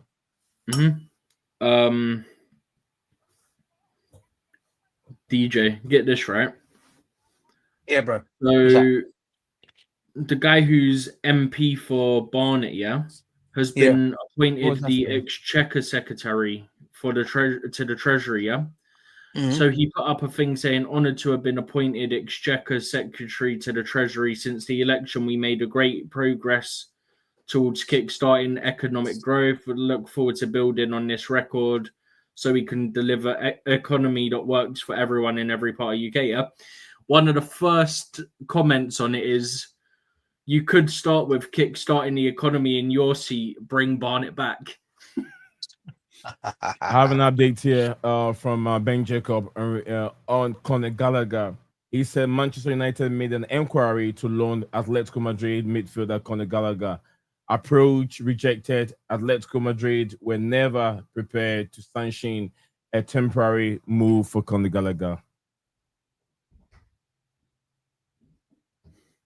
I mean, that's fair enough. They would have only done a permanent. Also, just quickly, because this one are getting. Romano is saying Nicolas Jackson deal documents have just been signed, all sealed. He's a new Bayern Munich player. Okay. Copa said, is Jackson buying off? No, it's done. No, it's done. It's signed. It's just the official confirmation that's needed now. Do you know what else is funny? Yeah, there's a Barcelona account on Twitter. Yeah, like a fan one. Yeah, like they're a fan, and they're quote posting David Ornstein's Tyreek George tweet and put Chelsea's, and then they've put model is working even better than any of us imagined. Hell, Bayern will pay 65 million for Nicolas Jackson. What is happening with this sport? Oh, I love Bayern. I love Barcelona tears. I love them. A player you spent 35 million on 2 seasons ago, you're selling for 60 million plus or 50 million plus. Mm-hmm. And you've used him for 2 years. Don't forget, there's also I think it's a world record loan fee because that got increased on top of what it already was. 16 million. Yeah. Which is about 14 million. I know, as much as these owners or these sporting directors don't get the what do you call it, recognition that they deserve, they're doing a good job. It will take time. Rome was not built in one day. Mm-hmm. But the most important thing, we have enough. Yeah. Sorry, I thought you were done. Go on. Yeah, I think we have enough to push anyone up there in the top 4 position. We have enough to do that, and we'll get more when some of these players return from injury. But like I said, Rome was not built in one day. We just need time to get rid of the dead woods and then bring more players in. I'm sure they're also worried about this UEFA situation, not to bring in so many players that they can't register. So 100%. No, but I've never denied the fact that we are not a good selling club, Nia. I've always said it. That's what I've said as well. Yeah, I've never denied the facts of that. That's just facts. We are. Yeah. My only thing with these sporting directors is when your manager's asking you for some help on some certain players that he might want in, they should back him a little bit. That's all. The Sassi's not signing at West Ham. He's not. Nope. Oh, flipping it, mate. But DJ, what I'm saying is, someone comes in for him then. They can't go and bring in so many players whilst they have so many dead woods over there at the football club. So, my only problem is it will take time for them to get rid of them and then bring in more acquisition that will challenge. But I think they can still challenge with what they have. Yes. So there's a post from that Sasha Tavaleri guy saying exclusive, the Sassy stays in Chelsea FC. The player had given agreement to Monaco despite Bournemouth deal, although the situation evolved this morning because Jackson's loan deal to Bayern sealed Chelsea's international loan quota and brought the saga to an end. So Monaco were also in for him. And he's not going to West Ham, which is being reported by Fabrice Hawkins. He's not going West Ham. So we're going to need someone to make a permanent offer, probably from Turkey or Saudi in the next, 10 days. Fun. At this point, if you're a player, if you're him or Sterling, even if you don't want to go, surely at this point, you just take a permanent offer abroad at this point. Because you're not going to play. And you can't get loaned abroad because Chelsea used all their loan spots. Trust me, guys, right? Raheem Sterling, we are right in saying it because he's so settled in England, he wants to stay in London. He won't go. I'm telling you now, the guy will rather sit on the bench for 2 whatever years he's got left, earn the money he's getting, and not move. Winston Bogart did this years ago when we had him. And he just sat on the bench and collected his wages. But then it's a World Cup year, so are you going to take that gamble? I don't think he really cares about the World Cup. The window's now closed unless the deal sheet's gone in, by the way. I'll be real with you, Stephen. I don't think Raheem Sterling really cares now about it. I think there's too much. If you think about it, there's too many players in that England team that are way ahead of him. and I don't think he cares about that anymore. About He But international football. at least tried to put up a fight. Do you know what I mean? You know He what I mean? doesn't. That's if it's not putting up a fight. That's why he wants to stay in London. He's not 25 years old. How many London clubs wants to pick him up? Everyone is upgrading. They want to challenge. Look at how difficult it is when they're playing the London derby, and he thinks he's still got the guts to play in London. If you say London, what kind of London club is he looking at? You know where you don't have a chance at Chelsea. You don't even have a chance at Crystal Palace. Neither do you have at Arsenal. Arsenal did not even have no room for you. Where are you going to go? Fulham? Fulham don't want you. You're old man. You got to move on. Go to the Turkish league or Italian league or Saudi Pro League and make some more money. London, there's nothing for you in London to pick up. There's nothing here. Isn't the Turkish window open a little while longer as well, Stephen? Is that closed as well? That's today? why I said Turkish and Saudi. Yeah, that's why I want that Turkish. I want that. That Saudi league one. As long as they're coming for the players that we want to see go. But just quickly, I said earlier that there was a tweet from a certain journalist. I think it was Henry something, and he replied to something like that. And he'd put out a tweet about if Carlsberg did transfer windows, this, that, and the other, and then someone said about Liverpool sales, and then he replied back about how there's a reason they're the best at it, Get this. This is from Nazar Kinsella, right? Chelsea become the first Premier League club to ever bank over £300 million from player sales. It's a new record. But Liverpool are the kings of the player sales, guys. Chelsea have been the kings of it the last 3 years, 5 years, and 10 years. But we have to defend Liverpool and say it's them because otherwise they'll get very upset and start crying. I'm trying to be unbiased, but when people say dumb stuff like that, I have to rant because it's pathetic to say that when it's not even factually accurate. All right, DJ's back. Yo. DJ, do you see all this money we are acquiring? All this money will be spent in the next summer transfer window. Keep your eye on it. I'm saying it now. No, because there's restrictions on us next summer as well, apparently. Yeah. Really? Yeah. That's scary, isn't it, Nick?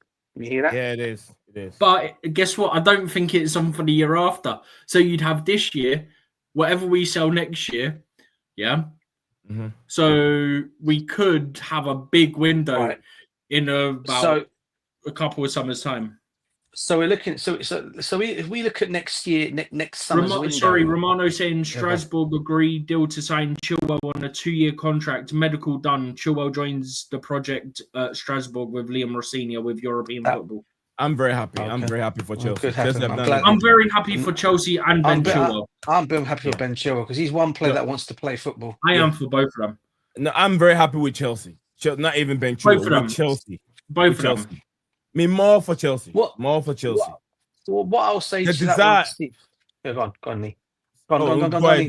The desire is there for him to play football, but I'm very happy that Chelsea still help him and put him somewhere, where there's still competition, where he can compete for something. Mm-hmm. And where he'll still play in European football as well, in Europe. Not this fraud Jamaican reggae master who wants to stay in England, do nothing. Go ahead, DJ.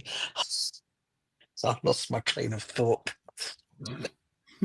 He's completely crazy. I'm completely crazy. Yeah, I'm looking at these very not like this. What do you call it? Like, reggae boy. He's called a reggae boy. Oh my god, mate! Reggae boy, Raheem Sterling. Yeah. What I was going to say was next season's transfer summer window, right? We look at the plays now. You're saying, "Oh, we're going to have to do the same next season." Who do you think from this summer is going to go? Because obviously it's going to be the squad that we've got now, isn't it? For sure. Yeah, but it also depends. Also depends on how many players we want to bring in. If we want to bring in 1 or 2 players, bang, done. So I'm thinking this. Enzo Fernandez possibly to Real Madrid next summer. That could be one deal that could get done. No, not happening. It's going to be still loan players. It will be loan players, not the first teamers. Not the first team players. The first team players, a few of them. If we want to sell players, it have to be loan. Yeah, Don't forget, if you look at the it have to be whoever's in A-list. yeah, but And I don't think but Fana will be then, put on the A-list. but then Stephen doesn't also take on board of how much money we can make getting these players sold, because don't forget some players. Two separate things. Okay, so because this so for me, next season restriction is put on us on top of the normal financial fair play and PSR rules. Okay, so next season, think about what's coming in. Next season, we've obviously got Quenda coming in, coming in, which is going to be an excellent signing, I think, for us. Obviously, we got possibly. I saw Roger Fernandez is another one that's been mentioned from Braga. I don't know if they've got that deal done as a what do you call it? I don't know if that's been done or it's been mentioned. But they couldn't have because they can't loan him outside of England. So he can't even. So it would have been. So probably he's probably one for January, then I'm assuming. I'm just trying to think who else for next season that we can end up letting leave and go. Players will come into obviously Disassi, Badashili for me. I think possibly Tossin maybe could be another one. Can we just point out? Yeah, this is coming from Ben Jacobs. Sanchez. Sterling stays at Chelsea on deadline day. Some other windows remain open, but he still is not open to going to Saudi Arabia. Who's that? Raheem Sterling. Oh, he'll never go, mate. He's never going. Maybe Turkey might be the one he'll go to. Hey, if he's so adamant on staying in London, then he's not going anywhere. So you also, I need to point this out, Dan. It was not fake. Lopez was not fake. It literally came from people like not from British Camera, David Ornstein. David Ornstein broke that story. Top tier. Yeah, he broke that story first. Basically, I look at this. Tell Dan he's not a YouTuber. Sorry, JD. Do you know what though, guys? Do you not think I've said this before about Fabrizio Romano? Yeah, why he annoys me sometimes, right? Yeah, because I feel right. Every story that David Ornstein breaks, he always tries to rebuff them. And he's done that on a few occasions now. I saw this window when there was talk that Gameres, we were linked with Gameres, I think, as well as we mentioned Milan today. What one? Is in the striker, I think. The striker. Jimenez. Yeah? Was it Jimenez? Jimenez, yeah, the striker. Yeah, I saw him being linked with us, and I'm thinking, who broke that story? I'm not sure if it was David Ornstein that said it. It wasn't Ornstein. It was Ornstein, wasn't it? It wasn't. But, it wasn't Ornstein. It might be. Was it Nizar Kinsella? One of the two. I can't remember. Was it Nizar Kinsella? I can't remember. Whoever it was, anyway. But I noticed that straight away when a deal gets mentioned or anything of that kind, of Fabrizio comes and shuts it down. He shut down the Lopez deal down straight away when when David Ornstein broke it.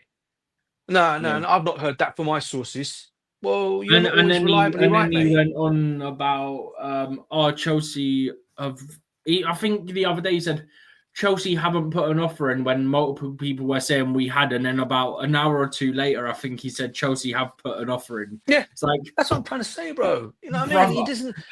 He gets to that point. This is why I said my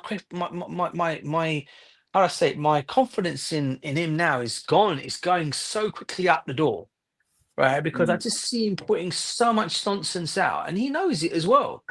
And the thing of all is, right, yeah, I don't get, and he's already had so many people come on to him. It's not just Chelsea fans, by the way. A lot of the fan bases are coming at him, because he's been putting out so much nonsense, and it never happens. Some of these stories never happen. Huh? Does that mean? Briefing FC. Yeah, that's all it is, bruv. That's all it is, But listen. Anyway, so the last couple of days of the window, we bought two players in. We bought Garnacho in, and we bought the other guy from Brighton in. That's going to be enough for us for the summer. Is that going to be enough for us until January? I don't know. Time will only tell. My concern only would be João Pedro, because if he gets injured, I'm worried about that one. I'm not going to lie to you, guys. Liverpool are the best team at selling. How many Chelsea are on here? And how many Liverpool on here? Oh, look. The last record was 215.9 million. What team was that? Chelsea. Right. Yeah. So we've broken our own record by 85 million, by the way. Yeah. And do you know what's funny? We only set that record 2 years ago, so that was also under this ownership. And last season's window was 170.9 million on sales, and Liverpool's highest is 193.7. So in the time of this ownership, you had 2022, 2023, 2024, 2025, right? Yeah.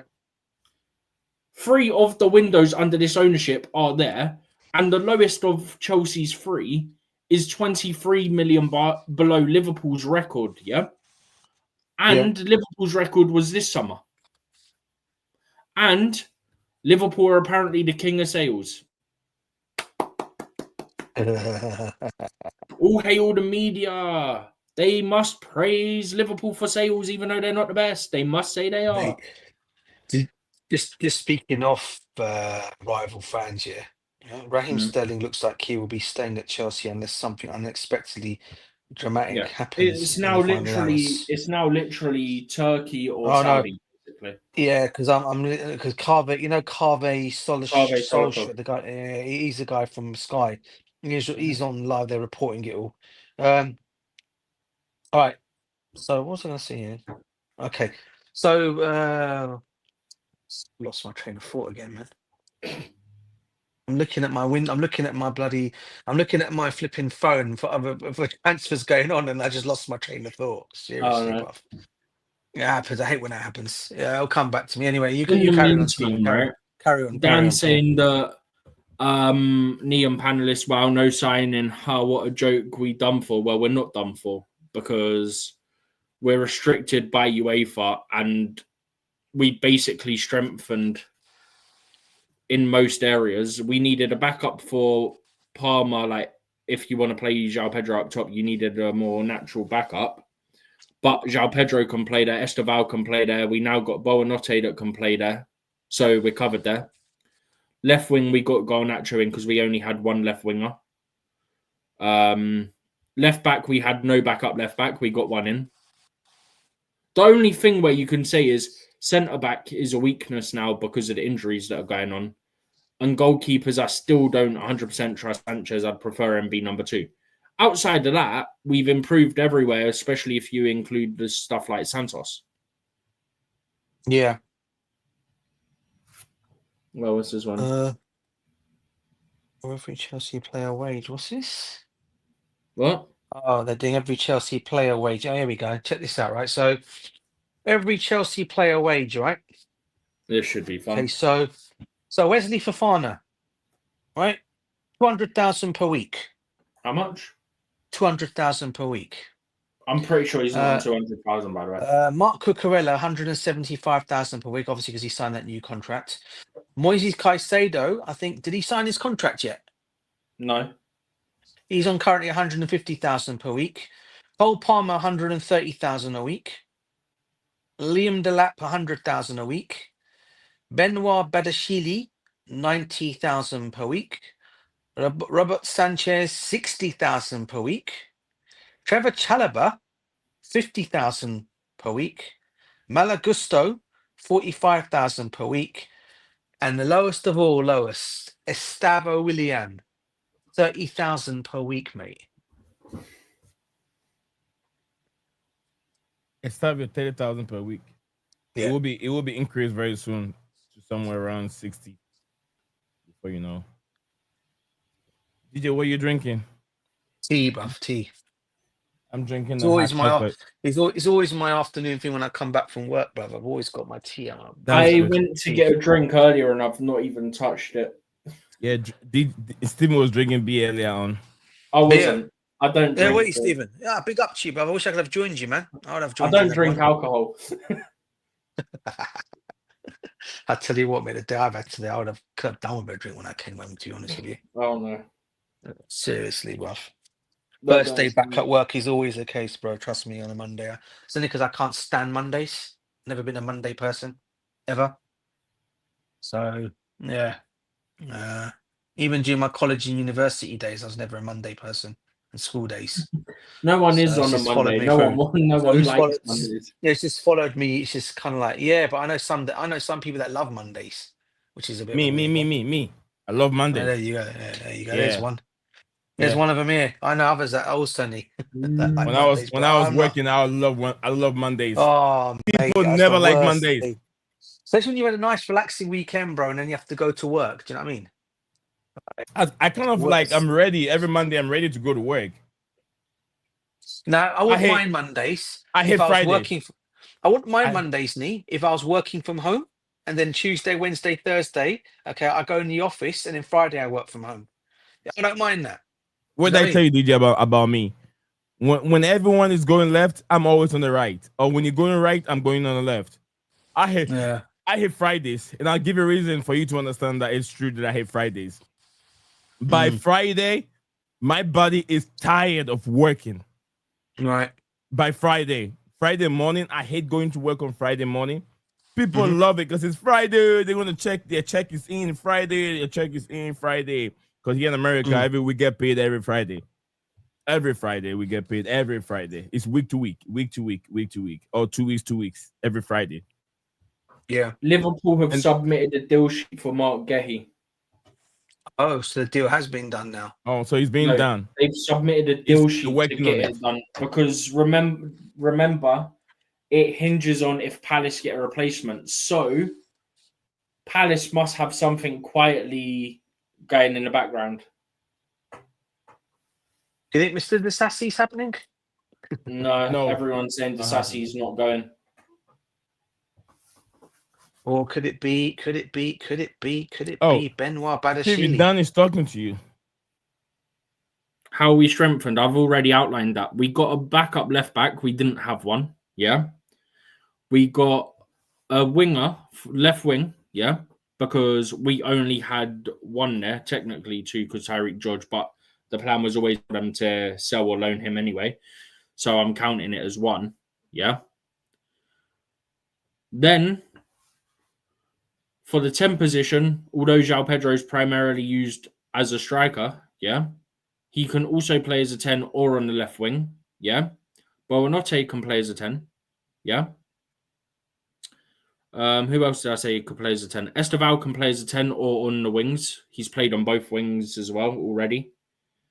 So I'd argue that strengthened. Then you got Liam Delap up top. Grant, he's injured. Then you brought in Asego and Santos, which strengthens our depth in midfield, especially with Lavia's injury history. The only places we haven't strengthened are centre-back and goalkeeper. Midfield, strengthened. Wide, technically strengthened, because we only had one option on one side, and then Esteval's coming on the other and whatnot. Striker, we've definitely strengthened and upgraded on Jackson. And left-back, like I said, we didn't have a backup left-back, so we've strengthened that. Sorry, did you say we didn't strengthen the goalkeeper, yeah? Yeah. Yeah, that's the one we haven't definitely not strengthened 100% agree on that one. Centre-back, we haven't. We bought in Mamadou Sarr, who looked good, and then we loaned him out to Strasbourg. And then we got the blimmin' injury to Kowa. So that went well. Yeah, we don't need to That's upgrade typical anything. Chelsea luck, though, isn't it? You get someone, you loan them out, oh, bang, here's an injury. Typical. I'm glad we didn't bring in the goalkeeper in. I'm very, very happy we didn't. I would make Sanchez he'll be sold on next summer's transfer window. Now. Actually, good point. If we need to sell next year, hopefully he has a good season. We can sell him and make Penders number one. The goalkeeper. Penders comes in. Yeah, Penders will be coming in. Yeah. If the goalkeeper is not there, other goalkeeper comes in. That's fine. Penders is there for. Sanchez goes. Yeah. That I mean, I'm fine with that because I've said 1,000 times, I'm keeping Sanchez. Because he's done something good that I'm the only one who can see. You can't catch on that. I'm winding you up, bro. I say what I've just said. Even when they make a mistake, I'm okay with it. Yeah. Well, that's the one. You see, that's the difference between you and me. I don't want to see my goalkeeper making mistakes. That's the thing with me. Yeah. He should have learned. He should learn by now. You don't make mistakes, not at this level. I'm sorry. He should have that in his. Everyone make mistakes. He's how old? They do, Nee. But they don't make 30 in the season type. Yeah, exactly. He's learning from it. He's learning from it. He's growing. His brother is 27. He's got to be 28 in November, yeah? He was Brighton's third choice keeper when we signed him third. It doesn't matter. Yeah, and then do you remember one of his first games? No. one of the games we played, one of the first games we played, right? Brighton in the cup. He gave the ball to them on the edge of the area. No joke, about 5-6 times. Yeah. I remember that. It doesn't Mate, matter exhausted. it doesn't matter if he was a Brighton 5th or 6th. He's doing better at Chelsea, and now he deserves to be number 1. It doesn't matter. Nah. Well, let's see, Nee. I'm obviously if he does, I'll be happy if he doesn't make mistakes. But I just got this thing in my head, right? It's going to be a vital game in the Champions League. Chelsea about to make it through to the semi-finals. Boom, bam. Sanchez makes the mistake. Chelsea are out. Yeah, that is my only in the big.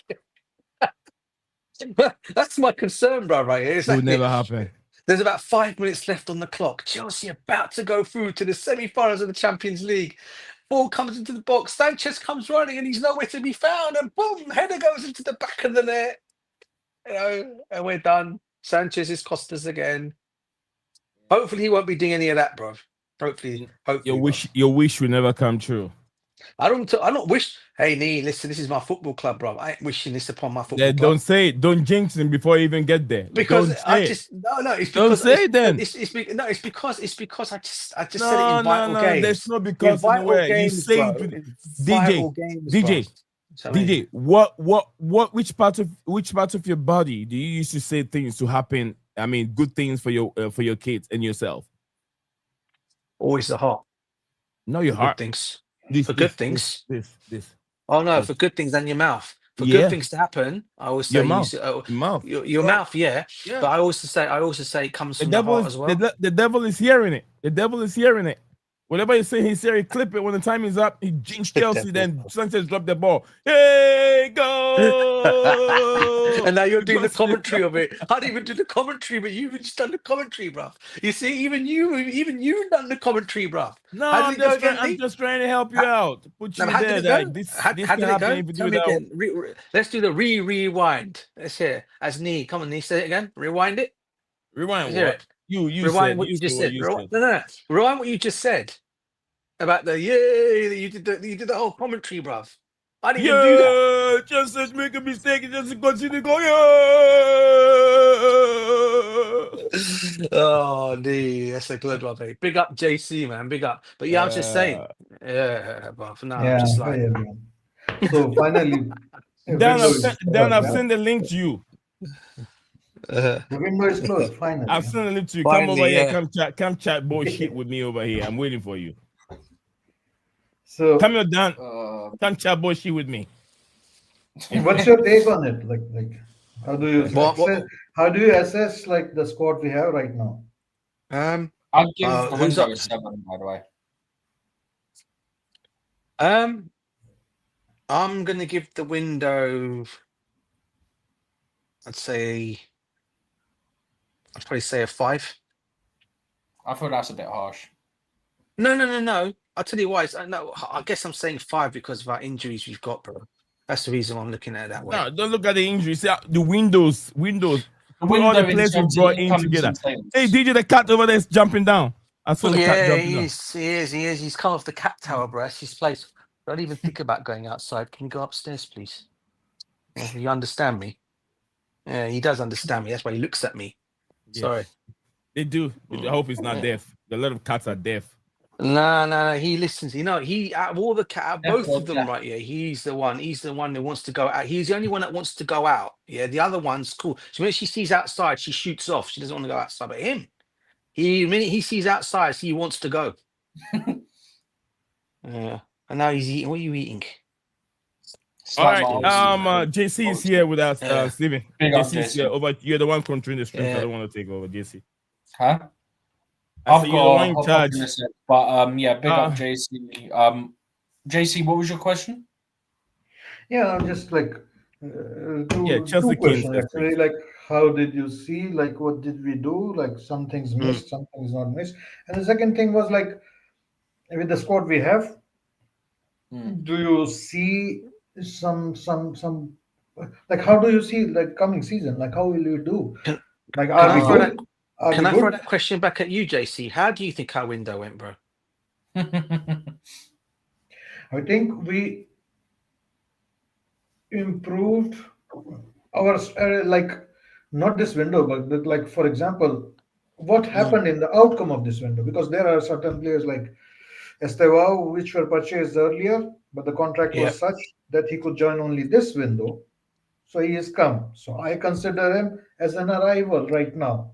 So Right. so I'm looking at it only the squad. I'm not looking at like all the sale purchase which goes on along the side at Chelsea. That's Yeah. a usual occurrence which will always happen. So only Yeah. looking at the squad, I think our strikers have improved. Yeah. Our midfield was good, but we were very concerned that we were playing with Enzo and Caicedo every game. So Yeah. we have got now good quality competition for them, and the squad has gone deeper into that. Mm-hmm. I think our wingers, because of Estevao coming in and Yeah. Noni left. So Yeah. I would have kept Noni, but okay, like it is like we can have only 25 in the squad. So Estevao is a big addition, and then we have this guy from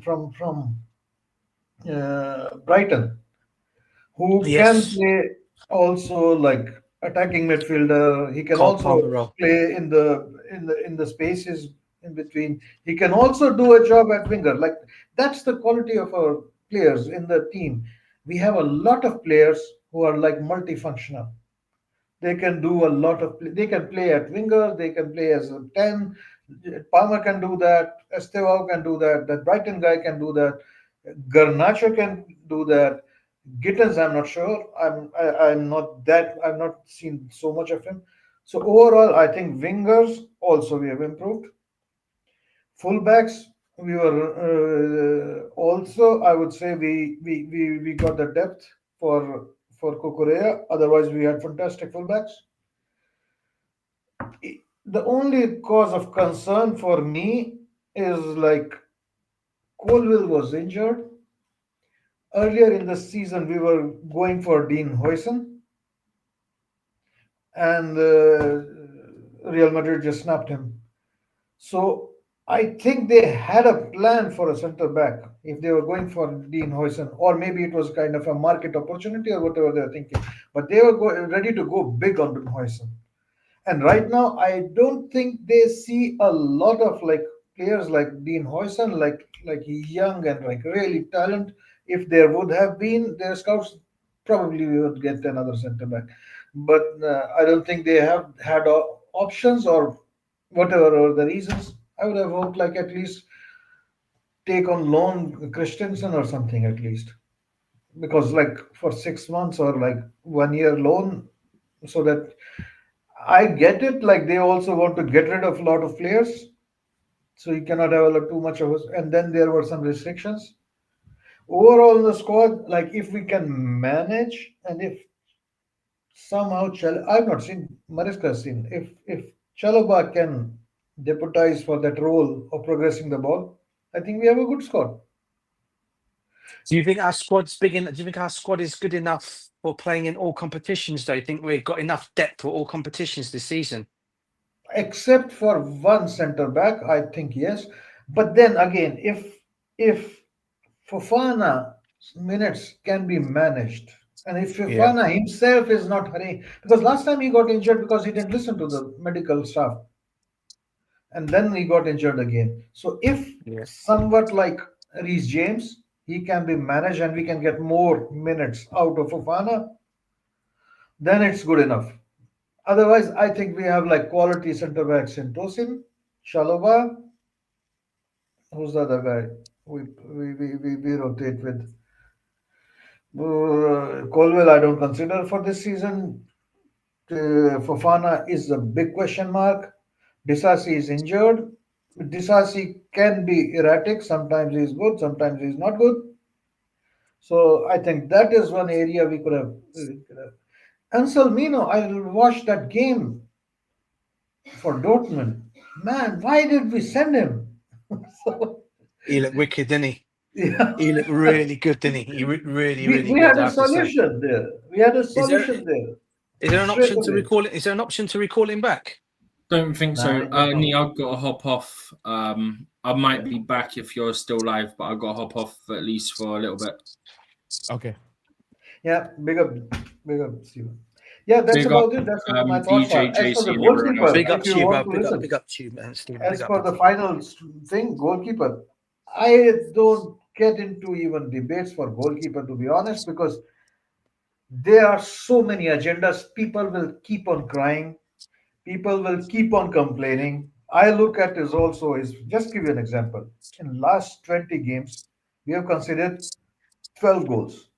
Yeah. Out of those, 3 were against Flamingo, 2 were against Newcastle, playing 10 and playing risky football. So in 20 games, if you have considered seven goals in competitive environment, because Flamingo game was also experiment 4-2-2, and it was a free hit game, and that's why Maresca took it as an experiment game.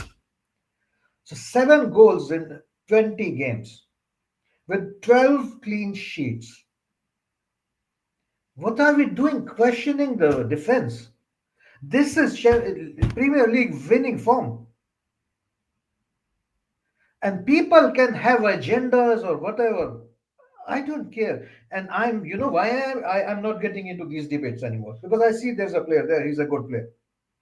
And I see the system works. And I see Maresca has adapted according to the shoring up of our defense. And Maresca is not letting him go. The directors are not letting him go.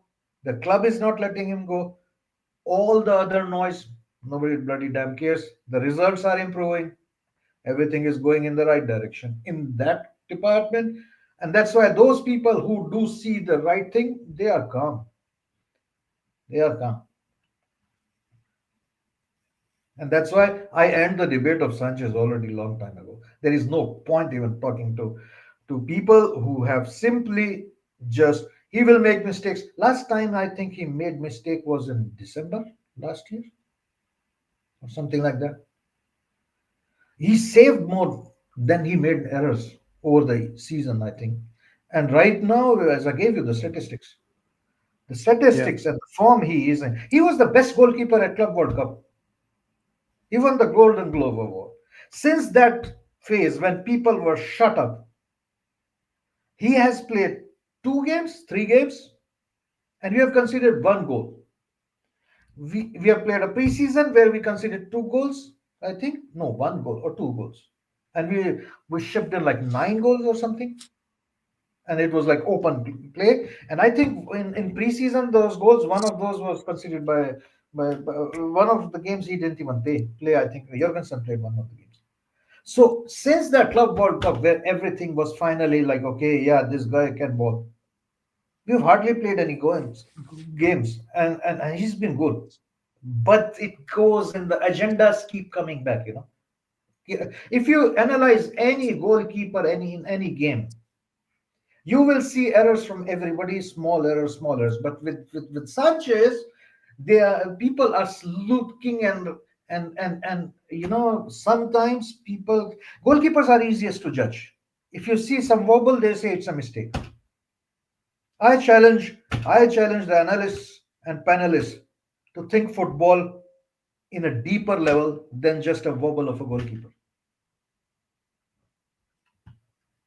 So I end there, and I think it's just an agenda at this stage. He's hardly done put a foot wrong for last, I don't know, 6 months or 20-30 games. Small wobbles, no, everybody does that. So that debate, I hope, will be the last time. I don't want to even think about it. I am relaxed. The club is relaxed. Maresca is relaxed, and we don't care.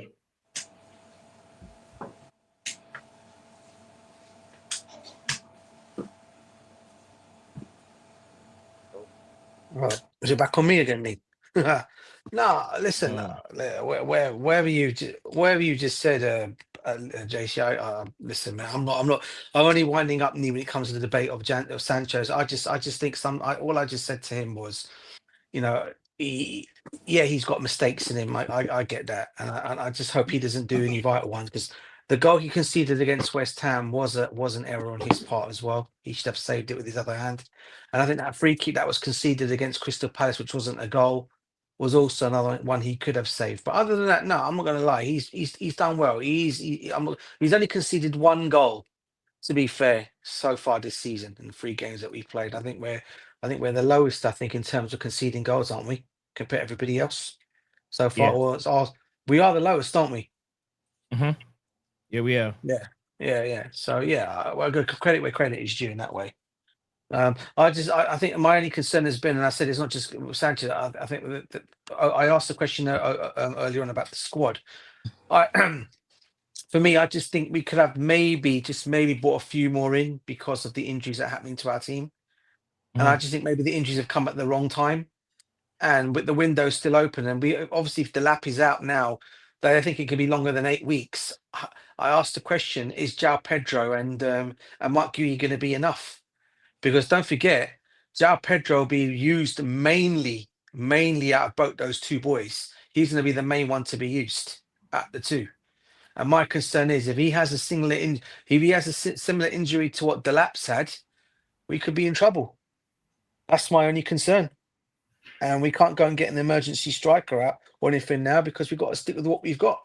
Maybe Maresca comes up with other ideas, probably will, as he always does, but that's my only concern, is that reason. I just think maybe he could have strengthened a little bit there, maybe brought in another one, brought another player in on loan maybe to help out.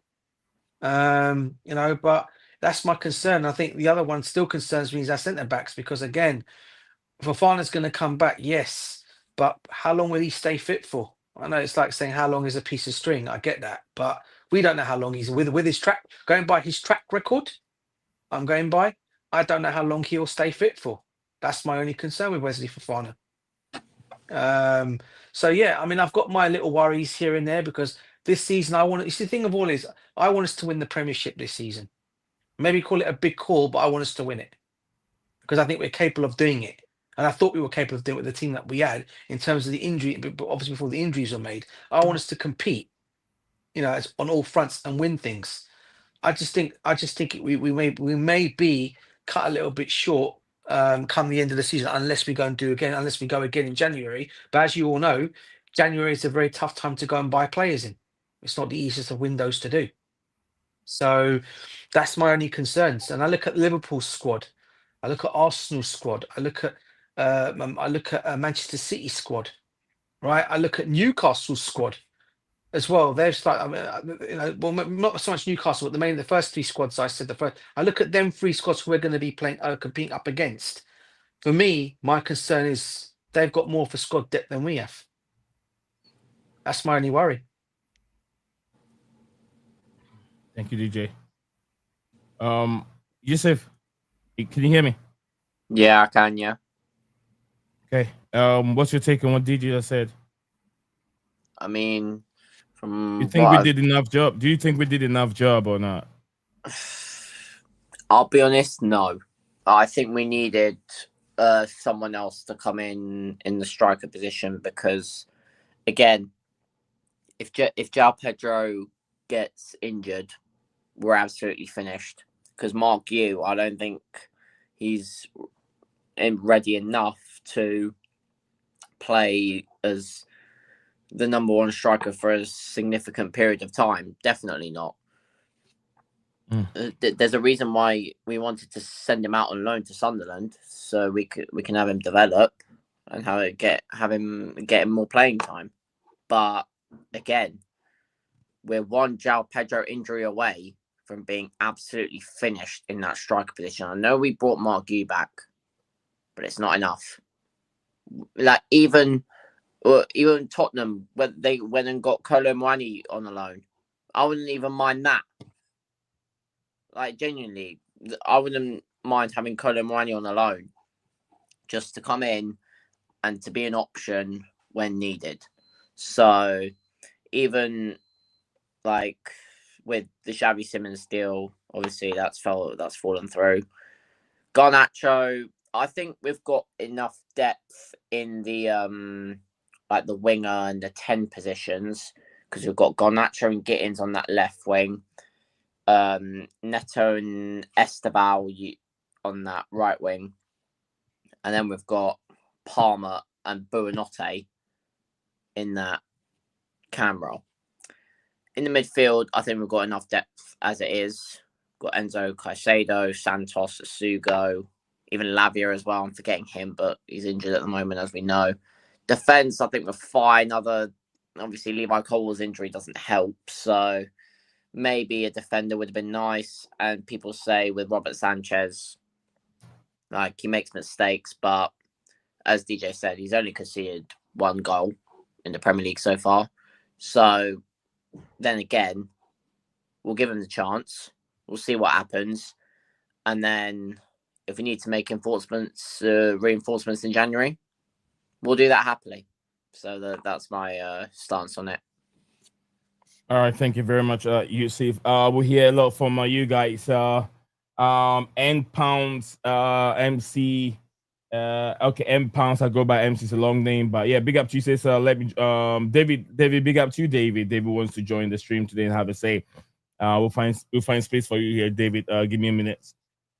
M Pound said I'm from Uganda watching live the show. Okay, absolutely. It says top. It says top.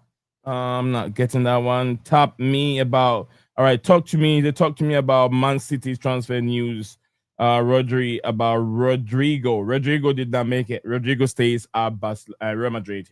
Sorry, he stays at Real Madrid at this moment. He's not moving anywhere. Was David saying here? David said, okay, let's join. Okay, all right. We will get David in the stream here today. Dan is here too. Give me a second, Dan and David. Let me create another more.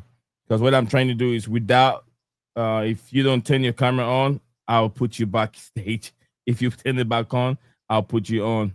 So Dan, that's why I have you in the backstage. If you don't like it, turn the Can I just camera on. confirm something with you quickly, Neat? Yeah. Nizaki has just said it already. Chelsea have become the first Premier League club to ever bank over 300 million from player sales. Exactly. In the new record. So what in terms of that, when I hear that, and I'm thinking we couldn't bring any extra into that, we've more or less done that to actually to brought one more in. I think the reason why I think Stephen said it earlier on, didn't he? Because Jackson didn't go on a full amount of money, only a loan, which means we kind of ruined it. I don't know. I thought we already had the money. I thought we had money in it. We have the money to spend, but financial, UEFA, it's really hitting us hard on these things, DJ. That's the reason why I'm sure, because they know they have the money they can spend. All right. So, okay. All right. We have a gentleman on our stream. I'm sure it's David, right? Is it David Prince? Big up to you, David, and welcome to BlueClouds Media. Love for that. So I've been following you guys' channel. I look a bit messy right now, but you know. No, you don't. You don't. Listen, you look fresh. It's just listen. So I want to get straight into it because I follow you guys a lot. So I'll be always in your posts. I'll be watching what's going on. But I want to say something. A lot of people are worried about strikers, bro. For the past 5 seasons, we haven't had a top goal scorer who was a striker. You know what I'm saying? That's number one. We always have our goal scorers come from the midfield. Been like that for ages. So I don't know why people are worried about what strikers we have and don't have. You know what I'm saying? But when we had Didier Drogba, he left. That was our best striker we've had in our team. We've had Torres. He wasn't a top goal scorer for us. We've had Uku was I don't know how you Diego Costa, bro. You know what I'm saying? Yeah. None of our strikers have ever developed to be something that they need to be for the club. We've always had the midfield take care of it, or our defense. You know what I'm saying? Even if we lose João Pedro, do I want that to happen? No, I don't. But in the reality of things, is a team of 11. You know what I'm saying? If the strikers can't score, the midfield will. If the midfield can't, then the defense will. That's how Chelsea's been for the part. And I'm not saying that, okay, do I want it to be like that? No, I would prefer the strikers to come in and have that Haaland role of being top goal scorer of the Premier League. But when you look at the reality of things, if we're winning, we're winning. And right now, Chelsea's been doing that. Look, when we had the Conference Cup, right, we didn't have a top goal scorer. Like, it wasn't, I never heard Nicolas Jackson top goal scorer. Guess who the top goal scorer for Chelsea was for the Conference League. It was Marc Guiu. And I do like him. I do like the kid, you know. Do I feel like he's ready for Premier League? No, I don't. I feel like he still needs time to develop. Because if you rush him in there too quickly, the thing that's going to happen with him is he's going to deteriorate. And the reason why I say that is because there's too many superstars in the club right now. So he has a lot to do to overshine them. But going on that loan, I thought was a great move. Unfortunately, he's come back. But hey, listen, this is how it is. You know, you got to be able to adapt to what you can be given. And our team only works with that structure. Like, as I said, you know, for the goals-wise coming from João Pedro, it's been perfect. It's been perfect. Nothing I've seen in a long time. Delap, unfortunately, he's injured as well. But this is Chelsea. We've had these problems. So for me, I would be like, I'm not really too worried about whether we have a good striker up there or not. Whether we have a striker, whether we have a midfield playing striker, hey, listen, we're still going to win the games the same way we've been doing all these years. You know what I'm saying? When we went into Champions League, you know what I'm saying? The last one when we played, it was Kai Havertz that scored. But he wasn't even the top goal scorer for us either. You see what I'm saying? Exactly. Conference League, this is it. It's always a trend. But if you go to Man City now and you say who's the top goal scorer for Man City, you're saying Erling Haaland. But the team is formed to the striker. They play for the striker, not with as a team. Because Haaland, you know, you look at Haaland and you look at the type of football they play, it's like, okay, everybody's trying to find him. Kevin De Bruyne was there and they tried to find him. He's the main man. He's the target man, and he's the the marksman that they're always trying to find. And that's been productive through their era. You go to Barcelona, there isn't a top scorer. All of them are top scorers in their whole nature. You know what I'm saying? Same thing with Real Madrid. And I feel like that's what Chelsea we have. We have that build up of, no, we don't have to develop. We don't have to rely on our striker. If our striker can't score, we can score too. And that's what we have. And that's what I like about us right now.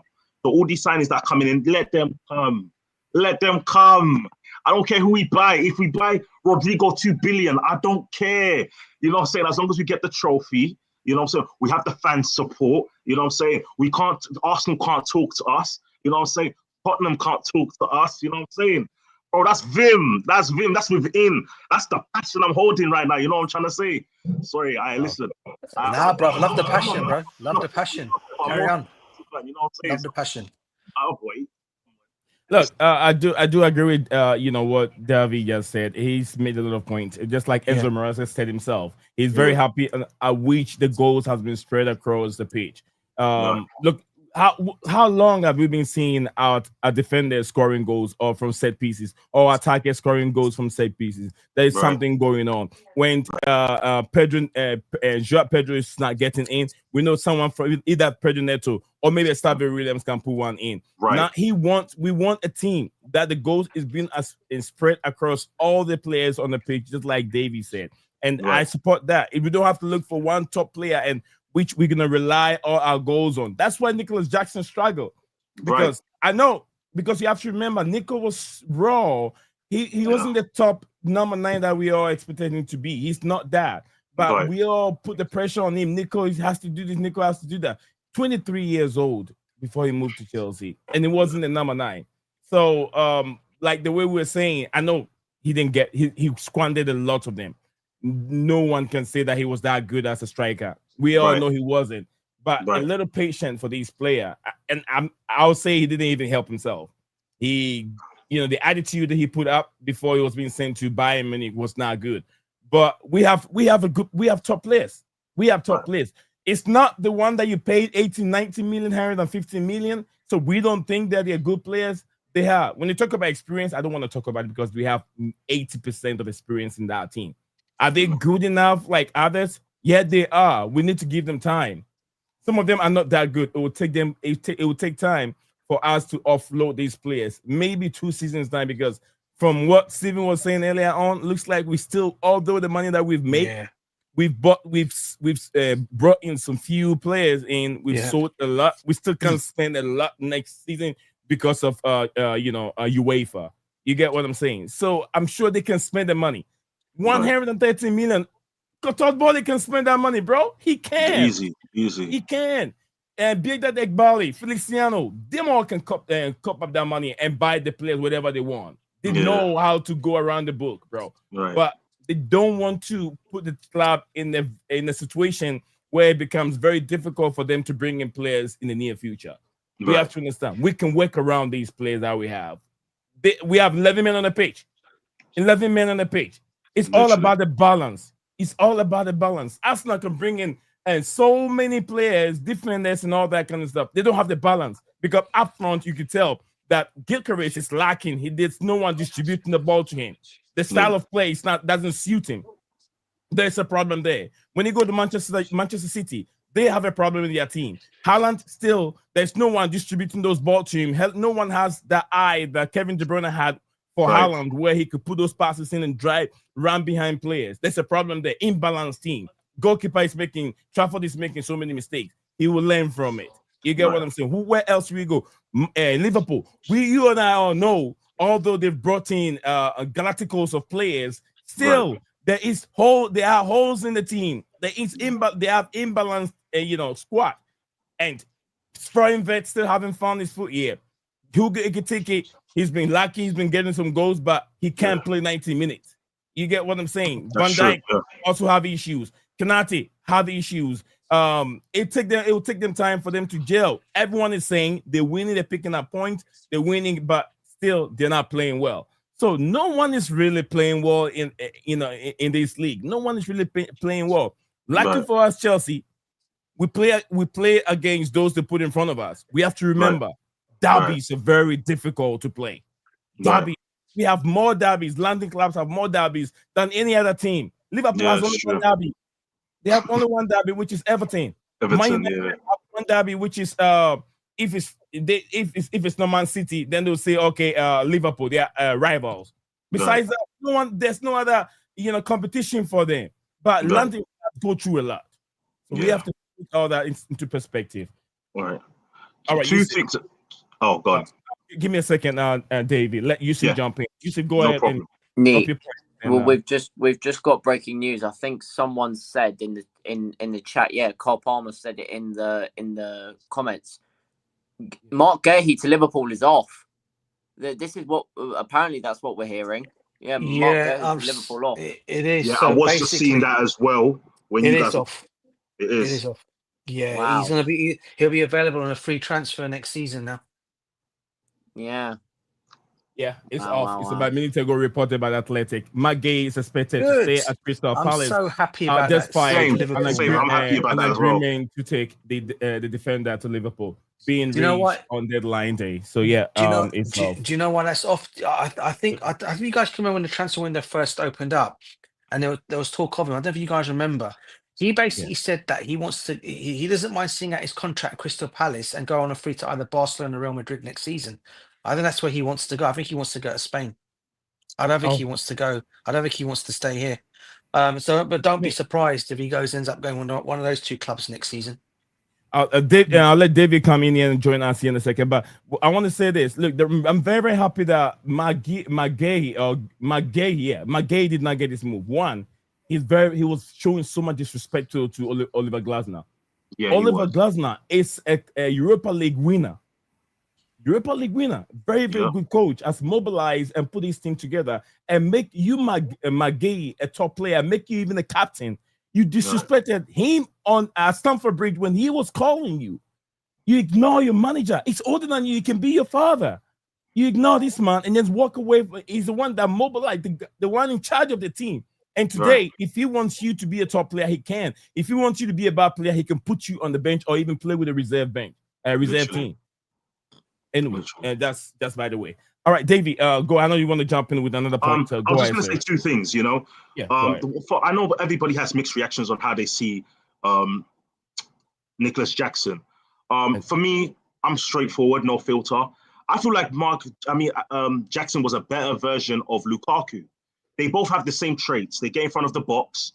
They got the ball on the floor. The only thing they need to do is shoot and score. They have so many attempts where they miss. Only difference with Lukaku compared to Jackson. Jackson is good at dribbling with the ball. Lukaku is good at holding up the ball. Apart from that, I feel like they were the same player. The other thing I wanted to say is that you was talking about Liverpool. Liverpool, for me, this is the thing. You see, Chelsea, there was a time where we had Kante, we had Jorginho, we had Luiz. We had the older squad, and then we changed around. We got rid of most of the older players, and we got into the young system. I think Liverpool's getting to that stage too, where it's like look, Mohamed Salah, 33 years old, Van Dijk, 33. You got who else is there? The guy in the mid. They got a couple players basically. What I'm trying to say, they got a couple players that are old now, and they need to get into that system of, okay, we need to bring younger players in to replace the older players, so they can have 1 year to play with them, and then be able to proceed to the next season. Same thing like what Man City's done. Man City kind of did that. They brought in all the old younger replacements, and the old ones are going out. The only difference is, as I said, with Man City's situation, is that all they know is Haaland. They do have players that can perform themselves and make the game of themselves, but their main priority is Haaland, which is why I feel like now they're starting to struggle. Now Kevin De Bruyne's not there to always make the perfect passes. He's not able to find Haaland in the box. He's not there to be the set piece taker. Yeah. You're seeing so many holes now. Listen, when I heard Brighton beat them, I almost fainted. I couldn't believe that was 2 games in a row they just let go. You know, Brighton. Listen, Brighton on any day. How's that even possible, bro? You know what I'm saying? I've got friends calling me down from schools. Hey, listen, you know what we just did? Yeah, we just did the Blues. I'm like, which Blues are you talking about? Like fucking Man City.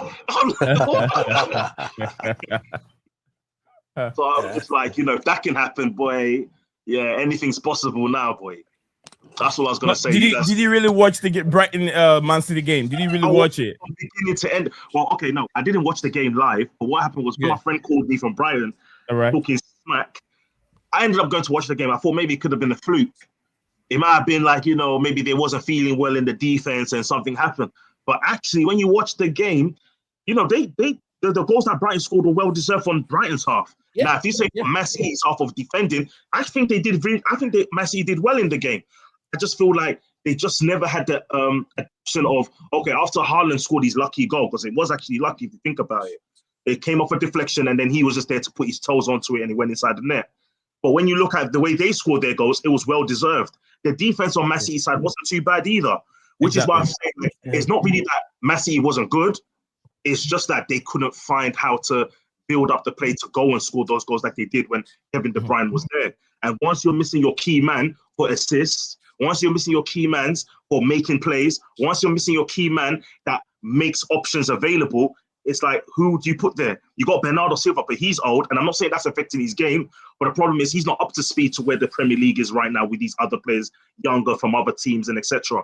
You got Nico Gonzalez, who's there as well, but he's a bench player. He's not even ready to be a starter yet. So it's like when you're looking at it from Man City side, it's like I don't know what to imagine what Pep is feeling like. You know, when you think about it, because Pep is a very good manager, you know he's great.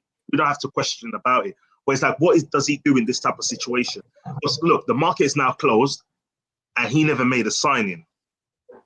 So he knows I don't. I question Pep Guardiola a lot when in every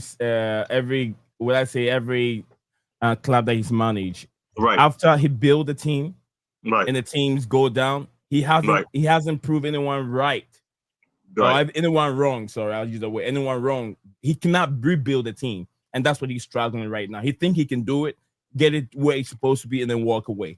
But he cannot. He hasn't shown. So this season, even during on my predicting list in terms of where everybody's going to be on at the end of the season, predicting the end of the season, I didn't put Man City anywhere close to. I think I had him on. I think either third or fourth, because I saw the holes within them last season when the season was about to come to an end, and I still saw the same problem in the Club World Cup. And that's why I knew that this man cannot do it. He has never done it before. Couldn't do it at Barcelona. Couldn't do it at Bayern Munich. And I've been at City for how long now? He cannot do it. When it happens, it's true money. He has to get rid of all the toys he have and then buy new toys. And they think buying new toys, putting them together, just happen like that in the Premier League. It doesn't. It takes time.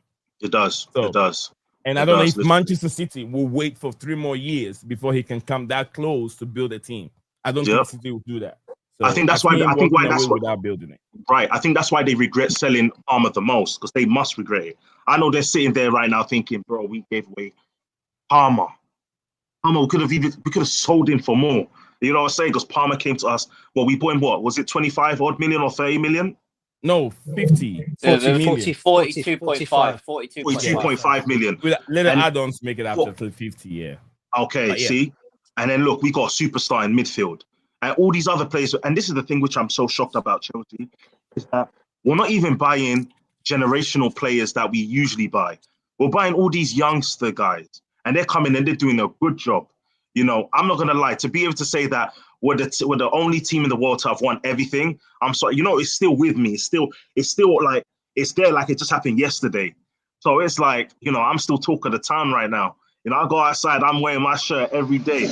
I don't care if they're sometimes. If Davey, can I ask you a question? Go ahead, I'm ready for it. Right. Yeah. So, do you think this season, from the Chelsea period, we've won the World Cup, right? Yeah. So, do you think we've strengthened that much, to concede to go win the Premier League and go for very far with the Champions League with Marc Guiu up front? So I'm gonna say like this: to win the Premier League is not something I think we can do, only because we're in too many competitions. We have to limit how many players we play. We haven't got like a first team for every competition. So what's gonna happen is I believe we are gonna win 2 trophies this season for sure. One of them I believe we can definitely go and win is Champions League, and then whether it's an FA Cup or Carabao Cup, you know what I'm saying? That's for sure. Premier League, the problem is the teams that get knocked out of all the competitions are they're playing number one, like Arsenal. If Arsenal don't even make the cut this year again, I think that they're going to be playing for the league. If Man City's form is that bad and they get knocked out of all cups as well, they're going to be focused on the league. Whereas us, we're going to be in all the trophies. It's just going to be like that. So you think we're going to win the Champions League by having Sanchez and Marc Guiu up front? Okay, the Sanchez thing, right? I believe our defense is not the same. I believe, like, you know, we're having Chalobah that he didn't go on a transfer, you know, putting him linked up with Tosin, and then Fofana's also coming out. He had one great game which I watched. I think it was the second game when he came on He came on the 60th minute. I like what I was seeing. So if he can keep into that situation of not being injured or just being a bench player to come on in big opportunities in games, I think we can do it. Sanchez is a bit 50-50, but they have to get past the defense. You know, when these goals are coming in, they're never long-range shots. They have to be in the box, whether it's from set pieces or it's they're actually in the box and then, you know, setting up a player like, you know, once they're inside the box, which I feel like Sanchez is not that bad at. It's just a case where sometimes he makes wrong decisions. And I feel like that's what kills Sanchez. So you're telling me. Dan, one more question, then we can move on. Go on. One more question. So you're telling me. Yes. To provide since the Club World Cup, we now got Cole Palmer injured out for 6. So they reckon he might be back at international break, but we don't know for sure, right? We now got Liam Delap out for 6 to 8 weeks, right? Wesley Fofana has about 6 games and he's out for the whole year. Since last season. So if that's the case, if he happens, Leroy Carwell is now out till probably end of December to January time coming back in. He might not be ready, right? You've got Bayern Munich, who's one of the probably like strongest teams in the Champions League. You've got Barcelona, who really made the final last season, right? You've got Napoli, who's outperforming their performance since last season in the Italian league, right? You've now got 2 other low clubs but you're telling me we'll go ahead, the likes of Real Madrid, who's to strengthen, the likes of Man City have to strengthen. Now Liverpool's now got Isak in their team, one of the probably the second best striker. Hang on. Because Dan, are you asking a question or you making? No. I'm feeling no. You're driving out. I don't like. Oh my God! This one don't let me land him. I was going to come to the question. You do this all the time. I was going to come to the question. I'm in charge. I've made you ask 3 questions. That's enough. That's enough. You're driving your question to where you want him to side with you, which is not happening. You've asked 2 questions. No, I'm not siding with me. No, let me land. You asked him the first question. He answered you. He gave you what his opinion is or what his thoughts are. And you ask the same question. Do you think that Sanchez in Paul This is that is Paul. We can go on and beat Real Madrid and did that. But, and he explained to you. Now your second question is still going directly to him on what you ain't letting me finish it. You're not letting me finish, bro. You're not letting listening. The second one was not a question. No, but I'm coming up to the question. I'm coming up to the question. The question cannot be 60 seconds long. That can be a question. No. But I was just gonna come up, with the questions about right, yeah. But you're not. If you don't, bro. But if you ain't letting me finish, if you allow me to finish my sentence, while coming. Taking too long, Dan. It's not taking so long. I was gonna be really quick with you, but when you interrupting me, bro, I ain't gonna get to finish to be snappy on this question. Like.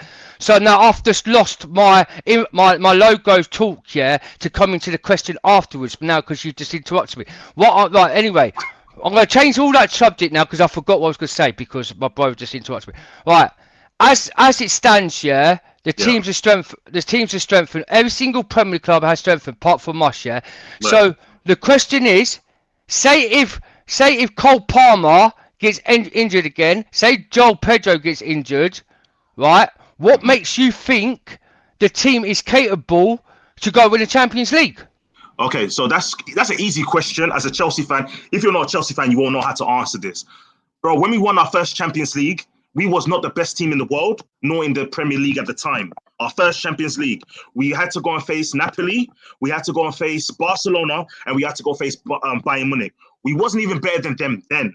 And guess what? Our manager got fired. That's when we had AVB. He got fired, and then we had Di Matteo come in, right?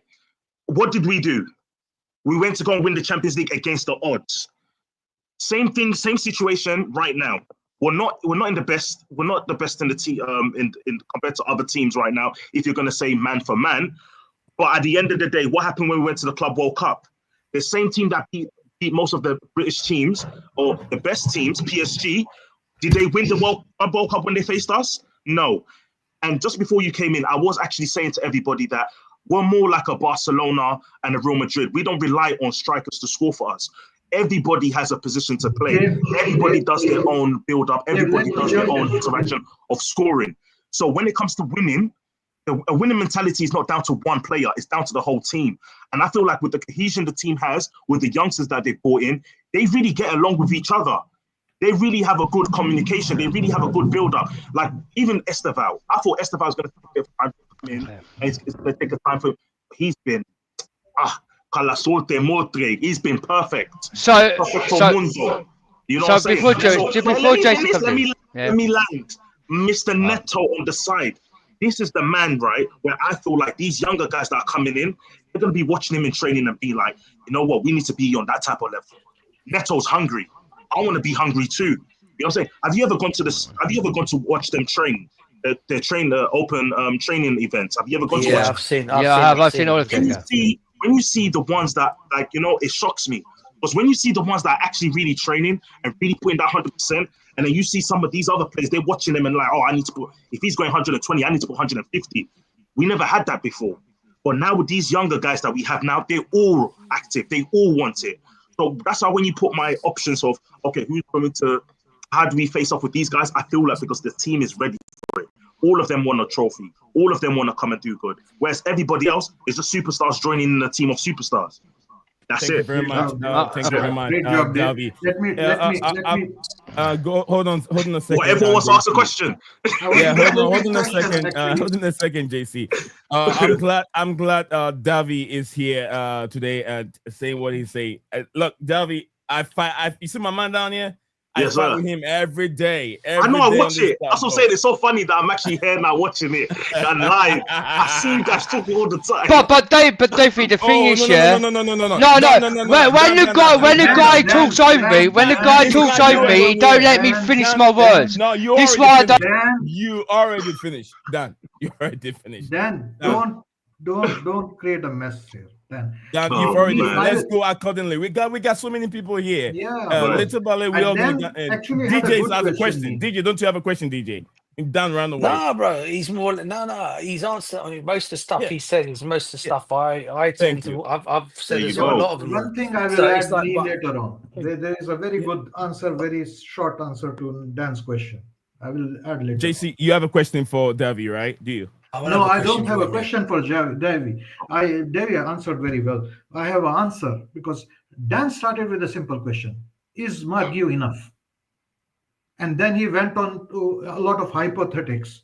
I'm not going to hypothetics. I want to explain because there is an agenda going on. Somebody saying Jackson shouldn't have been sent. This has not been. It's all emotions, and there is a recency bias, which is affecting and staining the decision making of most of the fans who are not looking at the football.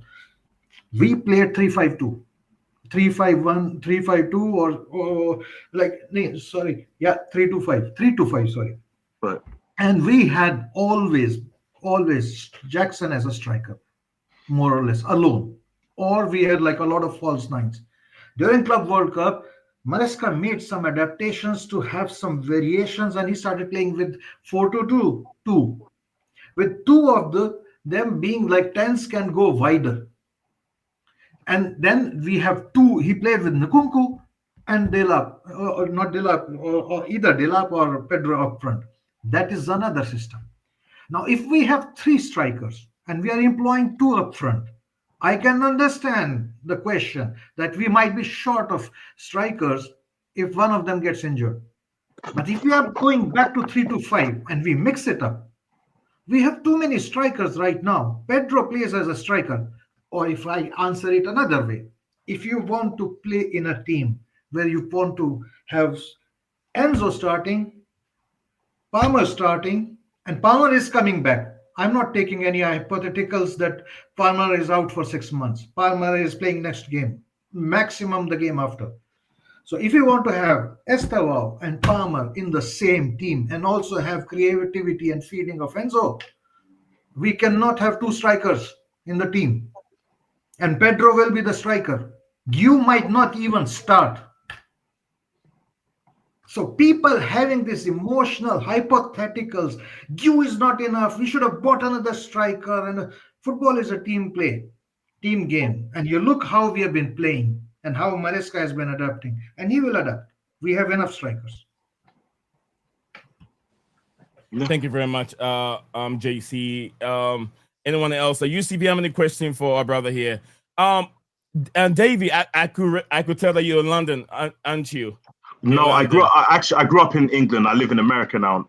Oh, for real? So yeah, I live in America. I live in San Diego. I was like, your accent sound like a bloody Londoner, but then you're down here. Which part of the state are you located? San Diego. Oh, San Diego. Okay. Yes, sir.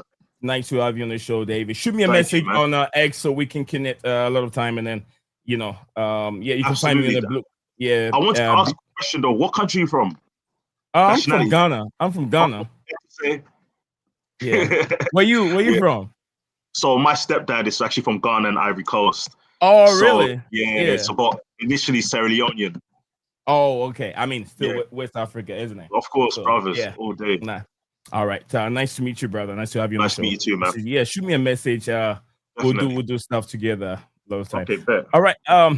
Dan, are you coming back? Let me know if you're coming back with 1,000 questions. Davey and Davey here will give you all your answers. DJ, any short answer, any question for you could throw at Davey and see where he stands on the season, where we end in the season.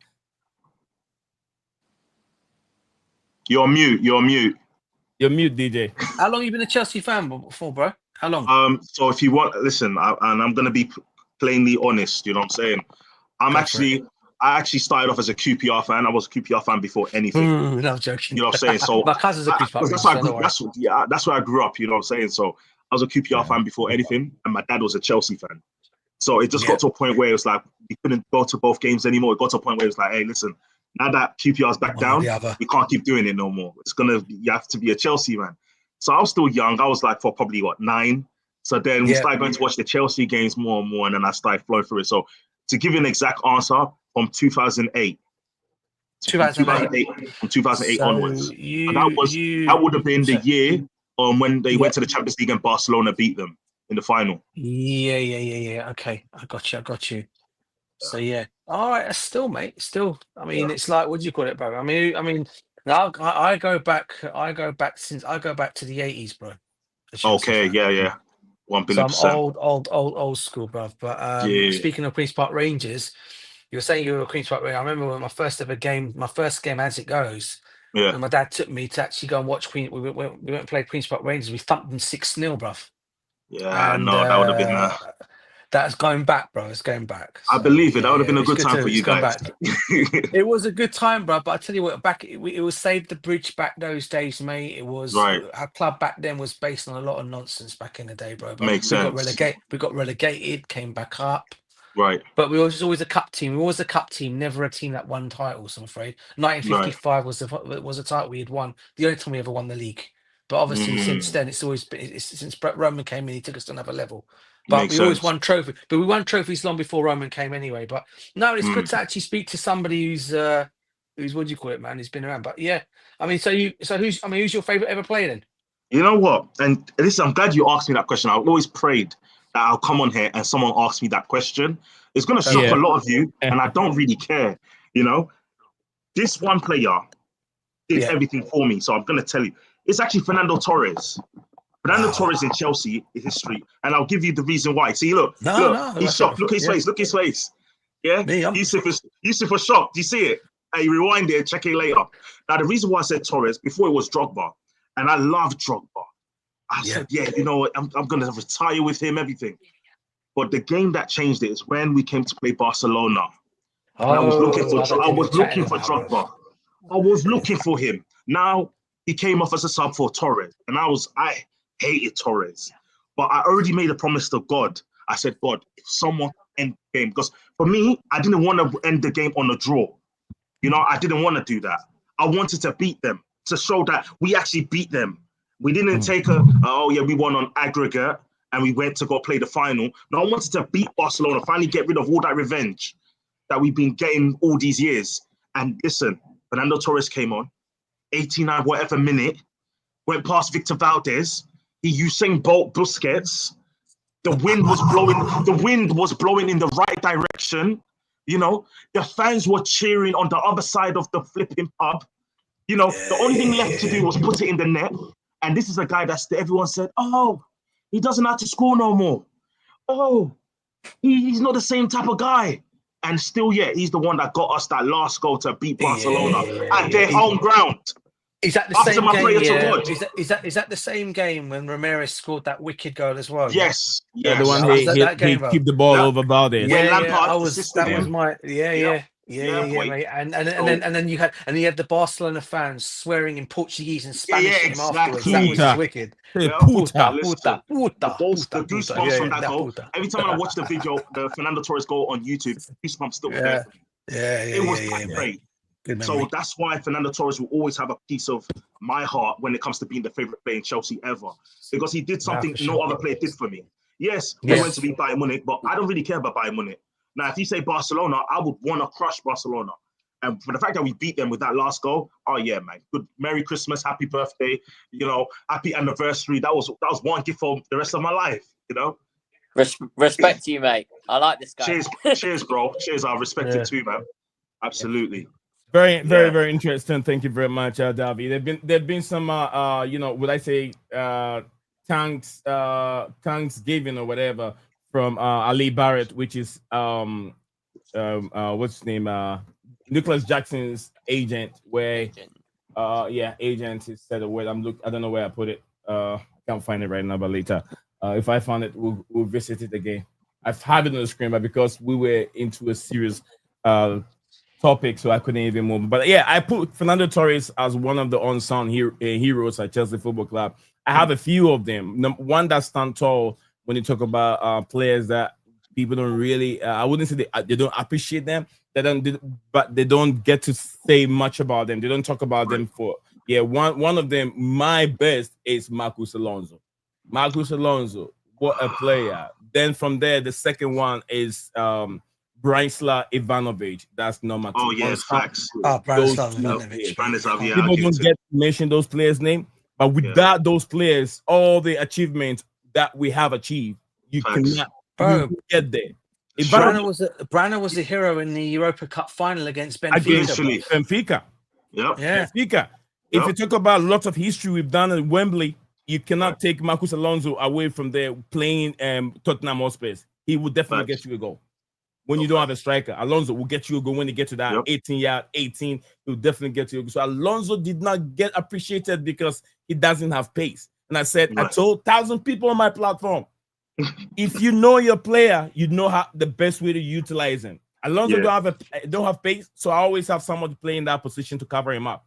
But you know he can win a game for you when he busts up front. He goes forward in that position. He has a wicked, powerful left foot. He will get you a goal. And the free kick, he will get you goals. So absolutely. If I have a team, Alonso will be on my team all the time. You guys quickly. Crystal Palace apparently are saying that Oliver Glasner is one of the candidates Bayer Leverkusen are considering after terminating the contract with Erik ten Hag. Yeah, that'd be an interesting one. Three ex-United managers have been sacked. Yeah, Jose Mourinho, Erik ten Hag, and then who again? Ole Gunnar Solskjaer. All been axed. But apparently Glasner's been mentioned as a Leverkusen manager. Yeah, he won't go. One. He won't. That'd be crazy if he does, man. He's an excellent. I rate him as a manager. I think people don't rate him too much. He's an excellent manager, man. That job is way better than Crystal Palace. He'll go. He'll pick it up. Yeah. Is that what you think?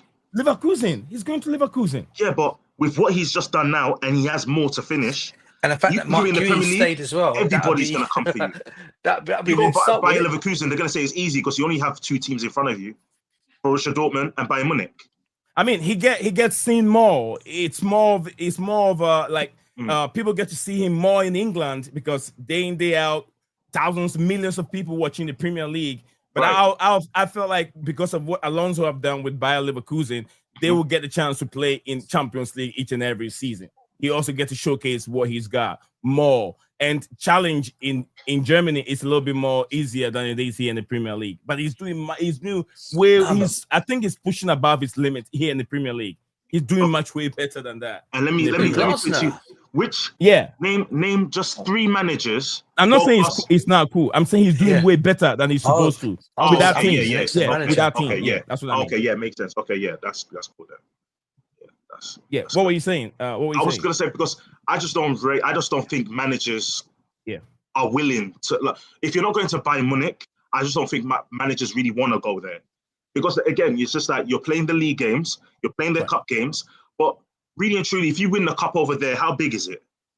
Like how many of you guys as a fan of your own club realize their trophy and feel, oh yeah, they just won. We don't care. Yeah. You know, if it's now like La Liga, okay, we do care. You know, oh yeah, they won the treble. You know, we talk about it. You're not talking about nothing in Bayern Munich. So when you're looking at it from another team's perspective, it's like, do they look at these achievements and think that's something? Or do they look at the fact of, wait, what country did he win this? Oh, well, he didn't win Champions League, but he won his own cup over there and he won the league. Or in Germany. Yeah. Oh, well, yeah. He might, you know, that was Germany. Anyone could do it. You know, my mum can go and manage a team over there and probably make top 4. You know, you feel me? So it's like, and that's why I look at it. So it's like, you're going to get a good manager. You want to be looking at Italy and you want to be looking at Spain and you want to be looking at, of course, number 1 in the world, England. Simple. It's just that simple. There's nothing else after that. The rest, they can all, you know, balance themselves out. Because even same thing with France. France has got it's a good league, but are you looking for managers there, like compared to the other selections? No, you're not. Yeah, thank you very much on that. I know DJ want to jump in, but I want to love you forever. Thank you very much for joining us on the show. It says big up Nick Zion and all the wonderful people joining the panel today. I hope everyone is doing very, very well today. I want to love you forever. Thank you very much for the wonderful comments from you. And then also Cole Palmer. KC is SHIT. Window Maraska doesn't have a center back. What are you talking about? Cole Palmer, that's garbage, mate. We got a good team. The problem is I don't know why people are so panicking over who we should have bought. Buying players is only good a necessity if you don't have the resources behind it. We have the resources behind it. Fofana was there. He's injured. He's not injured now. He's been playing a couple minutes. They're doing what they did to Reece James. They bring Reece James into the mix, give him 60-odd minutes, see how he goes, and then put him into first team like he's done this season. That's what they did with Reece James all last season. It's the same thing with Fofana. He's definitely going to play for us. So we're not going to have no problems with that, you know. At Cole Palmer, he says, yes, I agree. I would have loved to see a centre-back. We have 5 good centre-backs, but one of them is Fofana, and Badiashile is erratic. Fans loved Acheampong, but now I am the only one putting faith in him. Again, that's a mixed reaction. I feel like there isn't really anybody who would only like Fofana and Badiashile. Badiashile he's a decent backup if everybody else that's top is injured, which is why I keep talking about Fofana. You keep your focus on Fofana and whoever is in that middle. So if it's Tosin and Chalobah, you got Fofana. If it's Fofana and Chalobah, then you got Tosin. So we always, and then again, if any two of them get injured, for example, that's where that extra will come in with Badiashile. So when you say sign a centre back, we've already got too many. So we have no problem in defence. Trust me. Believe in Ezra Maresca and you'll be fine. Who's DJ. lost favour? Yeah. Go ahead, DJ. Go ahead. No, I was just reading that. I think he's saying that Cole Palmer is requesting for another centre back. So JC's asking, have you lost faith in your academy player, whom we all know he's that good? He can come in and do. He's not the world best over there, but he's growing into his prime. He's growing into his trade, and he can get better from there. That's what JC. I agree. I think the only thing I'll say to the thing what Cole Palmer is, and what you've just said as well, bro, is I get your point of view as well. I think for me, I think what it is because of the injuries that we've got to our centre backs currently. You've got Levi Caldwell out, right? As we know, possibly till April next year, right? He might come back if we're lucky. Yeah. Then obviously you've got Badiashili's out injured now as well, and obviously and now you've got Wesley Fofana, who we all know comes in and he gets injured again. I think to bring in, for me, I've always said it. I think sometimes you've obviously seen Chelsea in 2008, bro. We've always built our team, as you know, on experience, experienced goalkeeper, experienced centre backs, experienced midfielder that go and win you things. For me, sometimes I just feel we don't have that much experience in our team. That's why I think sometimes it would have been ideal to maybe go out and maybe even got a centre back, even on loan from somebody somewhere on loan to come and help us out. That's all it was for me. I think other than that, look, if the centre backs can stay fit, as I said, Acheampong, I have so much faith in this kid anyway. I think I've seen him come through the ranks. I've seen him play for the ranks, the youth ranks, and I've also seen him come into the first team as he's gradually done. And I think he can do. I think he can. Obviously, he's a kid. He'll make mistakes on the odd thing as well here and there. He'll make the odd mistake here and there. But that's called learning the game. Right. So for me, sometimes I just feel maybe you might need to bring the odd experienced player in to come and help them out. Because don't forget, when you had Thiago Silva at the club, bro, this guy, mate, he was like a Rolls Royce, mate. Who would have believed his age? The guy was like everywhere, wasn't he? He was. Yeah, he was. 26 when he came. Yeah, I thought it was that. You might have been that age, innit? Yeah. He just never ages. 36. Sorry. I was saying no. I know. I thought you were messing. You said 26, but I thought it was 36. I said that. No, 36. He came. Obviously, that's the age he came to Chelsea. Yeah. But he played like a 26-year-old. That's my point, because he wasn't. You can feel that he didn't lose much in his game. So that's why I think sometimes we do need the experience. However, we haven't generally our centre backs are good. I just think sometimes on occasion in games, especially with the Champions League now coming up, the mistakes you could have made last season in the Europa Conference Cup wasn't really that bad, because you can always come back from that. But with the Champions League now this season, it's one competition you can't mess around with. And bear in mind that we're going to be playing in the Premiership, FA Cup, Carling Cup for the title, and going for the Champions League. You need to have your full fit. That's why I think sometimes you do need an experienced centre back in there. That's just my thoughts anyway. Thank you very much, DJ. That's the voice of DJ, long-time Chelsea supporter. JC, big up to you, JC. JC said, Tosin, Chalobah, Acheampong, Fofana, Badiashile, and Badiashile. I wanted to centre back because I'm not sure about Fofana's fitness, and then he went ahead and say it. Big up to you, Mo. More of the Blue Lounge YouTube channel. What a transfer window. He says, what a transfer window. For Chelsea. No. What a transfer window. I would have loved to have Hoytson, but we couldn't let hope. Let's hope if needed, we can find one from the academy. From JC. Centre back is the only one I will have added to the squad, which did not happen. Guys, is it because that let me ask this, is it because that we did our business a bit too early in the season. That is why we're feeling like we didn't do much at the end of the season, because you have to remember there was 2 transfer windows that was being opened. One was short, and we did the business that we have to do to be able to win the Club World Cup, and we did that during that section. And we couldn't do a lot. We focused on outgoing instead of incoming. But we still got a couple loans in. Is that the reason why the fan base or the typical fans feel like we couldn't do much in in the transfer window? Who wants to go first? DJ, go for it. Yes and no. I just think, we did we did the main business that we needed to bring in, which is obviously prioritised the striker. Obviously, we prioritised another one in Pedro, João Pedro. But I think we always, when we started this window, started out, and did we not always say here, right? That the one thing we needed here, I think we were saying it in the beginning, maybe another. This is what we were saying in the beginning. Maybe another goalkeeper, maybe another centre back to come and help this slot out, and obviously our attackers that we needed, right? So obviously we didn't get the goalkeeping because obviously they have the faith in Sanchez after the Mike Maignan deal didn't happen. Okay, Sanchez stayed on. Okay, so obviously for me, I was still looking for a centre back. I'll be real. I was looking for a centre back. I'm not going to lie to you, because I thought this squad needed it. And I just think when we knew about Levi Corwell, I reckon the club should have acted then and gone and got somebody. So for me, I think we've missed the boat on a centre back. I think for me, Marc Guiu will be available for 15 million in January. Go out and get him for 15 million, even though he's out of contract next season. There you go. Exactly. Spot on, DJ. Just if you want to jump in, or should I go to Davy? You can go, David, and I'll go after. Okay. What's your take on that question?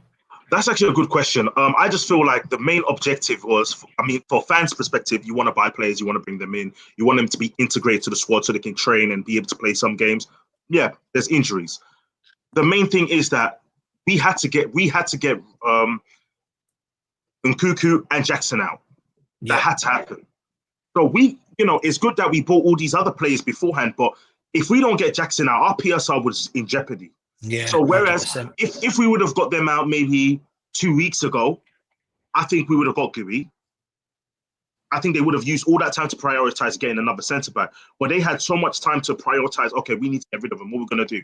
How we're going to sit down and talk about this? We've spoken to his agent. What did he say? Okay, his agent is saying that they're not trying to go, but we might be able to convince this type of contract. There's so many things going on behind the scenes we can't possibly see.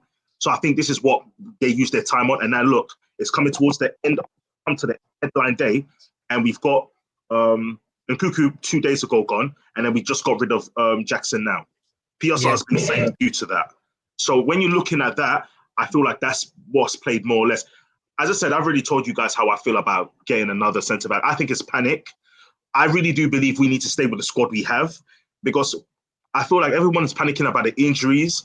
I just don't think it's going to be as big as what people are making it. I do believe Fofana's going to have a good season this season. I don't think he's going to try and be that guy that's going to be delved into injury like how he has been in these past 2 seasons. So I do feel like we've got someone there. But again, it's each to their own. But that's what I put out there. Yusuf, what about you, bro? I have a question for you afterwards, in fact, bro. I'll let Yusuf answer. I've got a question for you regarding the transfer window, in fact. Okay, go ahead. Hey, I was just about to echo everything that David said. I completely agree with it. I completely agree with everything, especially when you said, with the PSR thing, when we had to get Nkunku and Jackson out. That was a must. Getting all the players like Gittins, Delap, everyone like that in early was good to try and get them to mix with the players that we've already got, so they can build those relationships up. And obviously it's a bit of a shame the Xavi Simons deal didn't go through. That's the one I was going to ask you about, bro. But you speak me to it. It's all right. Yeah, you mentioned Xavi Simons. That's cool. You mentioned it. Exactly. Like that signing, it would have been great if we got him in, because especially now Cole Palmer's out. Imagine we got Xavi Simons. Like that absolutely not. Right. Are you guys buzzing? No way. Listen, I'm glad you guys feel like that, and I feel like every other Chelsea fan feels like that. Absolutely not. Where's he gonna play? Who? Enzo? Is he gonna replace Enzo? Is he gonna replace Casado? No. Where would he play? 17 million to sit on the bench. He would. What you know what I'm trying to say? You just made Nice day. What I'll say on that one, literally, I'm happy it didn't go through. We know how much money we saved from that. This is a player that would have got later on would have been like, man, I'm a top player and I'm sitting on the bench. Eventually, there would be problems between him and the manager. It would be like a Jackson situation all over again, but 10 times worse. Because we went and bought him for 70. We've seen what happened with Lukaku when we don't want him at the club. We've seen what happened with Sterling. That was a disaster. Sterling was a disaster. Bro. Look, Sterling we didn't want. Then we had Lukaku, who, by the way, we went and bought back. We bought him again for money. Disaster, bro. Can you believe it? Real money. We bought him for real money, and he came back to the club, and we didn't want him again. And we couldn't even get rid of him then. Now you're going to go and buy 70 million, Xavi Simons, for midfield that's overly packed. Let alone, we got guys like Estevao who can come and take over that position, put Garnacho in his position. We won't even see Simons. Simons won't even get 2 minutes. He might come on like 90 minute plus 10. You know just to let you know, bro, you have made Nice day. Look at the smirk on his face on that side, bro. Yeah, come on. Look at the smirk on his face. You know why? Because he was all after Garnacho, innit? And how I'm looking at it from a different perspective, I'll be honest with you. I was looking at the situation. Garnacho. I'm coming to Garnacho. Save it. Don't talk about it. That was going to be my next thing. Go ahead. I was going to say to you, bro, the reason why I was talking about Xavi Simons, you know, you say he might not get an opportunity to play, right? Because remember, remember it was all briefed by the club here that we need to get rid of Simons. Simons. We need to get rid of Lukaku and Lukaku, not Lukaku, and Kuku and Jackson. His brother, yeah. His brother, bro. Yeah. To get rid of those two players to bring Xavi Simons in. Now, how I was looking at the situation, bro, is you could have forgotten about Garnacho, bring Xavi Simons in, and you can play him as an attacking midfielder, or you can play him as a left winger. Yes, get rid of Garnacho for Simons. Yeah. So you're telling me someone that's been brought up in the Premier League knows how the Premier League structure is. You're like, you would rather get rid of them, man, bruv. You would rather get rid of because as much as I don't like Garnacho, I do want it. We have a team that can make him more. I've accepted it now. I've accepted he's Jadon coming. Sancho, I'll back him. Just look at Jadon Sancho had a torrid time at Manchester United. When he came to Chelsea, what happened? He had a couple good goals that were meaningful. He played good. He worked with the system. He was just as good with the players, just as any other bench player. Let alone now you're getting someone younger. What? Garnacho. Oh my goodness, bro. I can't say the word I want to say, but bringing him in, oh my gosh, bro, that's just giving us more options.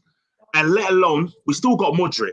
Now, if Modric's situation comes into be a case where, this is how I feel like it's gonna play, guys.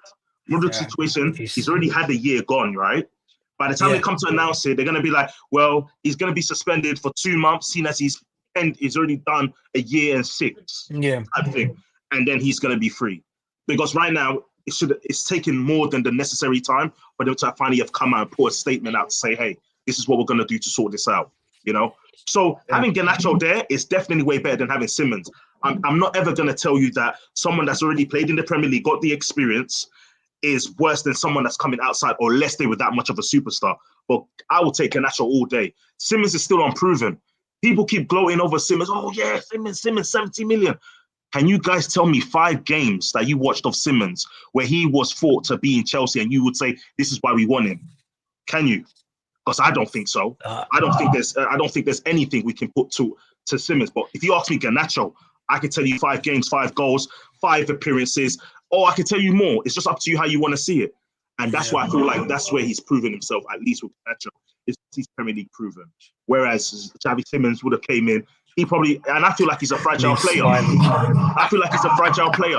I do. There's a lot of negativities. You know what, bruv? You've made Nice evening, yeah? You've made Nice evening because he knows how we all feel about this Garnacho situation, right? Listen, I had nothing. I told Nice in the beginning. Nice thinks hate, right? I've never had hate for Garnacho. I just said, I didn't like his attitude at United. And I didn't want to see, especially what his brother does on social media and all this nonsense. You don't need it at Chelsea, especially when we've just won trophies, right? Yeah. The last thing you need is this guy coming along and doing what he needs to. However, I didn't think afterwards with Reece James there, Cole Palmer, the guy will have to be in line. Otherwise, we ain't. But Chelsea, there's things that have happened worse in Chelsea, and you're worried about that. What about when John Terry? man. What about when John Terry slept with what's his name? Don't get me started on that. Wayne That's Bridges, a different Wayne Bridges' subject, bro. wife. That's another subject, bro. That's not the same subject. Worse. That's God, worse. what you're telling DJ me? You're Drogba worried actually about? No, but you're worried DJ about this. Drogba actually called the stuff they do in the club and all that stuff. All right. Thank you very much, Prince. Thank you very much, Davy. That's Davy. That we That's a have good example more to also you, here. bruv. Guys, Good example. John Terry, but mate. a bit Oh too my far. God. I forgot all about that. It's like, John, all it's about not that, just still. Wayne Bridge. It's not just him sleeping with Bridge. He's gonna go into it now. I don't want to get in there. I don't want to get in there because it's a long story. It's not just what he did with Wayne Bridge and all that. No, it's other things. I think he's worse. Situation. That's the worst one. That situation too. Yeah, Ferdinand, he has apologized and all that. But this is the guy that is the most popular person at Stamford Bridge anytime he step a foot on our page. Right. Then we are worried about Alejandro Garnacho's brother posting shit on social media. Are we buying his brother? We buy Alejandro Garnacho. Or he's vaping. Someone is worried. My brother Dan is worried about him vaping. What's wrong with him vaping? Where was this attitude when John Terry stepped with Wayne Bridges' wife? wife? Can I say something? DJ, don't you think we've had other worse players with worse attitude than Garnacho? You're thinking. But anyway, I know situation. Lukaku had a worse attitude. Oh, Lukaku. Definitely Lukaku. Oh yeah, the guy was just don't get me started. Okay. Let's move on. Let's move on real quick. JC, thank you very much for the comments. It says Javi, Simons, and Lopez, but I don't think Simons or Lopez are winners. Are wingers. Okay, that's from JC. It says with Garnacho, they can play. Yeah, he says so. With Garnacho, he has to be and he has to be told clearly that he has to track back. That is my biggest issue with Alejandro Garnacho attitude. Attitude is I think the thing is subjective because that's Manchester United situation. Dan, big up to you. Dan says what these what for Xavi Simons will be 61 million and he would have started at number 10 Davy. Oh no.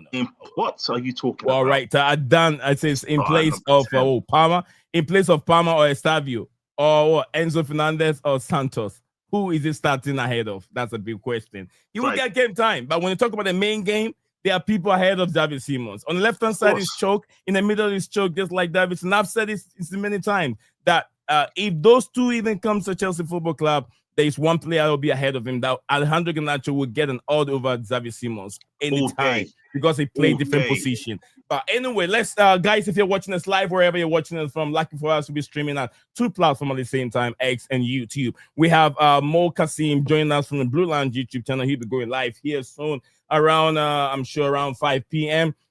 Maybe 10 p.m. UK time, 5 p.m.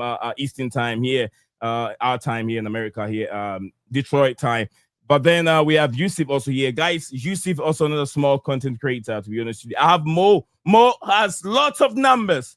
So I'm not going to worry about Mo. But if you want to enjoy Mo's content, I have Mo and Yusuf, links into these videos description. It's right there. Click on it and show your support. I know you guys will be supporting Blue Lounge, BCM Sports, BlueClouds Media Sports, and all that. But I want you to guys go show some love to Yusuf right there. See the man with the glasses over there, this glasses over there. Yeah, just show him some support and love. He wants to get to at least 1K quickly. I know you guys can help him get there. It's right. His link is right in the comment section below. Show him some love and let him grow. So thank you, Mo. What do you have for you? Been listening to the conversation. Before you get into the nitty-gritty of the heated debate, I want you to give me your assessment of the just ended 2025-2026. Will I say 2024-26 or 2026-25-26 transfer window that just ended? What's your take on it? All right. Well, thank you for having me on. Big up to everyone on the panel. Big up to everyone in the chat. Big up, man. Big up, guys. Before I give you my assessment, I want to just be a little bit what's the word here? Controversial. I'm gonna refer to the Holy Bible. Okay, I'm gonna refer to the Holy Bible. Okay. Yeah. I like where this is going. So, do you guys know the story about the sinner who was being stoned by a whole bunch of people, and Jesus Christ, peace be upon him, spoke to them, and Yeah. what he said to him? You guys know what he said to him? If you haven't seen before, throw the stone at him. Yeah. Exactly. So before you guys are starting to talk about the Chelsea players and the sins that they've made, none of us are sinless. We have all committed sin. Okay. So let's see what they are able to do on the pitch, because that is our yardstick to measure their performance and to measure their service to the club. In regards to this transfer window, it has been a very good transfer window and also a very poor transfer window at the same time. It's been very good in respect to the amount of players we were able to sell. It's been good in the amount of players we've been able to buy. But I heard what you guys were saying, and I agree. There are positions that we should have addressed and give priority to, which we didn't. And for that, I would say that there has been some negativity in the window. In regards to the way it was managed as well, I wasn't very comfortable in the way that it was handled and in the pressure that we put on ourselves, especially towards the latter parts of the window. Now, is it true what we've heard from the journalists in regards to making it known that we have to sell X, Y, and Z player before we can sign X, Y, and Z player? Because if we are making it known in this manner, that is bad for business. Okay, we know we got to sell, we know we got to do this, but to make it known, to make it public, it's only going to put pressure on ourselves and put us in a bad position. And this is why the Xavi Simons deal collapsed. This is why the Nico Jackson deal almost collapsed. This is why it took so long to offload Christopher Nkunku. And it took to the last minute of the transfer window to offload Nico Jackson. So there were some negative aspects to this window, but I think if we look at the result overall, in regards to what we did in respect to outgoings and in respect to the players that we did actually sign, we did actually sign some very, very good players. There are question marks on a couple, but only time will tell whether they were good transfers. And for me, the question mark is not on Garnacho. I agree with the statement that Garnacho does have what it takes. He has done well, done it in the Premier League with a very poor Manchester United team. So imagine what he will be doing with a very strong Chelsea team, a team that he has shown a lot of love and a lot of respect for in the past few weeks. So I am very interested to see how he's going to perform on that pitch. What positivity is he going to bring to that pitch? He does have a point to make, a point to prove, coming from Manchester United. And I think he will use the Chelsea as a platform to show what he's all about. I think he's a talented player. And I think the issues that we had in regards to his attitude, which DJ correctly mentioned, probably were fueled more because he was in a club that he wasn't happy at. He was in an environment that he wasn't happy at. I think Sanchez is someone we can trust. We can put some faith in. And we don't really have a lot of options right now. But I think this season will be the season that he will be judged by, because other positions are very well handled. The defensive issue is one that seems to be problematic. That being said, I have seen the way Chalobah has been playing recently, and I think he is stepping up and he is, doing the business. So I am not too worried about our defensive situation. I am more worried about getting the team to be cohesive, to gel, because we have got a lot of new faces in the squad. We've got half a dozen faces in the squad that do need to have a bit of time, to understand each other, to get to know each other. What we've seen so far has been fantastic with the new players, and I think better is on the way. Yeah, absolutely, I agree. Okay, exactly. That's I have one question. All right, go for it, man. Is it Yusuf? Or how do you pronounce your name exactly? Joseph. I'll let him say it. Joseph. Yeah, Joseph. Yeah, sorry, my Joseph. mic was muted. Yeah. Where do you hail from originally? Huh? Where do you hail from? Where you from originally? What's your background? Oh, Romania. Romania. Okay, because I hear the name Joseph pronounced as Joseph. The only people who I've heard call it Yusuf or Yosef is people from the Middle East. So I wasn't sure if you're from the Middle East. And by the way, I don't know if you're aware, but Romania, Armenia, and Iraq share the same roots. So we share the same roots, my brother. Yeah. Yeah. All right. So, I'm not sure if you guys know this, because me and Nee is black, we also share the same roots. We share the Yeah. same roots, my brother. Yeah, we're not far off. Fair enough. You ain't gonna leave us out like that. I knew that was gonna. I was waiting for that. Do you know what? Do you know what? Mo. I'll wait. It's Jesse, right? Jesse. Yeah. Jesse. No, it's not share- Jesse. It's not Jesse. What is Davi. My bad, I Davey. apologize. David. Some people say I heard Davi, you. like David, Yeah. but it's still Davi. Yeah, David. Yeah. I heard you referred to Jesse. I wasn't sure if you were referring to him. Davy, big up to you, my brother. Thank you so much. We all share the same roots. At the end of the day, we all share the same roots. No, All of us. absolutely. Yeah. It's absolutely. It's only because you pointed it to one person. I feel like, I got a question for everyone. I want you guys to a very, very good question that I want to ask. I don't know, but I'm kind of I'm making a few research. If you talk to people outside UK, the UK, or maybe London, that support Chelsea, they have a total different view of 1 how billion they see percent. the football 1 club. billion percent. They don't. I live in America. I know it now, bro. They're not like how we are over there. It's not possible. They don't speak with emotions compared to those that live in London. Why is it so, Mo? Mo, you live in London. If you talk to thousands of people from outside Nigeria, Ghana, all this Africa, other continent, why is it that you guys speak with lots of negativity and we speak with lots of positivity? Can you help me out understand that? Okay, I'm gonna go first on this one, just because I live in America. Now, one thing I've come to understand is that if the sport isn't the biggest sport within the country, they're not gonna share the same views or see how it's relevant, how we see it relevant in England. That's number one. Because I live in America, and you talk to people about football, right?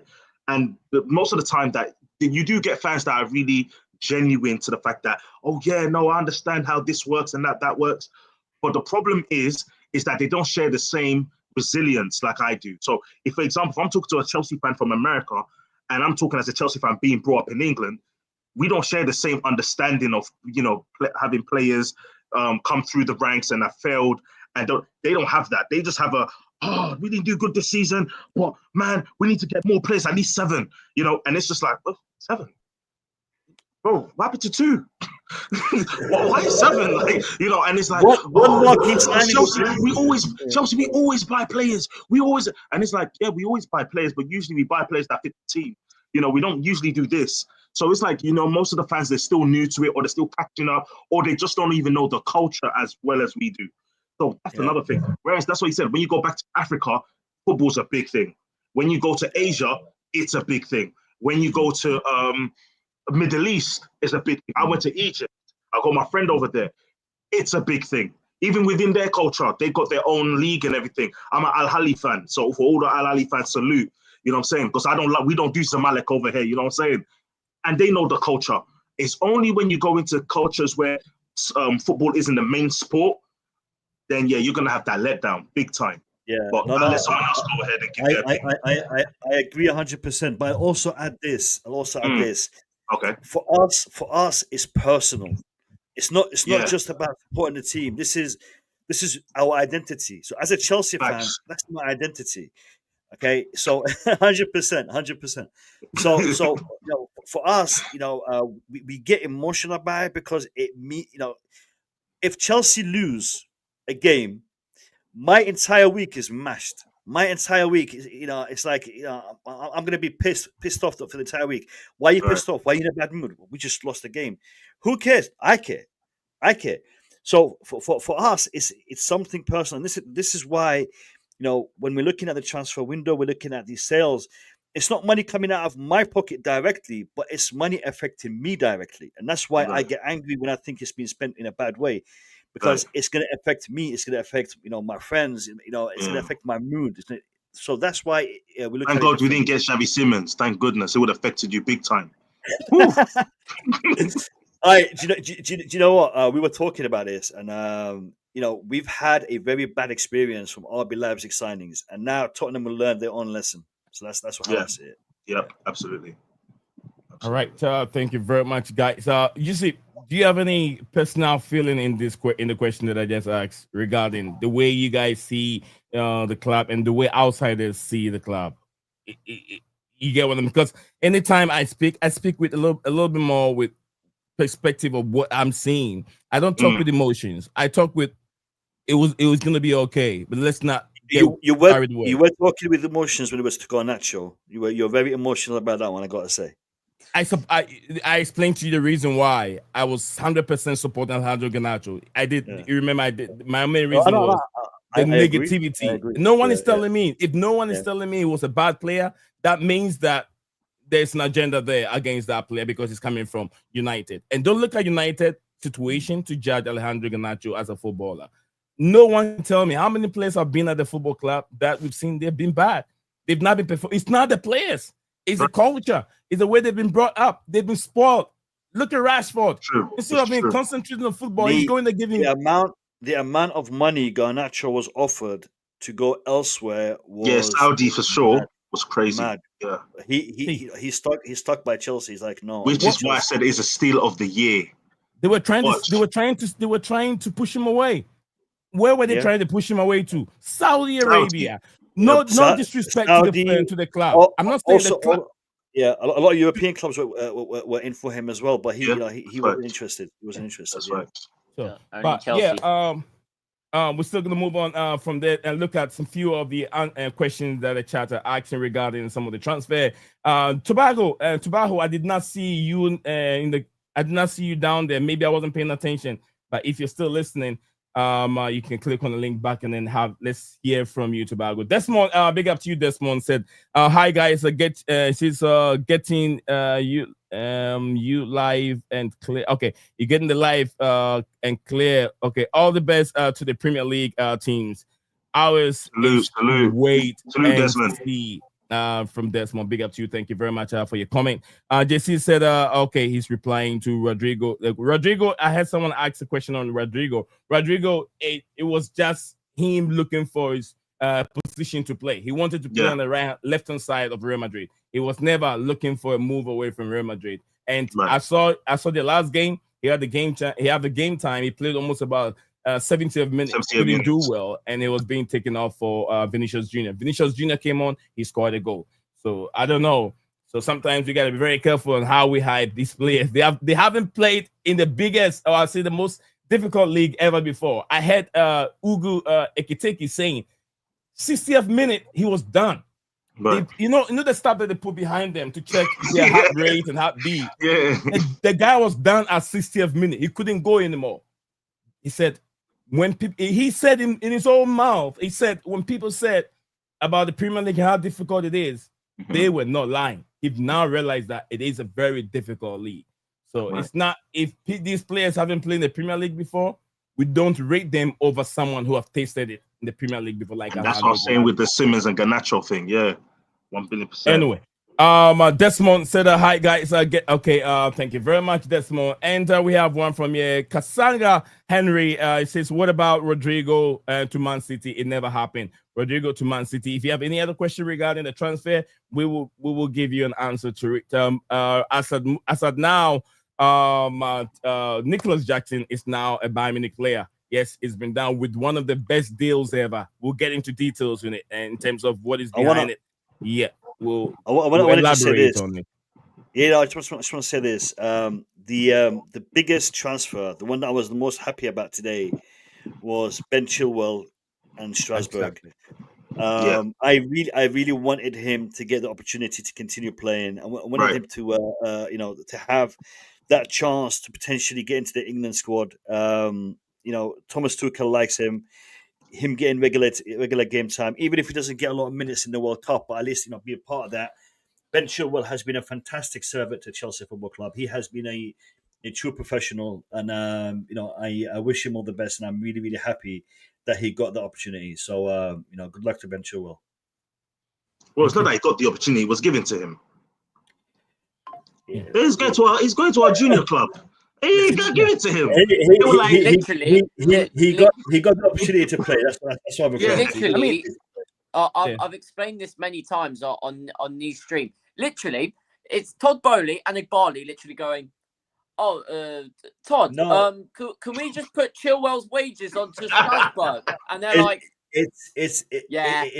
it's not even that. It's not even that. It's like, listen, you're going there and it's done. He doesn't even have to call no one. It's literally the same thing. But the way it works financially, having him being given that permanent deal, he's now at another club, which is easier potentially to play for, potentially to move from.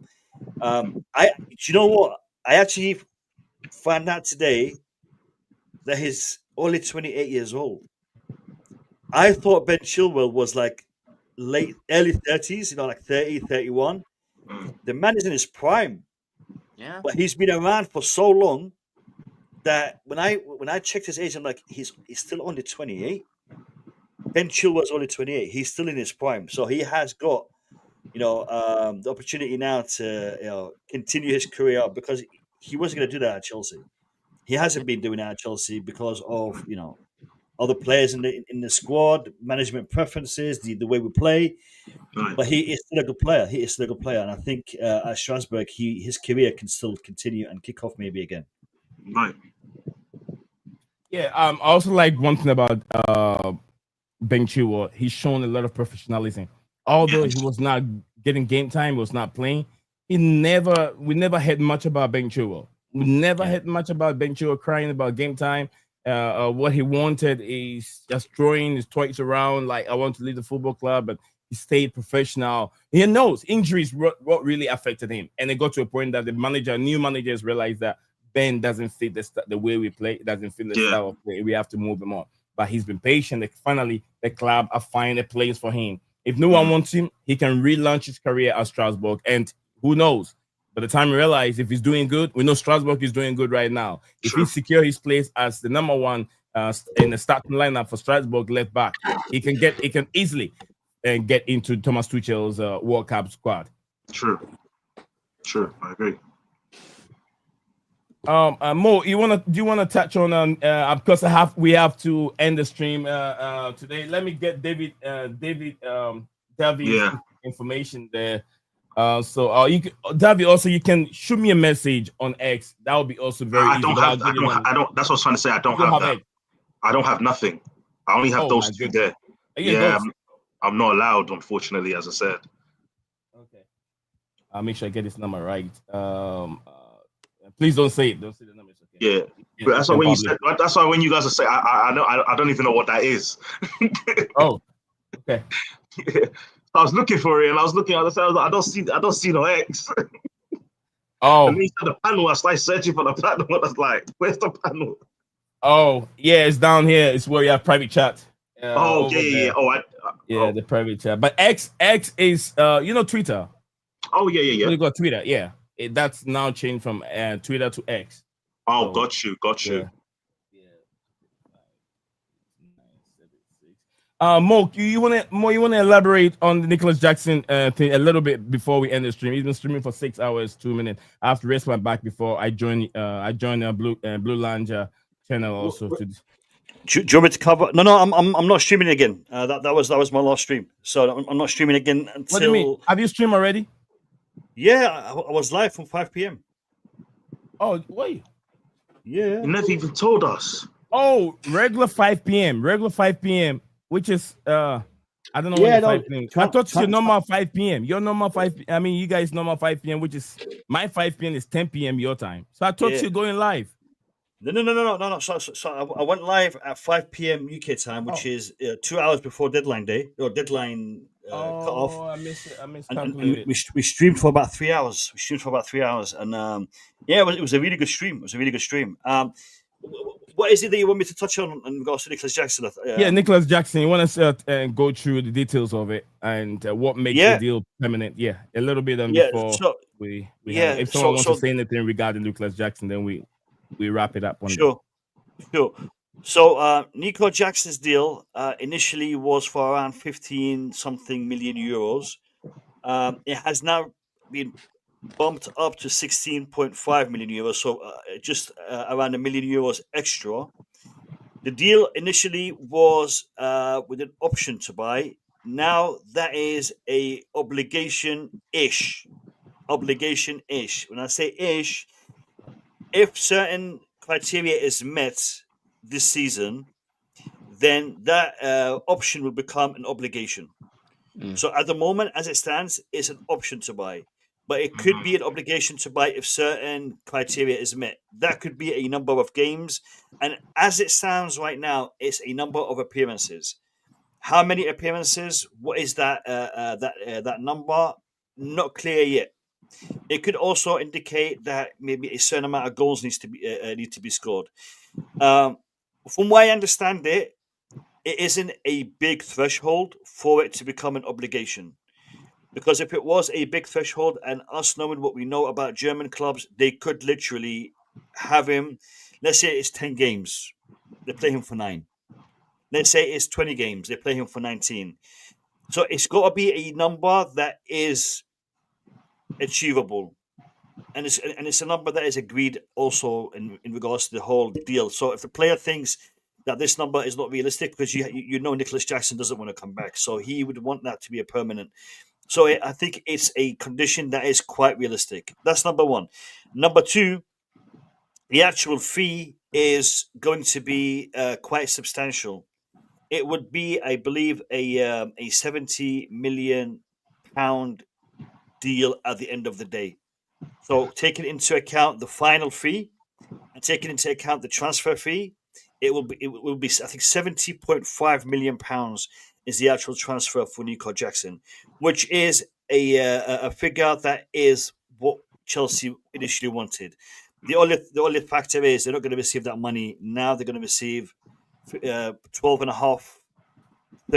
roughly 13 million pounds now, and then they're going to receive the rest of it next summer. Which, again, considering the whole saga that we went through, it's not a bad way to end the saga with a permanent deal potentially happening.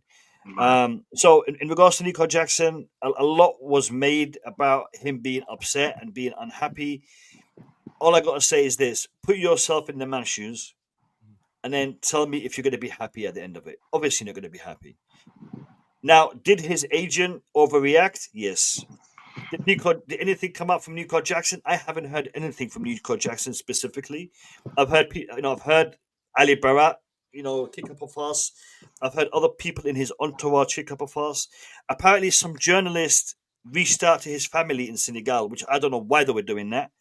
But obviously, his family are gonna relate to their son's misfortune, and they're going to be unhappy. So for them to say his family in Senegal are unhappy, well, is that really breaking news? What would you expect? So I'm happy for Nico Jackson. I think Nico Jackson will do fantastically well in the Bundesliga. I think he is a better player than a lot of the German or the Bundesliga players that we've actually signed, who we brought into to the Premier League and flopped. He is a better quality. Him going there, he's gonna light it up, and I'm sure he will be doing a very, very good job for Bayern Munich and also for Senegal, because having that level of experience in multiple leagues, he's played in the La Liga, he's played in the Premier League, and now he's playing in the Bundesliga. That experience will only transfer well to the national team. So best of luck to Nico Jackson. I wish him all the best, and I have no hard feelings to the man. I totally understand the situation he's in. Yeah, thank you very much, Mo, on that. Nicolas Jackson have made Chelsea reach one of the biggest, record over there, the most expensive loan ever. We've more. I think we've done more than doubling his transfer fee. We spent 23 million on him two seasons ago, and we've ended up getting almost 60 million on him, depending on the currency. If you go in pounds, I think is it 5.6. What was that again? 70, right? 70. Yeah, 70 million. In total. So we won't give it now, but in total, it'll come to about 70. Yeah. Okay, that's good. David, where do you stand on it? Nicolas Jackson moving away, because did you really rate Jackson as a player? No. Okay, where do you stand on it? I'm happy for him to go. Hopefully he stays there. No, and I don't mean in a disrespectful way, but if you're like, for me, this is it. It's straight. If you're a striker, you score. I don't want to hear missing. I don't want to hear, I almost. Look at Haaland. That's a striker. Polo Muani. That's a striker. You know what I'm saying? If you're a striker, score goals. Don't tell me you almost or this. Yes, you can have a miss here and there, but he had too many consistencies to miss than score. Yeah, I'm happy for you to go on loan. Let Bayern Munich try you out, see what happens. You know, maybe you might score. It might be easier to score over there against the goalkeepers over there. So, Lame, I want him to have a good season so the money can come good. So, yeah, for me, please. I'm praying on his behalf right now. Let me give you a little flashback, David. Okay. If you can remember, Nicolas Jackson is not a typical number 9. He's not a typical number 9. He was playing wing before. Yeah. He used to play on the wing for Villarreal, and I think the striker got injured, and then they chucked him in one game, and he started doing well, and then they made him a striker. Unai Emery is the one that knows how to play Nicolas Jackson very, very well. So I was expecting him to move to Aston Villa. When Nico came, I knew how raw this player is.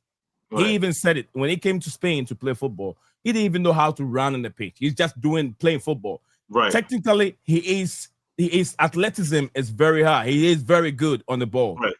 He's a technical player. He is very good with the ball. Was something that Erling Haaland, the one of the best careers goal scorer, doesn't have. Erling Haaland is not a complete striker, but he's a good finisher. You get what I'm saying? When you talk about complete strikers, Ibrahimovic of Swedish international, Ibrahimovic, Inter Milan. Our 9. I'll put our 7. I'll even add our 7 to it. Maybe a little bit of I won't add Messi because the way he moves all the way from the middle and go. I won't even Messi. I don't rate him as a striker. I rate him as would I say? Are you actually having a conversation about Nicolas Jackson and mentioning R9, Ibrahimovic, Haaland? I mean, he's saying I'm trying to see compare the typical number 9s in the way they play. Nico is not anywhere compared to those players. You're putting him against some of the top players in world football right now. So you want him to go lower? No. That will make his case more easier for us to judge him more. That will make his case a little bit more easier. Ibrahimovic, we're judging him on a full career. Ibrahimovic has had a fantastic career in world football. Messi, Ronaldo, Erling Haaland is different, but all these other strikers, they have had their full career. Nico Jackson is still in the early parts of his career. I think Nico Jackson has got a long way to go. Nico Jackson is very, very raw. So is he the finished article? No. Does he need guidance? Does he need support? Does he need mentoring? I think he will benefit from playing in Bayern Munich because he's got Harry Kane there to learn from. He does need more support, but I think he has got the natural talent. Now, is he going to develop at Chelsea? I don't think he is because all the players around him are roughly in the same part or the same stage in their career. He needs to be in a place where he is able to learn, where someone can mentor him. And I think Bayern Munich will be able to do that for him. And this is why I think it's a good move for him. But if we are comparing what he has achieved, I don't think he has done all that bad for Chelsea. Now, I agree with Davey that he has had a lot of misses. He's had a lot of chances. He is not the finisher that we want. We want someone who is more clinical. But has he scored goals? Yes. Has he missed chances? Yes. Has he done better than other strikers? I also think yes. But is he what we're looking for? I mean, if we're looking at João Pedro right now, João Pedro is lethal. João Pedro has taken our attack to a next level because of his clinical finishing. This is something Nico wasn't able to do, but Nico was creating, or was in the right position, was in the right area of the pitch, and he didn't quite. What happened? What happened there? Hello. We just. No, yeah, it's just when we lost Derby. So when you lose it switches back to a different layout. So I'll go back to this. Yeah. Okay. There you go. Yes. So I think in regards to Nico, for his own career. Mo, give me a second. And Prince, it shows that you're here, but you're not here. So I think I prefer you get yourself out and then use the same link and jump on again. Thank you. All right, go ahead, DJ. Mo. Yeah. So I think he needs that extra mentoring. He needs that extra guidance, and I think he has the potential to become a very, very good striker. But he's still in the early part of his career, early doors.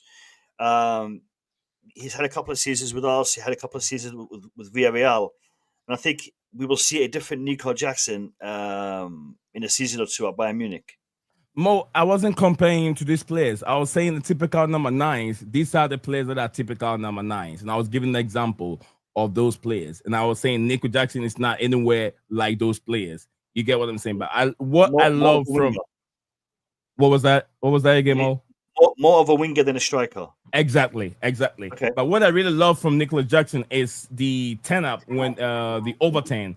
And when opposition team lose the ball, the way he runs through the ball is very good. But end product, the decision making always where it lets us down. But Peter, thank you very much, Peter, and some more Peter and also Cole Palmer. Thank you very much for the message. George collapsed.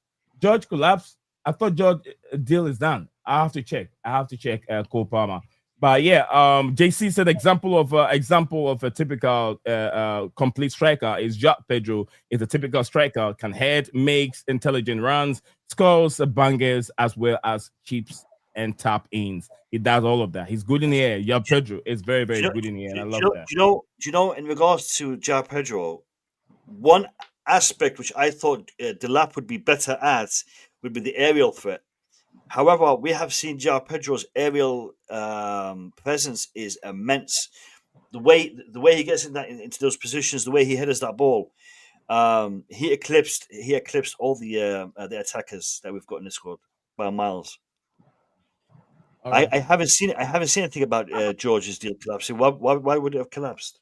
It collapsed because it says here Tyreek George 22 million switched to Fulham is off. 19-year-old was on the verge of leaving Chelsea, but with Harry Wilson now remaining at Craven Cottage, the deal for George is off. Yeah.